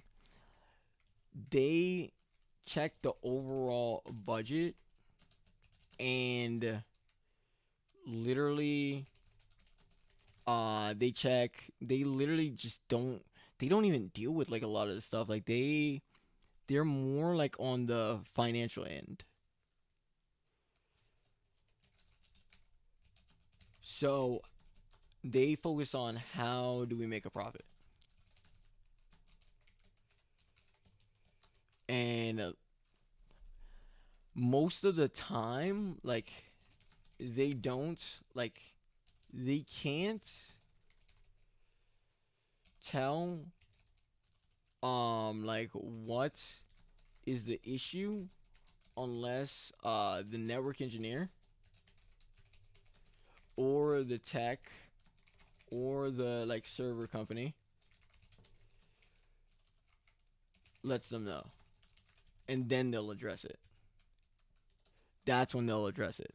So out of all three of these guys that like runs your internet, none of them can do what the internet tech, what the network engineer, and the network director could do. So they're all in like three different aspects, which is usually how a company works.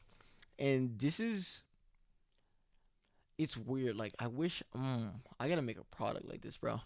Cause they internet service providers, like they're usually like in a monopoly, right? Like in the U.S. So you only have one guy to go to, like, and this is like 80% of the population. So you literally only have like one internet service provider in your area, and guess what? AT&T is right across the street, and guess what? They have fiber for $70 a month, and you have like Xfinity, and you're paying for cable for $150 a month, and there's nothing you can do about it because they have what is called a monopoly. And how they get the monopoly, or like the way to stop the monopoly, which you guys can actually do, which people don't know, is go to the town hall meetings. And why I'm saying that, like, let me give you the rundown of what happens. I'm an internet service provider. I'm coming to the town hall meetings. I'm gonna be like, yo, give me a monopoly over this area, so like nothing but Xfinity could be here. And in return, I'm gonna offer you jobs. I'm going to rent out like your specific area that you would like us to rent out, so you got guaranteed profit from that area, and we'll provide like this and that. We'll like increase the infrastructure or whatever, even though like they rarely do. What happens is, guess who actually shows up to the town halls? So town hall members are usually business owners, like real estate, or like really intelligent guys. So, and nobody else. Like you, like gamers, don't show up. So guess what? I'm like a business owner. Like, so he just offered me that, right? I'm a business owner. Like, I'm really like savvy, financially savvy. I'm gonna be like, you know what? That's a great idea. Cause I don't even like. All we use is Netflix anyway. Like basically, yeah, I'll take that 4 years of guaranteed profit, and literally, yeah, you can have a monopoly over our area. Cause you know what? I don't even live here anyway. I live in Miami, but that's okay. So literally, like that's what happens. And if you like get a group of people start showing up to the town halls and stuff like that and voting against this, you'll probably get like fiber sooner than you realize it. Way sooner. This is what is going on. And nobody really knows. Like it was weird when I like realized it. I'm like, damn. Like like rich people are smart as hell. You get 4 years of guaranteed rent,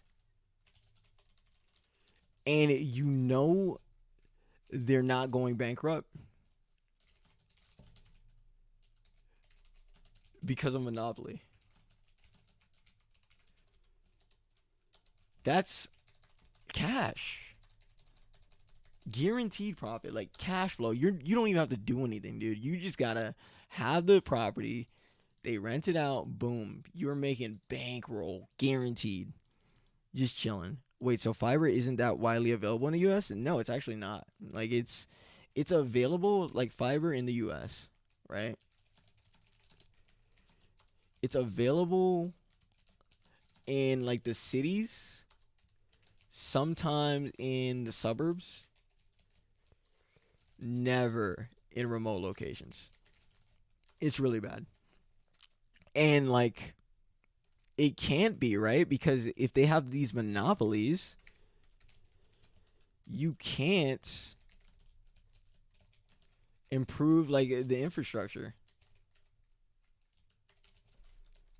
Like how do we still have cable internet? It's I don't get it. Like, we still have cable because they can't improve the infrastructure. So if you can't get into like a city, like how are you gonna improve the infrastructure? You know what I mean? Why do cities have that much better internet than others? Money? Yeah, cause like, mm, it's weird. It depends. So city infrastructure, right? Depends on two things: money and competition, location. So literally, for example, for money, Google, Google Fiber, like LA, like they just have like the money to do that, and it's a really highly populated area. So they're just gonna splurge and make sure like there's fiber in LA, even though there's still like some cable areas in LA. So money can only take you so far. Now competition is the best way, right? Competition, if there's two like ISPs in one area, guess what? They're going to have to do these steps. They're gonna have to. They're going to have to fix your problems. They're gonna have to get better infrastructure than the other guy. And guess what else? They're gonna have to hire more workers because if the internet isn't stable, you're switching. You know what I mean? So competition is literally like key, but the way like the US is set up right now, like it's nobody's like in competition like with ISPs. The third thing's location. And like for example, Texas. So Texas is central, right? And it's a good place for server locations. And the result is that they have good internet. Like you're just right next to the servers, you're right next to like the most servers, and you're just gonna have that kind of internet. And when things like the Nasdaq are talking about moving to Texas, their internet's gonna get better.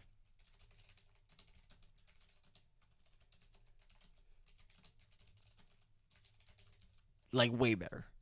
Because the Nasdaq, what people don't know is like the Nasdaq, like that's the stock market and stuff, right? The Nasdaq have dedicated like servers underground, like under it, and literally like those bots are trading like millions of trades per second and reading millions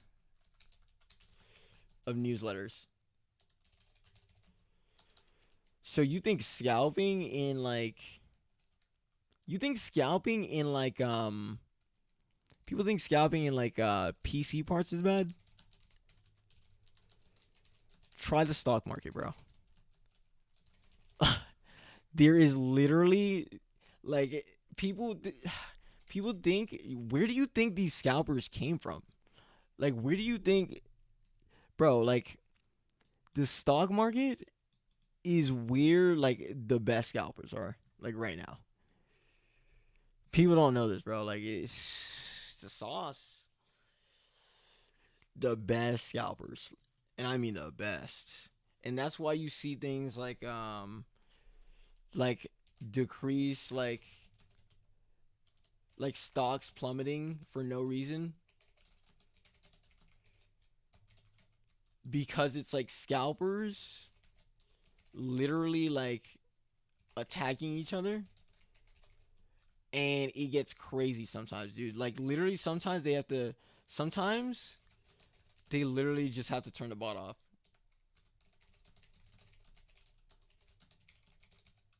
Or it's gonna crash the economy.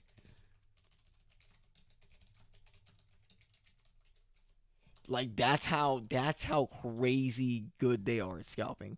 If these scalpers in the stock market came over to the PC market, bro, like they would literally just have 130 80s sitting chilling. You know what I mean? And like these companies are saying like oh like you can't scalp, right? But in reality, scalping is completely legal.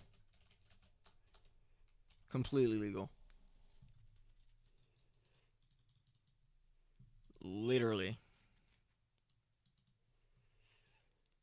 That like blew my mind. Like when I first learned it, bro, I'm like, this all makes sense. It's all adding up, bro. There ain't no way where I'm at. Yeah, bro. Like in New York City compared to Miami, is it a huge difference in internet, right? Yeah. Cause oh sorry about that. Cause but like Miami's like a rich city, but that's an example of why location matters. Miami's really like infested with like hurricanes and stuff like that. So its location's horrible for internet. So they have all cable in Miami.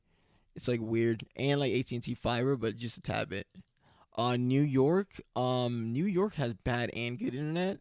So it's literally just about monopolies. Like you can't even look at the city itself except if it's Texas. Texas is the only exception. But New York is literally like filled with monopolies. Like any big city's filled with a monopoly. Like just know that. Um I live in New Orleans and the monopoly has gotten so bad that fiber is neighborhoods away. Jesus Christ, brother. Prayers. Prayers. What if they say fiber is coming to your area, but it's been a year? Literally, you're gonna have to call and inquire when it's arriving and what's delaying it.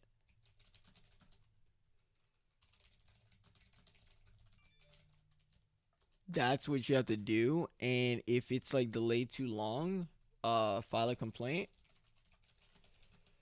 and talk to the ISP. Because when you file a complaint, like they're gonna have to take action, and then you could just say like they basically they didn't like they didn't provide you like accurate information, and especially if you're in like the health industry, like any kind of pharmaceuticals, and like a person's life is on the line, it can be messy when it comes to lawsuits. They rather not go through this whole process. They rather just like get it fixed for you than going through like this whole process. Because when health or like pharmaceuticals or anything like that, anything that has like something's a person's life on the line, like they gotta be really careful with that, especially if they're like a monopoly. They dictate the market. Yeah, they do, brother. It's just kindergarten compared to your PhD. Oh man, yeah, literally like they are. Oh man, I could only imagine the kind of like codes that they have, dude. Can someone say field day? Field day, dude. What about New Jersey? New Jersey actually has pretty decent internet. Especially for cable though. For cable, I'm actually surprised. They actually have the best cable, I would say. New York Fios Fiber has been great for me. New York Fios Fiber is different because New York Fios Fiber was literally able to withstand a full on like DDoS attack or whatever, like from some guy or whatever that was trying to hit one of the pro players off that had New York fiber connection, and they literally couldn't because I optimized it in a way that they couldn't even like take him off. It was crazy. New York fiber is just different. It's just different. They keep saying soon. They keep expanding and cause of the virus. It got delayed. Yeah, because of the virus, they're probably not even. Because with the virus, you got to realize like that if they do expand, that's gonna take out of their budget. It's like every business. All you gotta do to understand it is look at the budget.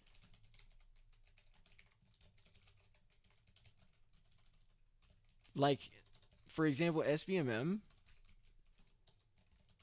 skill-based matchmaking, right? Activision gained 1 billion plus on skins alone without with this new SBMM system last year. So how on earth like do people think they're gonna take it out?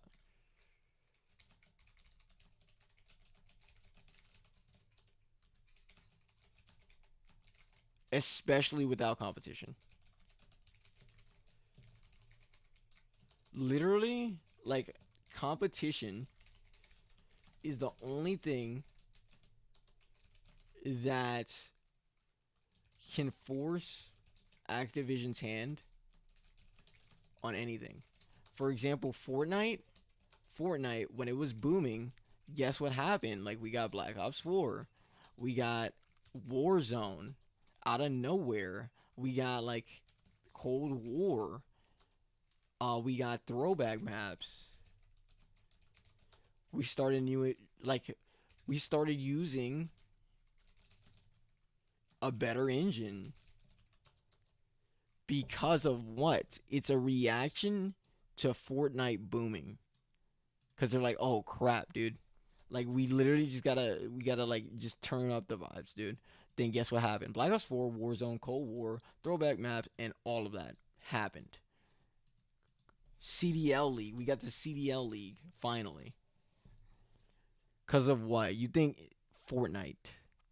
They like that's why. Like that's the whole major thing. This is what caused all of this. Because probably without Fortnite booming, we would still be in like a regular COD without um Battle Royale. Like literally think about it, dude. Like they built a whole Battle Royale in 2 years? Are you kidding? Dude, thanks for the follow, brother. You know how much work that is? You know how much like you can never say they can never say they can't do anything, right? Because they don't have enough. They built Warzone, and this is after they said we won't release a battle royale in 2 years. Warzone, literally, they built Warzone. Let me tell you how much they did. They built a new engagement optimized system, retention base. They switched to PC. PC PCs are now viable with COD.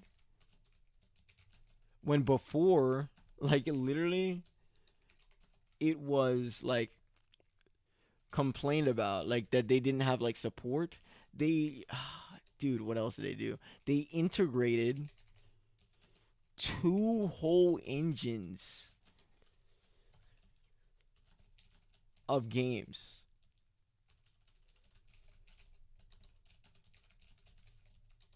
Like, when the money is there, it's iDivision could do a lot.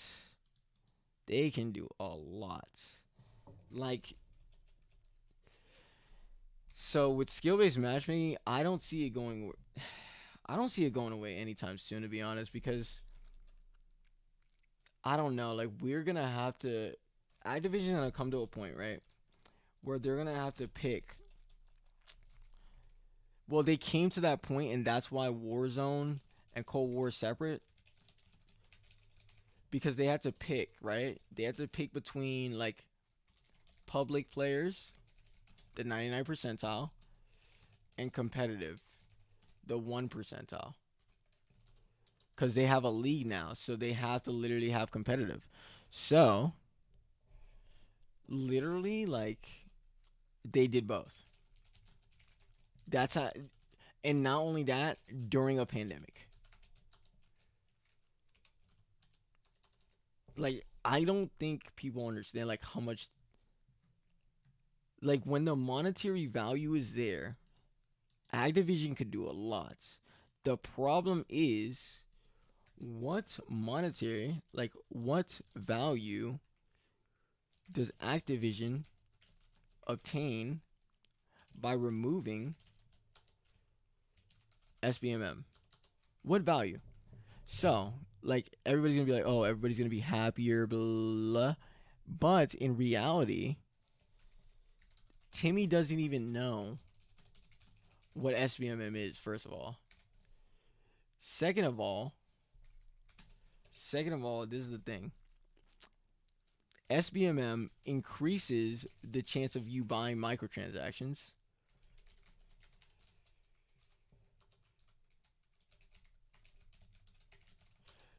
Third of all, this is what we're fighting against right now. Like, this is your people are like literally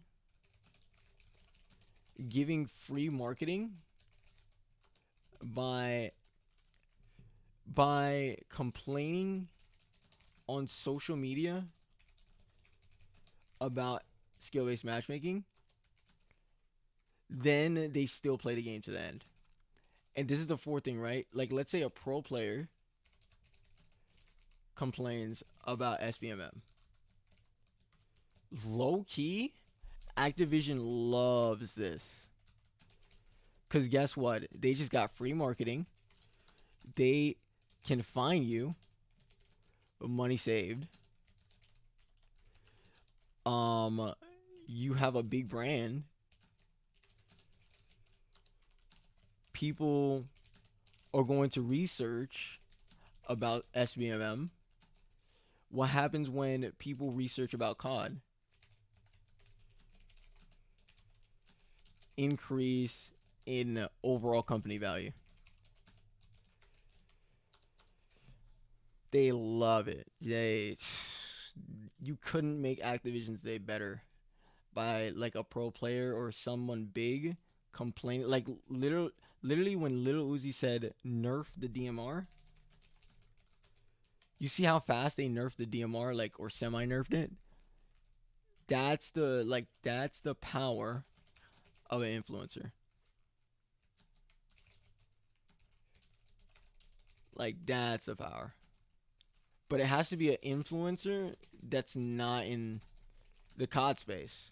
Because if he's in a COD space, like, he can't, you're just going to get fined. Like, they're just going to make the money back. Like, you know what I mean? Oh, thanks for the follow, Joseph. During the Texas team scrims, even though both teams are in Texas, some players are still glitches on the map. Why is that both? Because some players just have lower latency than other. Because you could still, that's what I'm saying. Like, you could still be in the same exact place. He could literally be your neighbor, but it's completely different optimizations if I was going to do it. Completely different. It's different 100% across the board. That's why some guys are like jokes and some guys aren't, because even if they have the same internet, it's just completely different. Because people are looking at ping when it comes to internet. When ping is literally 5% of the equation. Literally 5%. So it's a whole slur of things. That's the whole other 95%. Yeah, you're right. A Warzone League soon, according to Nayshot. See, Warzone League's gonna be a thing. Warzone, like,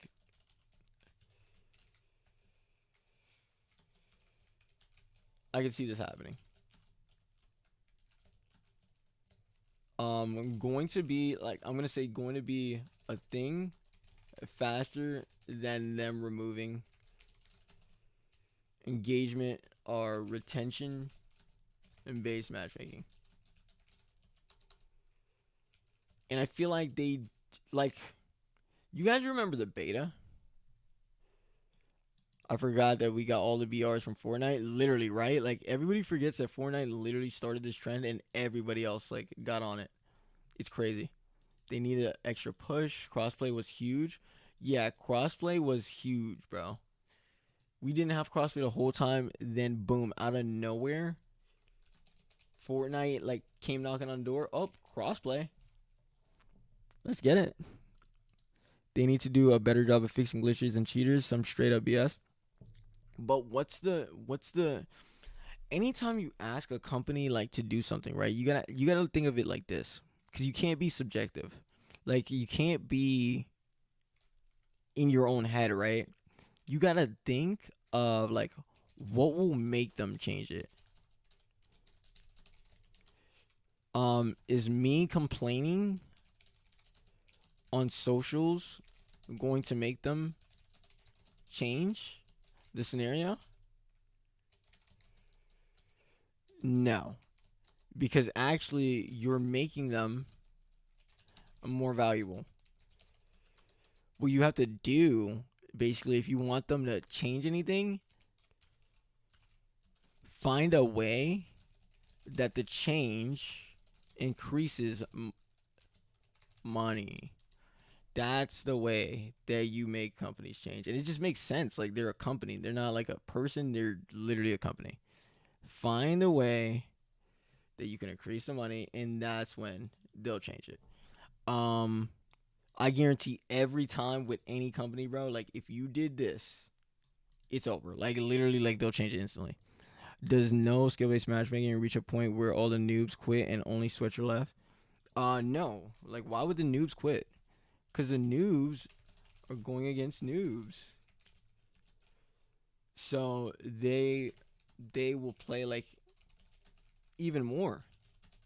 Because they're not going against you. They're going against noobs. Like, they're literally gonna play against like they're gonna play against like Timmy, and Timmy's like 0.1 KD, and they're like a 0.9, and they're gonna have like a breakout game, bro. And they're gonna be like, whoa, I could do that, and then they're gonna play more and more and more, and that's how it works. When Scump was complaining about it during the beta, it was trending on Twitter. Yeah, because the beta, what is the beta for? The beta was testing out the new retention based matchmaking. It was testing how long it would take until you just quit, which is called like a churn rate. This is called a churn rate. So a churn rate is the percentage, right? The percentage of it's the percentage of like the players lost over the player base. And if they can keep the churn rate low, so if they can lose as least players as possible, then it's a W. That's what they like test for. So like that's how it like comes into play. So during the beta, they made it difficult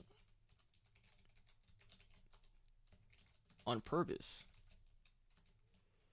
and they were fine tuning like all like the data sets that actually keeps you playing longer.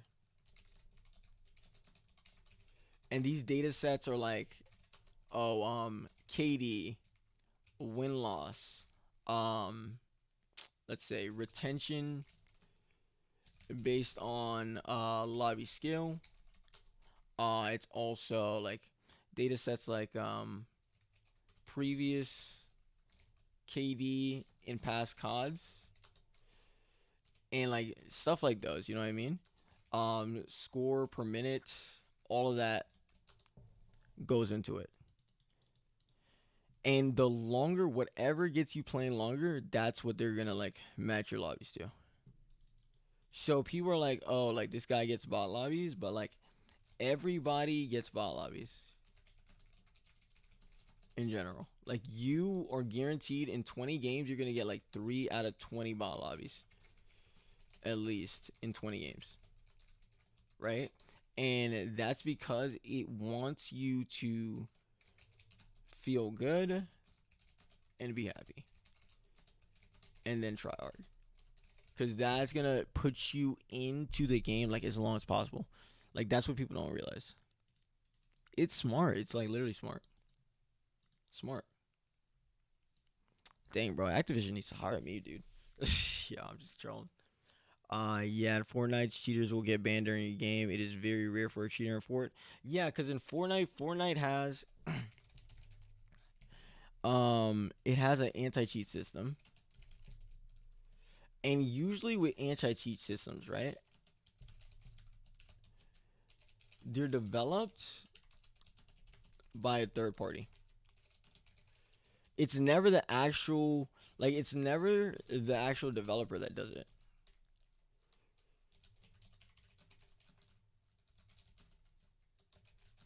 Like, it's always a third party, and like it could do stuff like, if your aim is literally a straight line, you're banned. That's what it could do. But there's a con. Because it has aimbots that intentionally make their aim not straight or miss 1 or 2 bullets, or create a human-like movement with the mouse to not get caught. So it goes like, okay, so they make an anti-cheat. Literally coders find a way around it, and then they patch it. Then coders find a way around it, and then it's patched again, and it continues forever, no matter what kind of anti-cheat you have. Like no matter which one you got. Why don't Warzone get anti-cheat software then? Because anti-cheats like Warzone and Cold War, first of all, 2 different games. Second, Activision just doesn't have the, how I say it, the infrastructure on player data. So for example, Activision tracks your like motherboard. They track these things, right? Your motherboard, your I believe your hard drive, your account, your IP, that's it. Versus Valorant, and guess what they track? They track your motherboard, your hard drive, your account, your IP, your mouse, your DPI, your aim habits, your softwares, your keyboard, literally everything. Like, so, and people still pull off like hacking in Valorant. Like, it's crazy. It's crazy. So they just don't have like the data sets or like the infrastructure to, I believe, create an anti-cheat currently.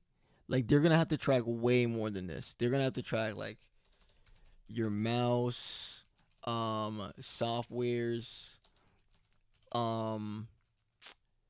literally keyboard, so much more. That's why. So that's why those hackers are like running rampant, because they only track like these things right here. If you get, and like, let's say for example, right? You get soft banned. Can't find a game. What you do is literally just install a new hard drive or run the game off the new hard drive with like the other one uninstalled. Results, you're unbanned. And that's only for soft bans. And that's actually legit. So let's say like you're actually soft banned, you literally just install a new hard drive, boom, you're good. Chilling. Vibing. Cheaters, cheating's fine then, and why not just fix a broken supply crate glitch that's been in the game for months. What supply crate glitch, Doja? So many hackers in Warzone that just use walls. Yeah, dude. And walls are like really hard. Mm-mm. Battlefield BR from EA with SBMM. Imagine, dude. Oh, thanks for the follow, Casino. Imagine Battlefield with skill-based matchmaking, dude. Okay, cheating's fine then. Probably I don't like Valorant having that much insight. It's too much information, and that's the problem, right? It gets to a point, where you are going to have to sacrifice security for um for like anti-cheat. Cause anti-cheats, like, they're intrusive. They literally like read all the data in your system and saves it. And companies could literally sell that. So yeah, you might have an anti-cheat, but best believe your data is getting sold.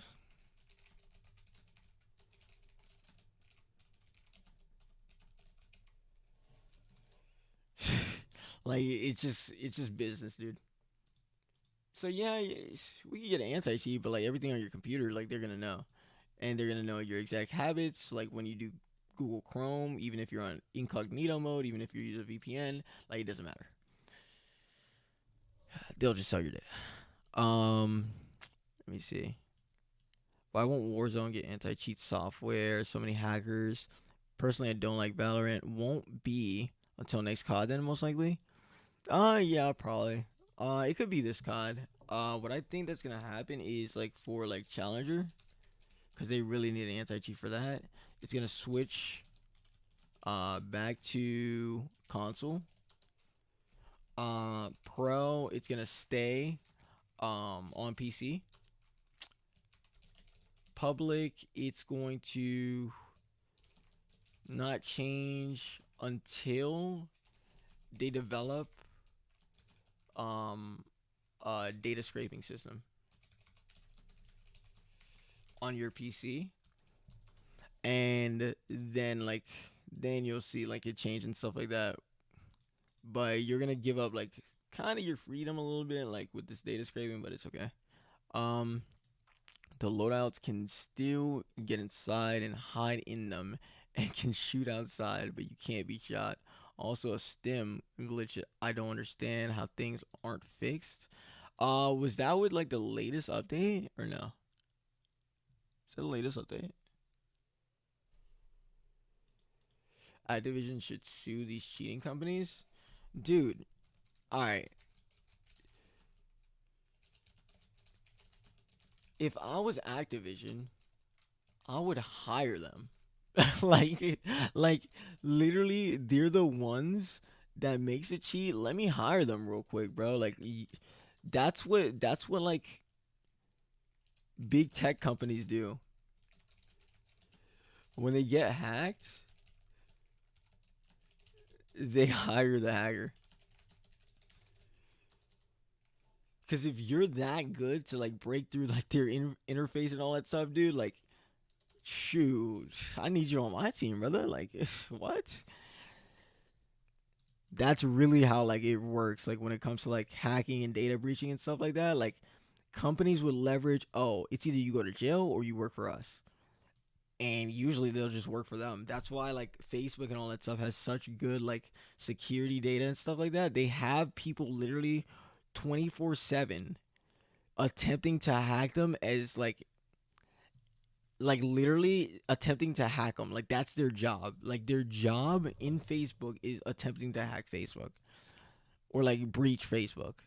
Office full of hackers. Yeah, it's like literally legit, bro. It's a whole thing on that. It's crazy, dude. Holy. Bro, I wonder how much words this is. How many words? What just happened? I'm gonna open it on Microsoft Word. Let's check how much words we got, boys. Microsoft Word. Paste. Oh my god.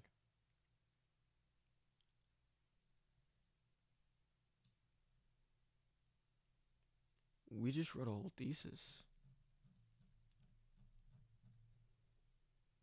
We just wrote a whole thesis.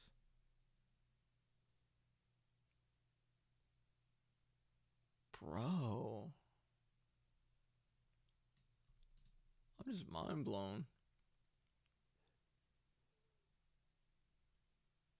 Holy cow, dude. Like, this is like.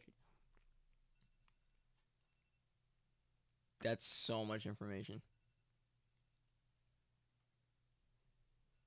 Nobody else on the internet does this. My gosh. Nobody else on the internet does this.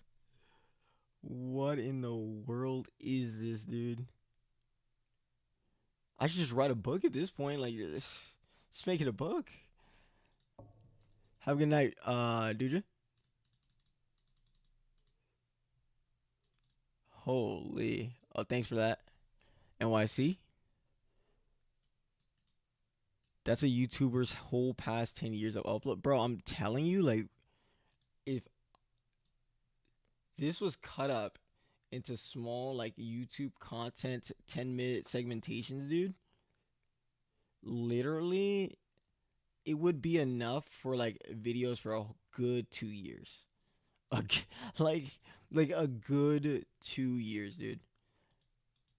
Oh, have a good night, Wardy. Thread count for handling job queue work threads. 4 2 out of 4 for real, dude. I'm so probably gonna like go get some coffee or something, dude. Come back stream. That was crazy, dude. Like that was crazy, boys. That was crazy. Like we just wrote a whole thesis on like on everything, bro.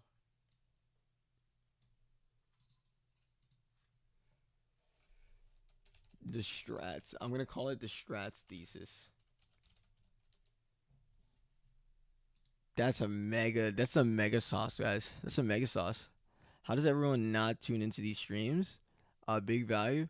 Yeah, bro. Like, no, what I gotta work on is like explaining things more simpler and literally like making it into short like TikToks or like YouTubes or whatever. And then people will like start tuning in. And usually, like, bro, this is literally a course. Holy crap. The most education the most educational 6 hours I've ever watched on Twitch. Talk about these tariffs as a system builder. I'm pissed. Yeah, Dizzy, how are you like dealing with the tariffs, bro? I don't know much information about that. I just saw like the price increases and everything. I take a console, sign me up. 40. Dude, literally like if you do let me see. Bro, people think we're sleeping, dude. Like literally like that's what I'm saying. Like this all of this is going like and this is only like 5%, 1% of it. All of this information and knowledge is going to your consultation. like like that's the thing, dude. I take the course, sign me up. Wait, imagine, dude, like an actual like course on this, dude. It would actually be pretty good too because after like you'll probably be able to like optimize everybody's stuff. Why do the config settings change in Cold War, not save them? And then when I do it in Administrator, where it's saving in Warzone, it saves in Warzone. Warzone actually has that problem too. Um, that's actually strange. Depends on like what kind of PC you have. Flooded the stream, bro. I don't even think it's sauce anymore, bro. We just gave the gravy, bro. This is the gravy stream, dudes. Like the gravy lasts forever. Holy. Straight broth, bro. I'm telling you, bro. The broth never dies. The broth lasts forever in your like fridge, dude. You're never getting rid of the broth. put a tad bit in like the the mix, dude. But this was a lot of broth. I probably OD'd it, boys. Thread count for handling job works. 4, 2 out of 4, for example. Thread work changes doesn't save. That's weird. Same like hard drive and everything, bro. Like lot, right, dude? Like literally, like we're just cooking like a barbecue. Like everybody gives you the fast food, bro. I'm giving you the whole barbecue, bro. We're going to Thanksgiving. We're in Thanksgiving right now. Like this is boys. But was it helpful though? Like that's the thing. Like was it helpful? How can I improve, boys? How could we improve it? I feel like I have to cut it down into short clips, and then that will be probably super helpful because 6 hours, dude. Holy crap! God damn. I'll get the biscuits. I think what is causing some issues. Ooh, that's weird. It crashes on Cold War, not Warzone. Crashes in blue screen or like what kind of crash? Like you said, bit size clips slash info, bro. You need to start having affiliate links for PC parts. Last stream, just about everything you mentioned was selling out like crazy. Wait, are you serious, Big Red? It's the same thing for routers too, bro. Like I mentioned, like the NetDoom R2, and the NetDoom R2 is like sold out, bro. Like they were on pre-order or something, bro. It was crazy. Oh, scanner repair. God dang. Ghost Tech, did you see my guide on scanner repair? Because I feel like something's up with your system. Because if it's running silky on Warzone and not on Cold War, like something that is agitating your Cold War. I brought the R2 because you recommended it. Oh, Jesus Christ. That's what I'm saying, bro. I can't even, bro, how do I not have sponsors? That's crazy. Nah, but I really gotta like focus on like just clipping it up. Oh, thanks for the follow, DJ Mass 23. Clipping it up, putting it into short formats because people have 8-second attention spans. Nobody is gonna have the attention span for this. I don't expect anybody to. I'm surprised you guys did. Like you guys are crazy, dude. You guys are cried. But it was oh my god. If you dumb this stuff down, TikTok people will eat it up. Oh, you serious, boy? Think so? I haven't set it up yet. Got it yesterday. Dude, it's OP, Ray. It's OP. Hoping that Duma runs a check, bro. Yo, runs you a check. Yes, sir. Nah, hopefully, dude. The only problem I have on Cold War scan repair doesn't change what I change. What I do. Mm. Did you update like revert your drivers? Go sec. Attention span, bro. Yeah, it's literally 8 seconds. Like if somebody has 8 second attention span, like there's no way. There's no way. Like there's no way. I gotta cut it up. I loved it. Hung out all night finishing my PC build. Wait, boy, what are you building? What the heck? Clip it and bite size it up to YouTube, TikTok, and it would blow up. Like the CPU differences on Warzone. Really? You think so? Like that's the thing. Like I'm trying to focus on keeping on subject, and I think we did a pretty good job today. This is the best like we've ever done keeping on subject. And if you keep on subject, it's easy to make the clips. But if you like go off on like a tangent about something else, then down here, then up here, it makes it like really difficult.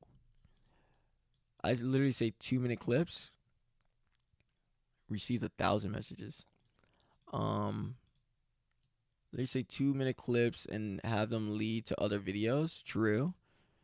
You have to drip the sauce. Yeah, you can't pour too much of a sauce in there, bro. Too much of the sauce, what it does, bro, it just messes up the whole thing. What's good, Elite? How you doing, brother? Can't pour too much sauce in there, bro. You gotta just pour just a little touch of sauce. Give them a little taste. If people wants a new CPU or GPU for the latest hardware, expect to pay $70 to $200 more over MSRP. Rate, really, bro? No, the XR1000, like they say it's DDoS protection on the router, but it's not really. It's just letting you know that you're getting like attacked, but it doesn't stop it. Like it's not gonna drop the packets. You know what I mean? So you're still gonna get like hit off if like somebody tried to do that. The best way to like do DDoS protection is just block those guys, dude. Like and change your IP by changing your MAC on your router. So let's say you have one router, not like a gateway in a router. Change the MAC address on the router. You can like use the like your PC's MAC.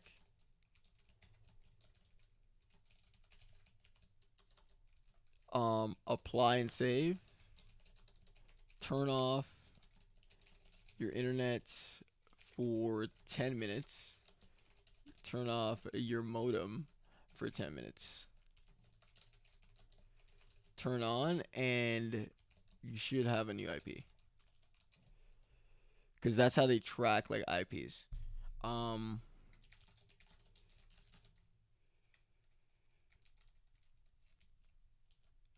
to change IP. But if you have a gateway behind it that routes as well, that's not gonna work. You gotta have like the main routing source to change it. That's on Jakizi's situation. I believe he gets a new IP from his ISP. I was talking to him. I think I was talking to his they said they had that resolved though. I hit him up about it. Like he never hit me up about that. Like literally, his situation is probably easy, especially if he has fiber. Like I could probably solve it in like 2 minutes. Um, you roasted my 10700K, but it's my first build, 2070 Super, until I can get like my hands on a 3070. Dude, you don't even need a 3070. Like if you have a 2070 Super, bro, like just use that extra money, sell the 10700K, and get a 10900K. That would be the best bet for you, especially if you're like playing Warzone or Core War. That's on like the 2 minute tech TikTok videos address most common questions. Got you, Big Red. Got you, brother. But I feel like the only thing about like this information, right, is like the 1%. Like you guys are the 1%. Like you guys like actually try hard. So you'll actually like the amount of advantages that you actually gain from today is probably ridiculous. Like it's actually ridiculous. So if for example like a normal person watches this, I'm not sure. I'm not sure how they would react to it. No shot you were building a PC while he roasted it.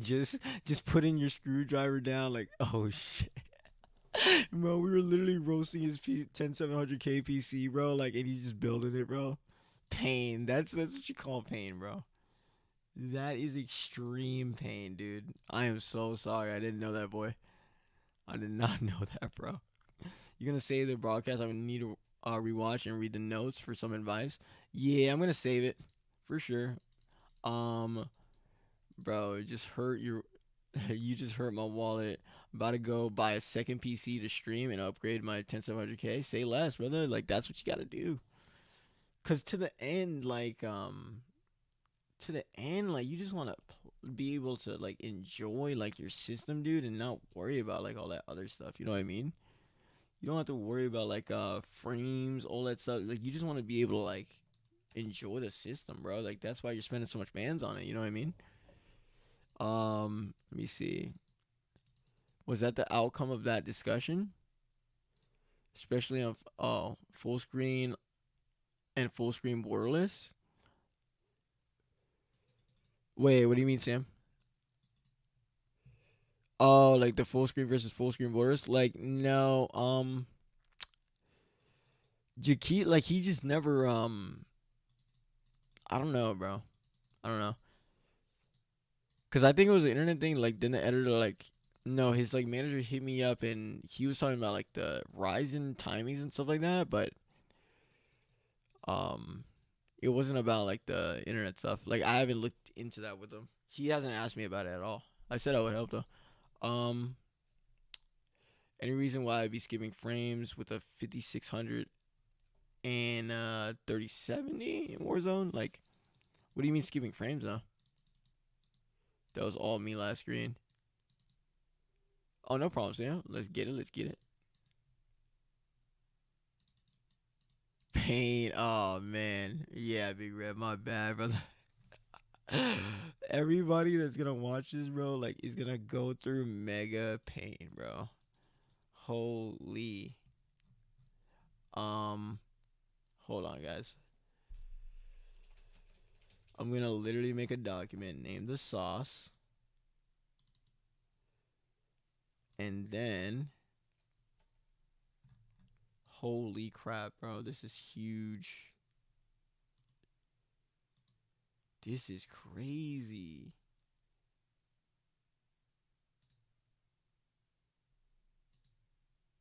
Um.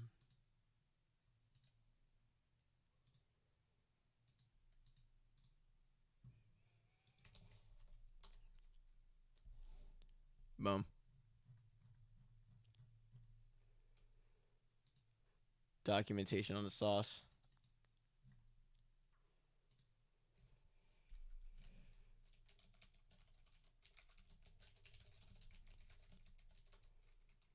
How long were we streaming for, guys?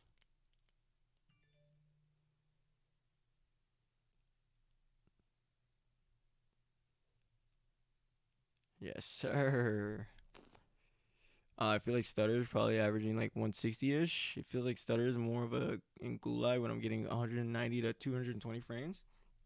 Yeah, like rescale back the drivers to the studio drivers. We talked about that in like the documentation, like the notes above. If you go into there and like you install like the latest studio driver, like then that might resolve it. Like there was a problem with this new Cold War update. It's weird. Um, I don't know. It's hella frustrating. Any help would be appreciated. No problem. So we've been streaming for 6 hours. Holy crap! It's a pain. I've spent a grand and a half to be capped at 100 FPS on Warzone. It doesn't make sense, but I guess that's what I get for being dumb about PCs. Nah, it's not never dumb, bro. Like it's just like a learning experience. Cause then your next PC is gonna be fire. Do you have another CPU cooler that you recommend? The other one is sold out. Which one? The EC2, or like the Arctic Freeze Big Red? Gaming laptops. I don't recommend gaming laptops, right? Because gaming laptops. Oh, let me write this in the actual documentation. Sorry, brothers. The 30-page documentation. Gaming laptops.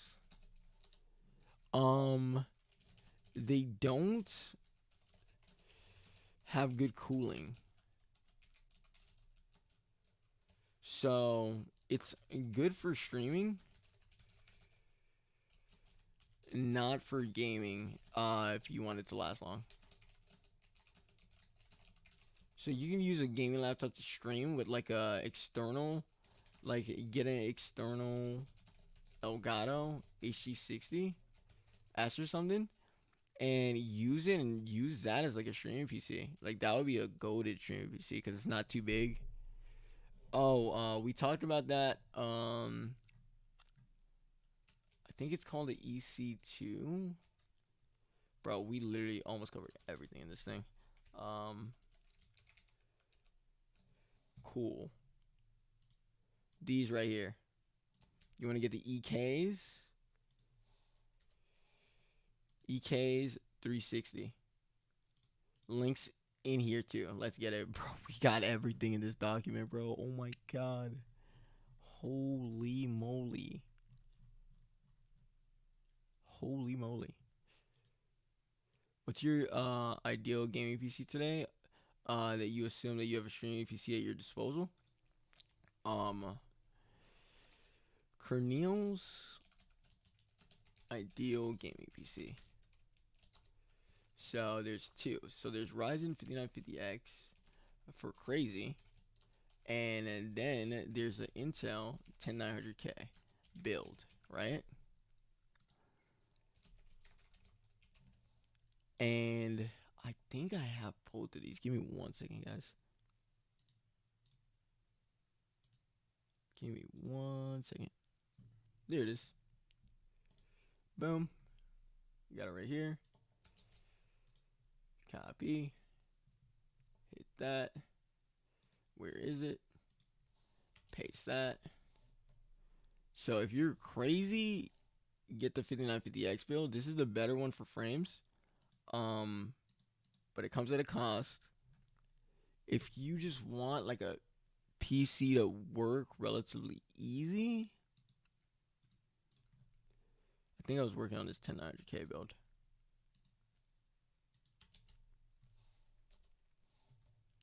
So I believe this one is 36, 34. Not too bad. Can't really get better than this. And don't worry about the CL19. It could like, you could time it down to a certain amount. You could time it down to like CL14. So that's gonna be good. Oh, no problem, Big Red. So what GPU, CPU would you have?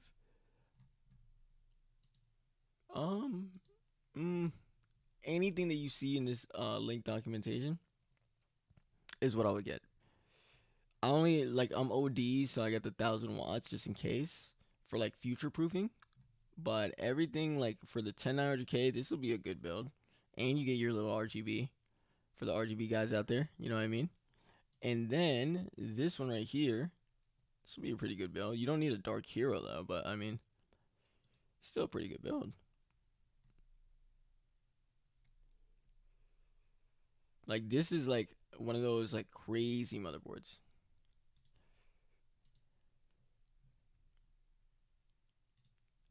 And it's not, oh no, that is a pretty chunky price. I'm gonna be honest. That is a pretty chunky price.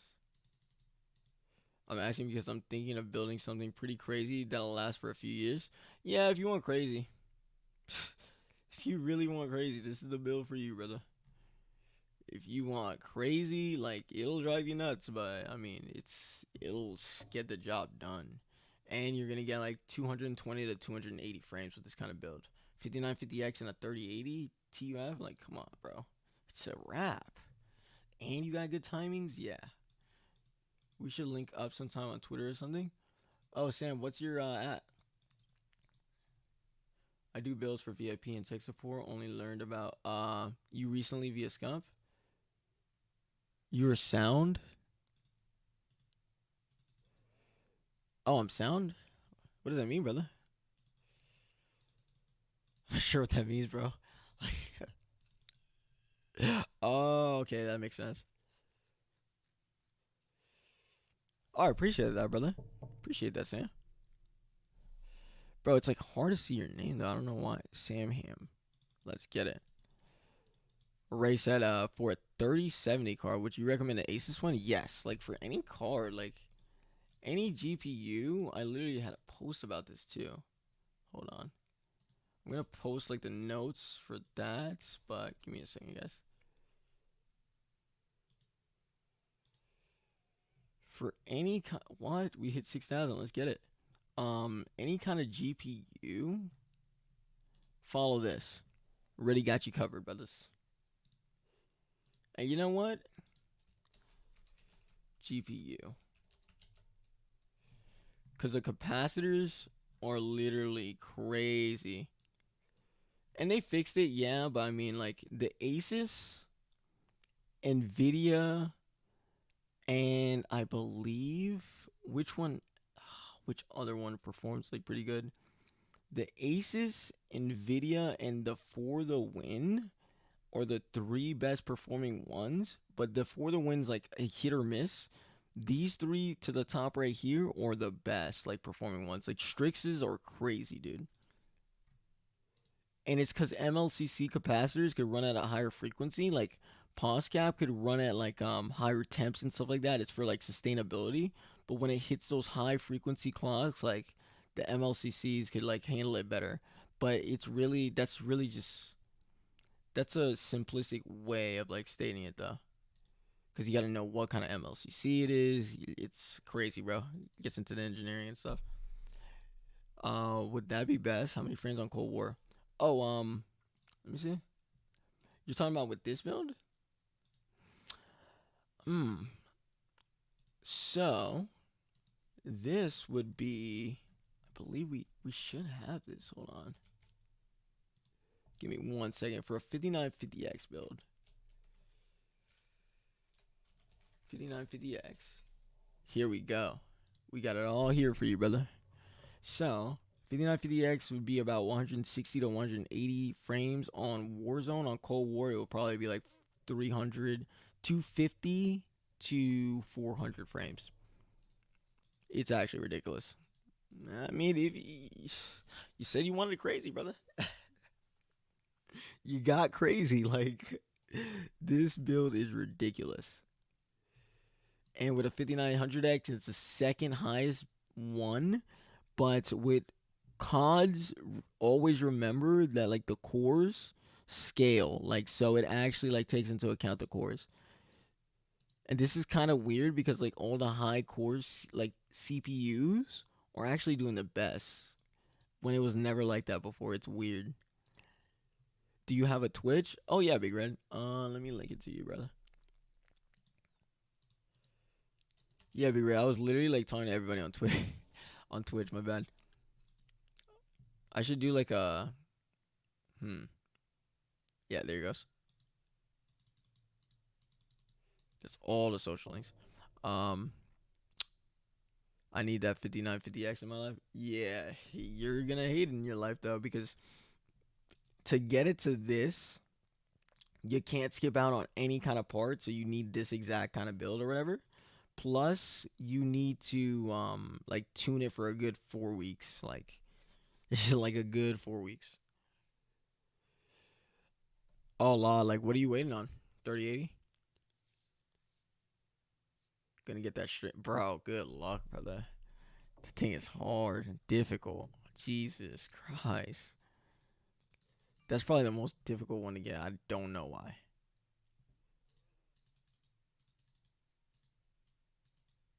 Perfect for my alien withers. Yeah. Shaolin Nano, I see you're crazy, brother. You're crazy, brother. This guy got a 360 hertz monitor. Can you tell a difference with it though? Like, is it more responsive in your opinion or no?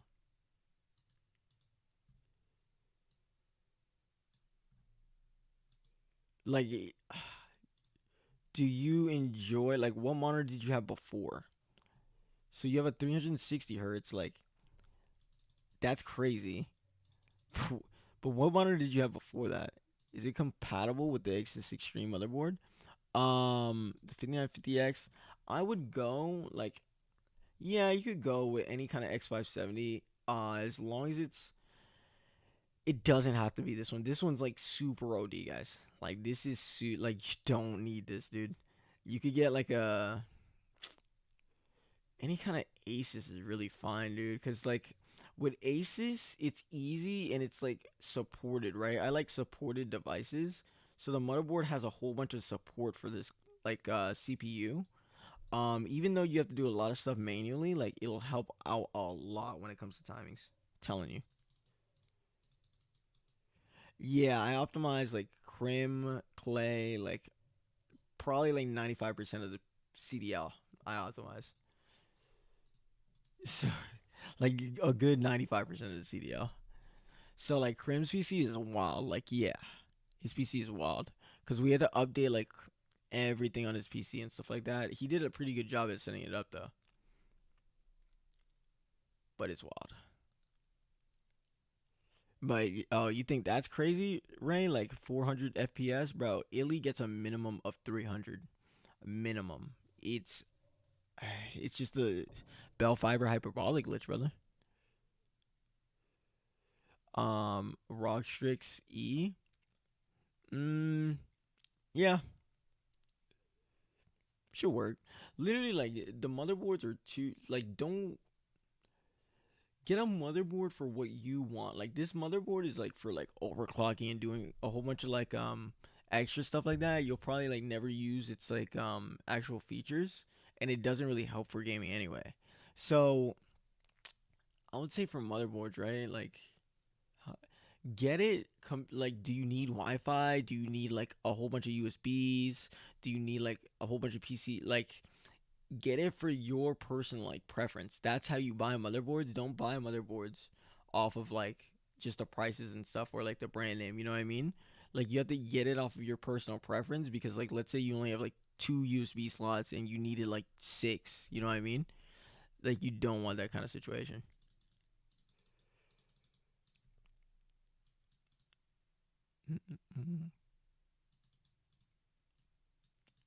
I went from 60 hertz 4K, but I went from 60 hertz 4K.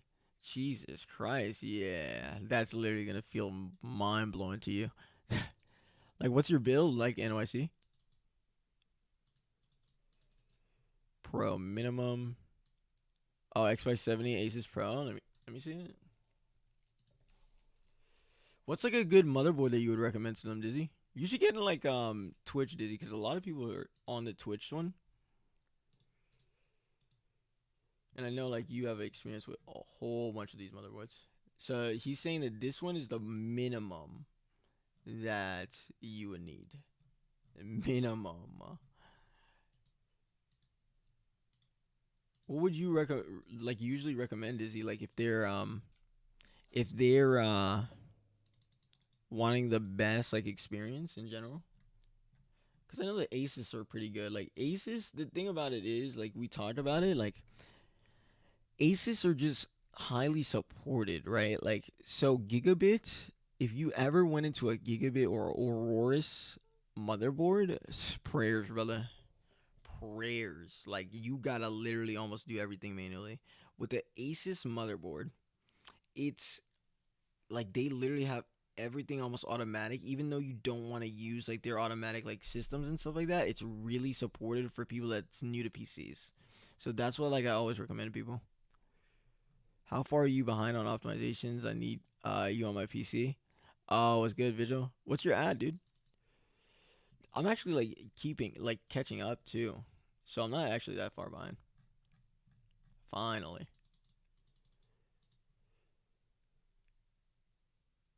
I'm finally seeing the end of the tunnel for optimization, dude. So the 570 allows more timing adjustments versus the lower tier boards. It's not timing adjustments necessarily. It's just build quality.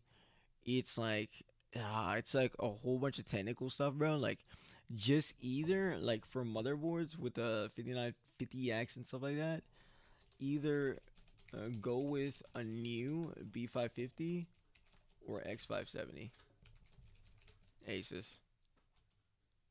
Literally.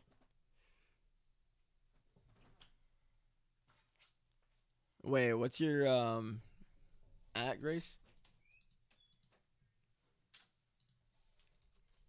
That's really like the breakdown I realize, because with gigabits, like a lot of people get the gigabit Aorus Master, and I was actually about to get this too, but it's no support, like all manual. And why would I get this when I could just get like an Asus X570, same exact thing with like a whole bunch of support and stuff that does it all for me? You know what I mean? It's just like what brand's gonna provide you more value. I'm actually trying to build a new PC ASAP, and I'm looking for optimization for my PC and internet. Oh, you're actually like building a new PC? Dude, you just came to the right place at the right time. NYC, I don't know where you came from, but literally we left a build in in like the streaming documentation. And let me actually post it on Twitter real quick. Give me one moment.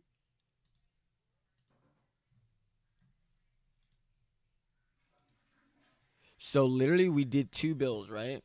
On the streaming documentation. We did one with the Ryzen 5950X, if you want to go crazy, like, and I mean like just crazy, get the 5950X. You'll be fine. If you want like a build that'll just work, get like the 10900K and you'll be fine. I just suggest everyone stay away from ASRock. Period. Oh, dude, literally. Oh my God, it's bad. You are definitely right about ASRock. like literally, he is definitely right about ASRock. It is bad. And these are the little things that you guys don't see, like, unless like you're just doing the bit, like you're just doing like it over and over and over again. Like, it's bad. ASRock is, oh my God. I forgot about them, bro. Like, this literally gives me nightmares. No support, like, and I mean zero, zero.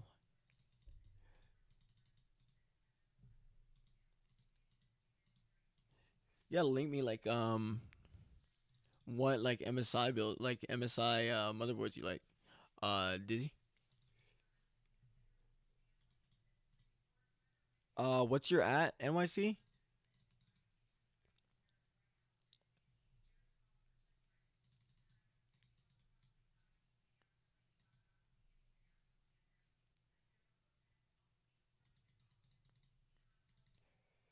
But ASRock's are literally chalked, brothers. Like, oof, I thought Gigabit was bad. Like, ooh, no,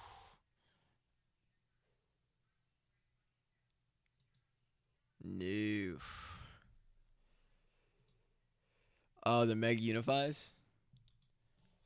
So would you recommend like a MSI Mega Unify X570? Yeah, cause MSI has that Dragon Center, right? Dragon Center's lit. Love it.